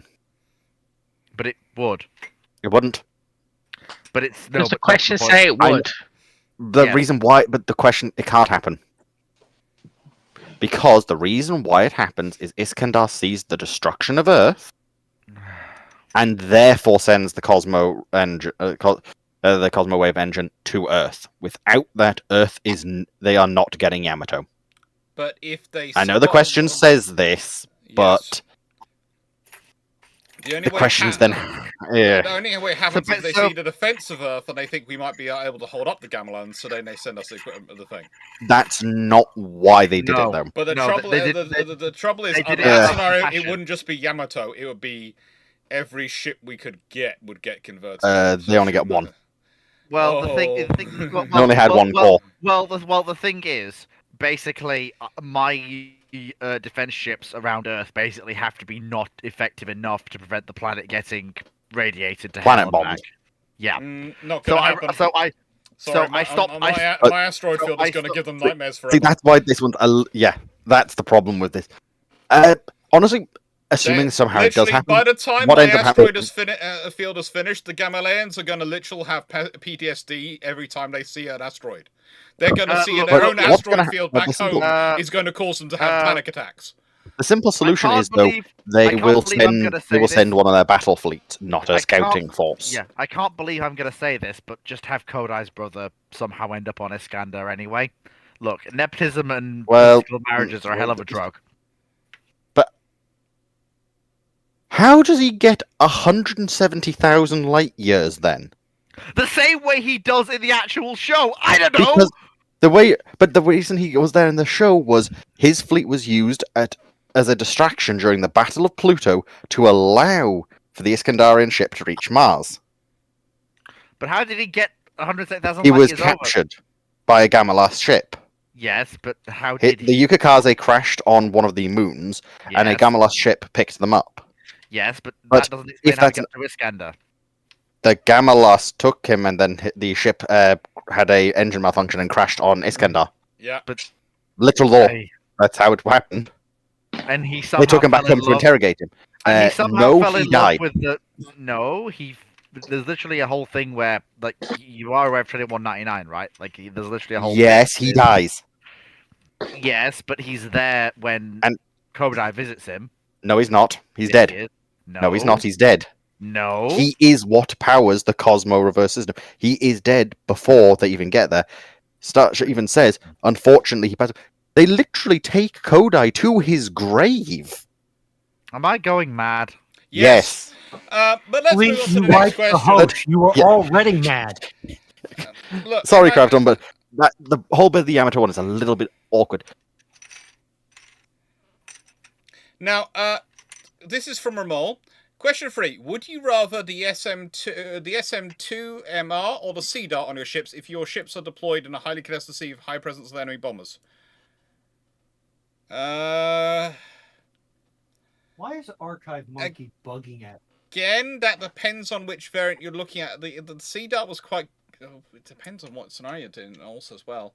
Sea Dart's not a bad system.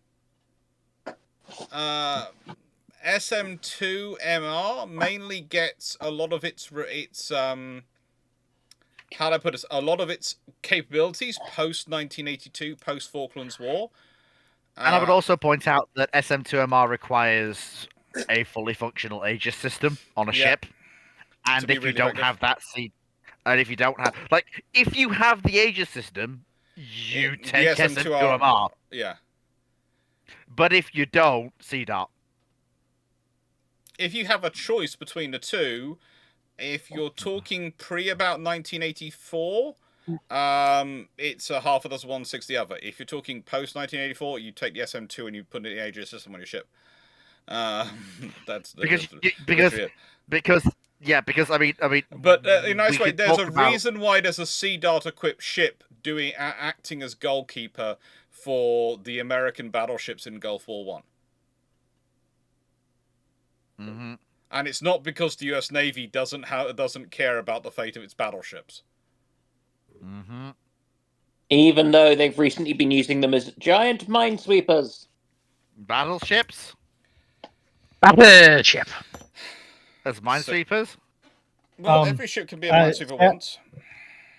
Stafford, I'm very glad that you got your cup of hot cocoa, but now it's time to go out and shovel more snow.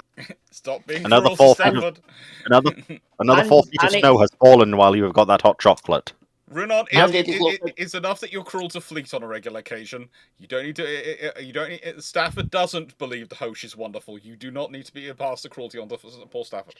Yes, No, but just a minute. I am not a punching bag. Okay, Yes, I don't know. You do very well at it. Stafford's Canadian. I'm American.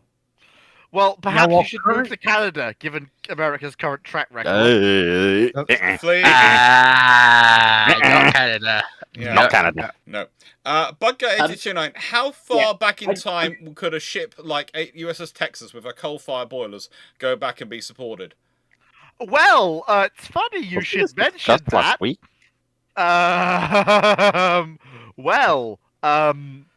So there's an interesting point, actually, because she could go back quite far in time, but there's a bit in the middle where she couldn't go to.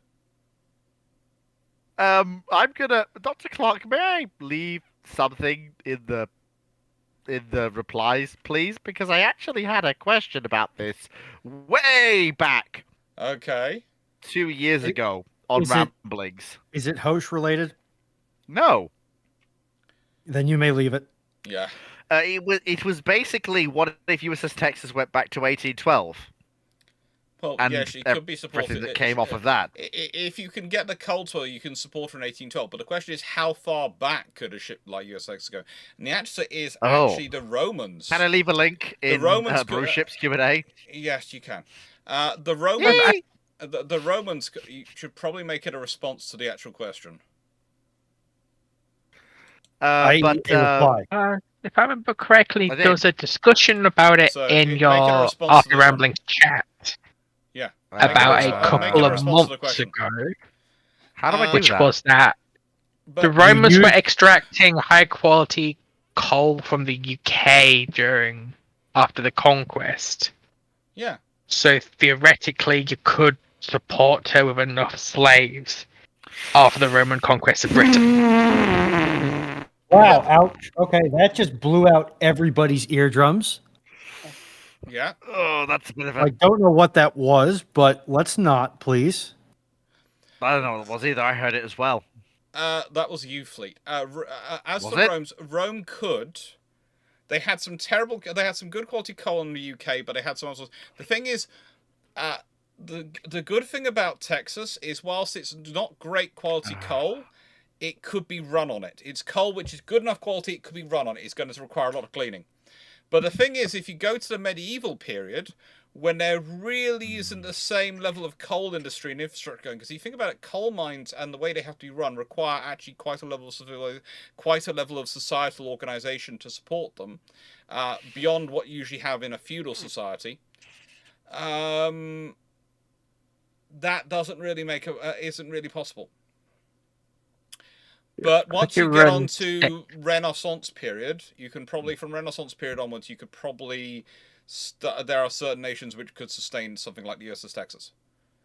But they didn't not know how to extract the coal. It's just they were using it in smaller quantities, and so they were getting it from places like the Weald in Kent. Oh yeah, they knew or how they to could extract it, but they extracting it from other places.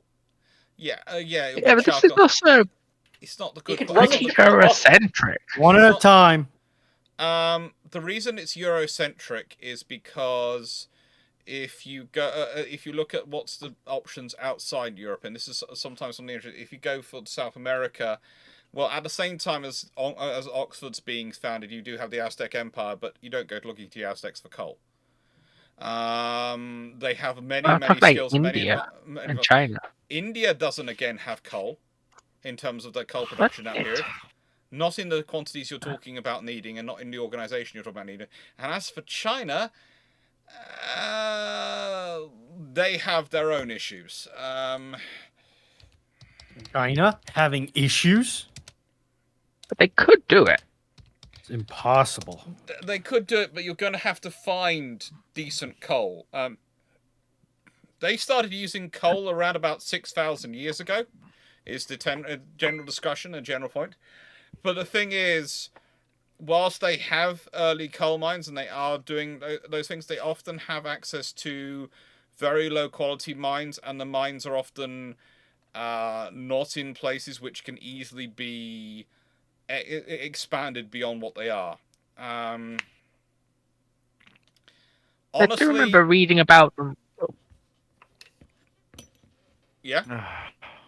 I do remember reading about them as him sort of at the mid-Roman period, transporting large amounts of coal down the Yellow River.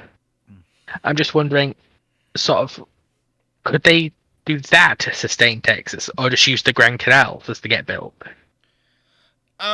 They could, but you have to remember they don't really have the massive spread of coal and coal transportation infrastructure for it till about the 11th century.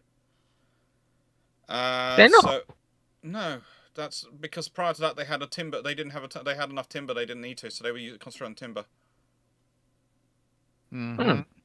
They have a timber shortage in the 11th century when they start to produce, and the timber shortage is in northern China, so they start to expand coal there, and that's when the coal mining, and it's pretty much, yeah, they do well, but China's coal consumption and coal things, you are, how do I put it? In the time period we're talking about is also the time period when China's having a lot of its own internal issues, and that's when another problem. Isn't that every time? Isn't that every time period? Apart from No. the brief periods where China's united. China does have periods of stability. When the periods of stability, they could probably have worked it out and expanded things. But the trouble is, their periods of stability rarely last more than 50 or so years.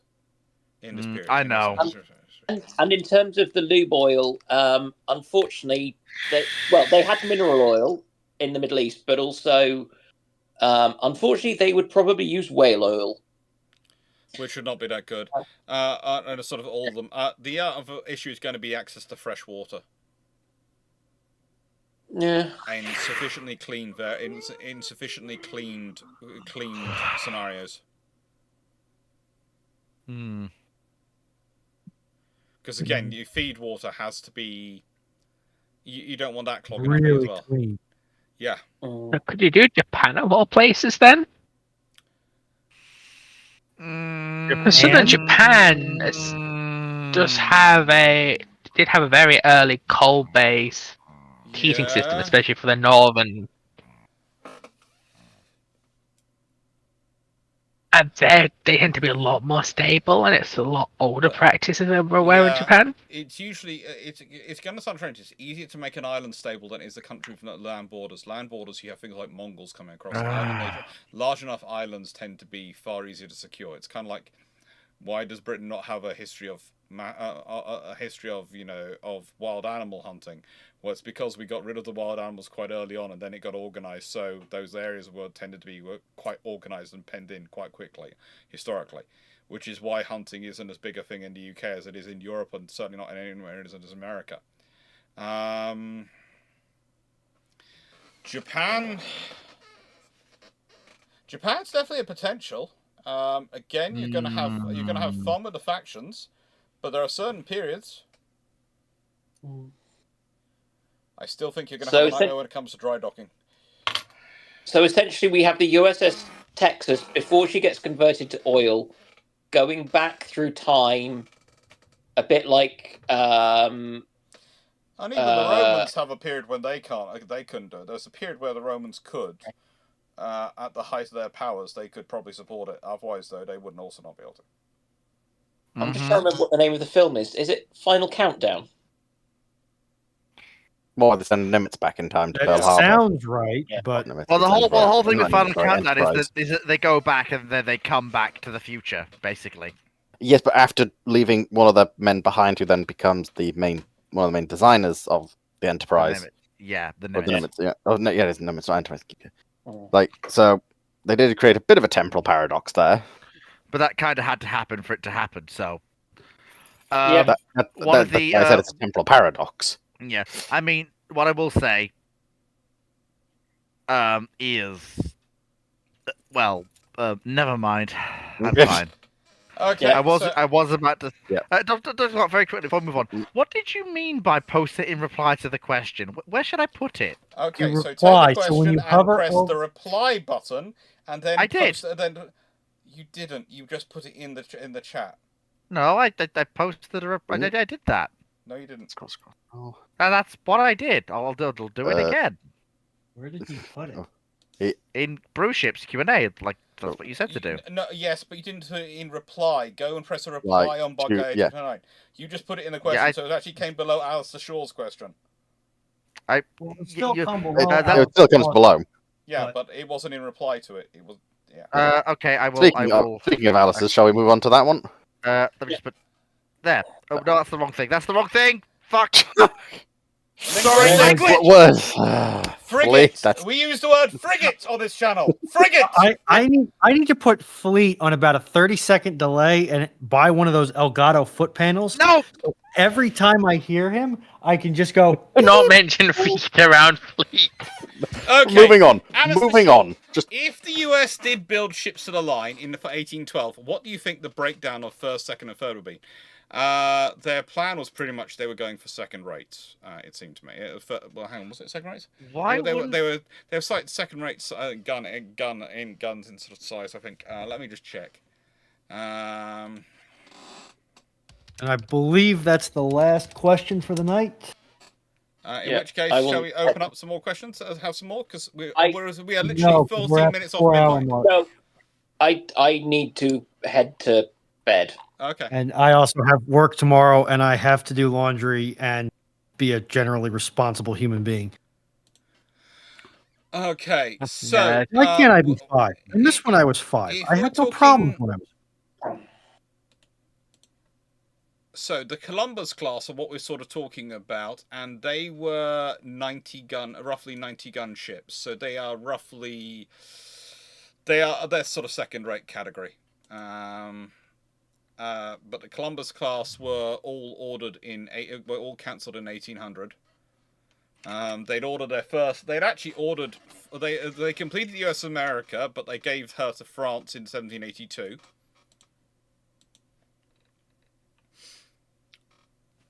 She was launched. Was that an attempt? Was that an attempt to pay off war debt? It's interesting. Basically, they were building a whole load of 74s. And it's a kind of interesting scenario. If the Americans had kept the full class and America and had 4 74s and the 6 Columbus class, which were roughly 90 gun ships, then they would have had something like 10 ships of the line.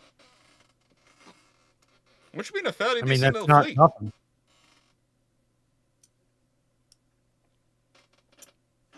Yeah, a decent little fleet. It definitely would have allowed them to actually enforce the Monroe Doctrine. For like 5 minutes. Well, against anybody who wasn't the UK. Let's put it that way. Or France, or Spain. Yeah, but I think by the time of the Monroe Doctrine, France has kind of lit itself on fire and then plunged into Europe. Mm-hmm. Spain hasn't. Spain's still got quite a decent fleet.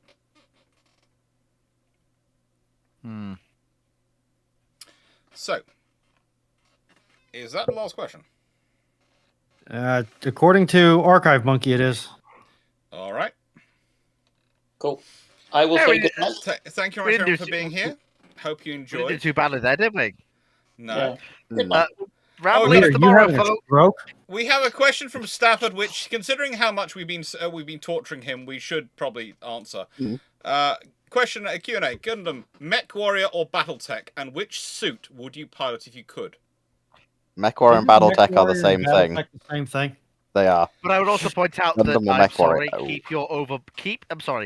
keep your overblown target seeking fire drawing mechs to yourselves. I'll take a tank, thank you. All right, I'll stomp on you last. Yes, you will, because in BattleTech there are very big tanks with very big guns. In fact, their tanks are so powerful it makes you wonder, why do mechs exist? Highlanders, but Highlanders are cool, Dragon. Yes, Gundam. I know. The answer to your question, Stafford, is Gundam, and I'll equip mine with a special snow shoveling attachment just for you. Let's be real. Let's be real. I'm bringing a Highlander that's painted too many black. people at once. That's One got a person at a big time. laser cannon. And The they just go invisible. The Highlander doesn't And have then a I'm laser playing bagpipes from One it. at a time. One at a time. The yeah. Highlander doesn't have a big laser cannon. I'm sure there's a couple of energy variants of Highlanders, though. Yes, there is. It specifically did the goddamn the Koretsky loving House Cameron serving Blackwatch do. The Blackwatch are awesome. The Black, yeah, the Black. No, Lions, they're not. what happened No, to Fleet's name? I have no idea, but somehow Fleet comes on this channel and becomes Host Pandemic Patient Zero. So, the standard Highlander carries 2 medium lasers. Yes, medium lasers.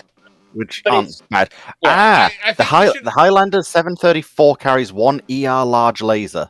Fair enough. Yeah, I'd exactly. like to take a Timberwolf or a. I really like the Pillager,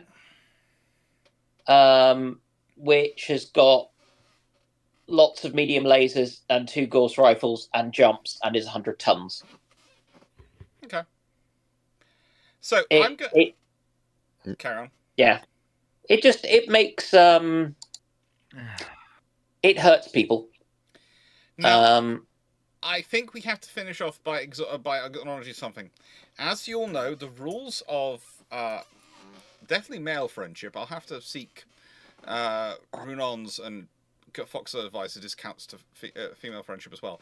Is that if you get a event occasioned nickname, especially like Fleet got the nickname Boop, the rules are it lasts until the next event, which is as long as if you're in his case he got the name Boop because he was late. So if he's on time for this Friday's event, I've already said I'm going to be late because I'm coming from work.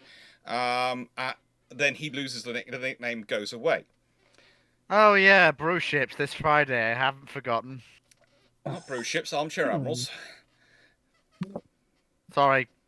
Just Right, one get the right straight. tiny issue with that. And the thing is, if he is late again, it then lasts, and then he's late 3 times in a row, of course, then it's forever. But the thing is, that means that tonight and tomorrow, the last times we can definitely call him Boop, unless he's late on Friday. So. Okay, so with that we in have mind, to get all the boops out of our system.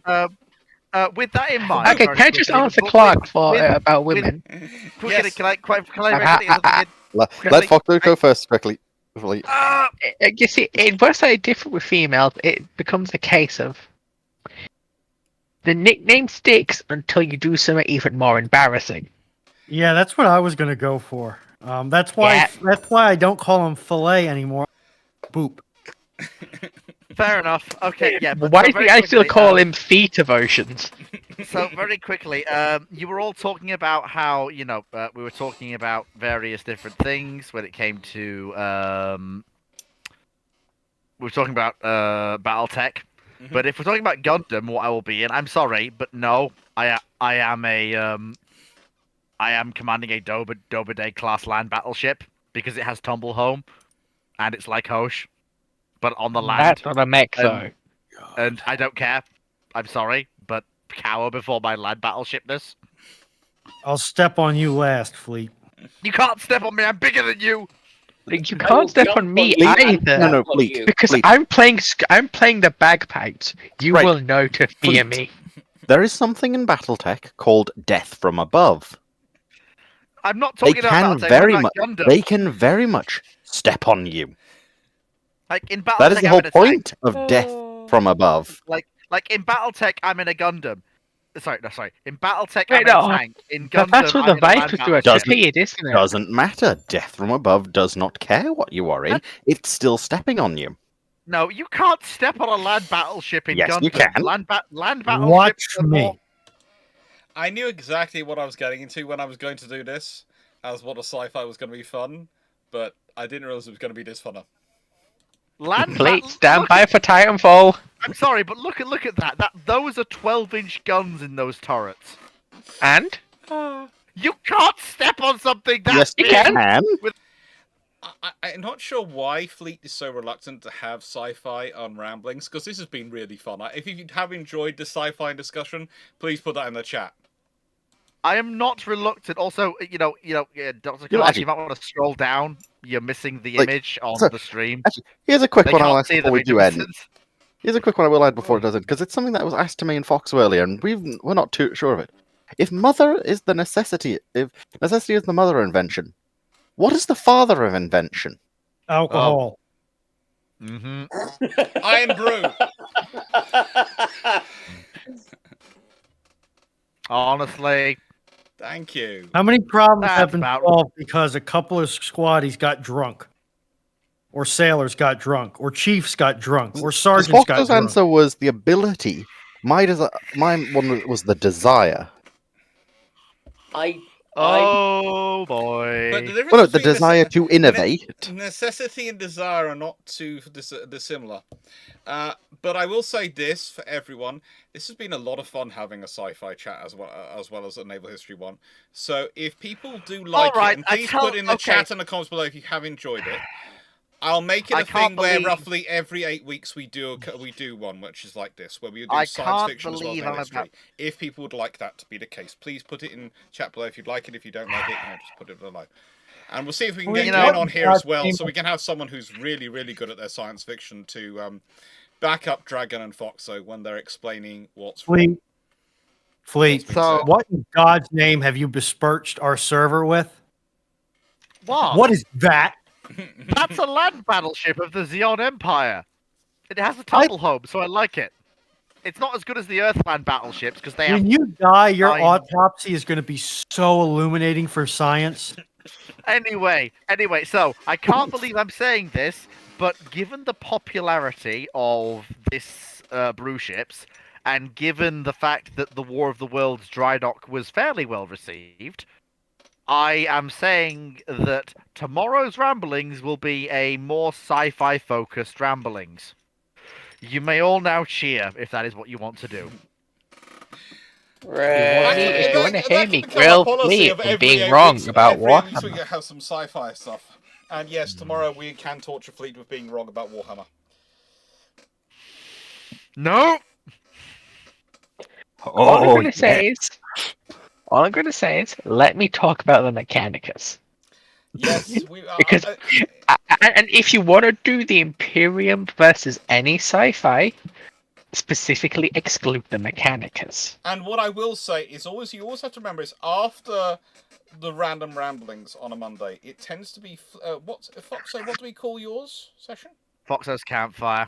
Foxo's Campfire, which hopefully is also going to be coming to Twitch soon, and that's always a lot of fun, where a lot more there's even more discussed, and it's really cool. And Fleet, it's just getting worse. Seriously, Yeah. you're out booping yourself. Is that a land ship designed by, I don't know, the Furrow Tank Committee? The funniest looks like thing is someone's taken the mouse and gone, that's a good idea. No, The funniest thing is, you mean the rat? The funniest thing is that's the Earth land battleship. The You're not one making above is this any Xeon. better for yourself. No. The Xeon one makes sense. The No, it Earth one doesn't. just goes, how the heck did you come up with this? And why? But it would take too Can long. I get permission to have Fleet blogged? It would take too long to explain why these exist right now. I'll save that for tomorrow. Although the funny thing is, Good I luck, can actually go even better than this. Do not make me get my Gundam I'm sorry, nerds out. behold, gentlemen, the big fork! It literally is a big fork! Moving on. Yes, moving Swiftly. on quickly. Moving on. Thank you very much, everyone, for watching tonight. We are literally got 1 minute before midnight, so we are almost in new days. Thank you, Rudolph, for the clarification.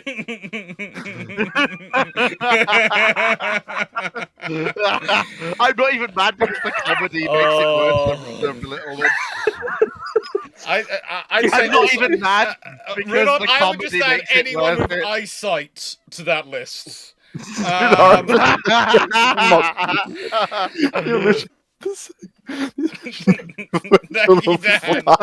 Thank you for the clarification. I'm sorry, very quickly. For Jonathan Moon on Twitch, they are hovercraft. You're right. I'm glad. Anyway, Thank you very much, everyone, for being here. Thank you, of course, to Dan for being here when we know he's got all sorts of important stuff to do tomorrow. Thank you, Foxo and Dragon, for joining us for the sci-fi special. You're always welcome. It's always fun to have you. Thank you, Runon, for doing all the adminning, as always. And thank you, Fleet, who... I know some of you might not realise this, but he does kind of play up his personality quite a bit to try and be the butt of jokes. I'm not quite sure about it, because I think when he's actually in his more normal, lucid form, he's actually a very, very smart mind. But he does like the comedy style. So I think it's an homage to Jeremy Clarkson, realistically. But we'll leave that to one side. The thing is, I don't like to bring my normal self to the internet, because I much prefer that to be my normal self. So I usually bring the more... extravagated parts of my personality, which therefore means that I may not get everything right, but it does at least mean that my true self isn't exposed to the internet, which therefore means I win!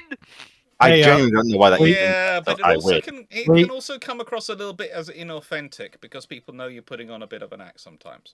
So when you are fully authentic, you do come across really quite cool. And the thing is, I know the authentic you, so I know how cool you are, so...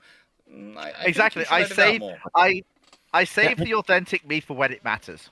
That's good. Yes, but Fleet, you also don't have to remember the authentic you, because it's the authentic you. So you don't have to worry about not being the authentic you at some point in time, and then being called out for.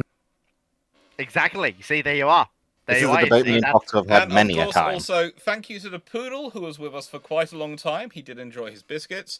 The Corgi hasn't made an appearance, but that's because the Corgi is currently very annoyed with Stafford, because Stafford's got all the snow and the Corgi hasn't. And you have to remember, I have a Corgi who believes that the sole purpose of snow is you burrow through it and then have holes you can pop up to out of like a mole and go, and then dive down and go through again to try and scare his big brother. This is always fun to watch, and next time there is deep enough snow and he's in it, I will take photos and video for you all to watch my dog being nuts. Dr. Clarke, we don't need snow to see your dogs being nuts. No, you see, the Corgi usually plays quite restrained when he's in front of you all, normally. The Poodle is prepared to do anything if he thinks he'll get him a biscuit. The Poodle has realised that the more adorable he acts on camera, he gets a biscuit. I'm not sure if he knows what the camera is, but he knows if he looks at that thing and acts cute, he gets PTs appear on the screen and then he gets biscuits. And before anyone doubts that a dog is smart enough to figure that out, try and have a conversation with most dogs. Trust me. If it results in biscuits, they can be very, very smart. They are very food motivated. Yes? Hey, Dr. Clarke, I can set up a routine in StreamerBot that means that every time a redeem on Twitch is made, it can order something to dispense one biscuit. I know you can, but the trouble is if you do that, I will have a very fat poodle on my hands very quickly, because he is very smart and will very quickly get that to work for him. We can put it on a time delay. Just to have a quick word. Thank you for having us, and it seems that I'm once again getting very good at getting into places I really shouldn't be. Why not? Don't worry, Dragon or Foxo. You and I will both be post turtles together. Look, I'm gonna say this as a thing is, my view has always been, and especially with the stuff I do on YouTube, and I hope the people who watch the channel agree that this is my policy, because it always is what I try to do, is that I'm looking for people who are interested in a topic to have conversations with. I'm looking for people who are knowledgeable because they're interested in it. It's one of the things. I'm used to having chats with people of all levels, and I like that. I like people who are just the interested amateurs, or the people and the people who are just absolute geeks. And then there are I'd sometimes call academics professional geeks. Basically, they're people who've managed to turn their geekiness into a profession. That's it, basically.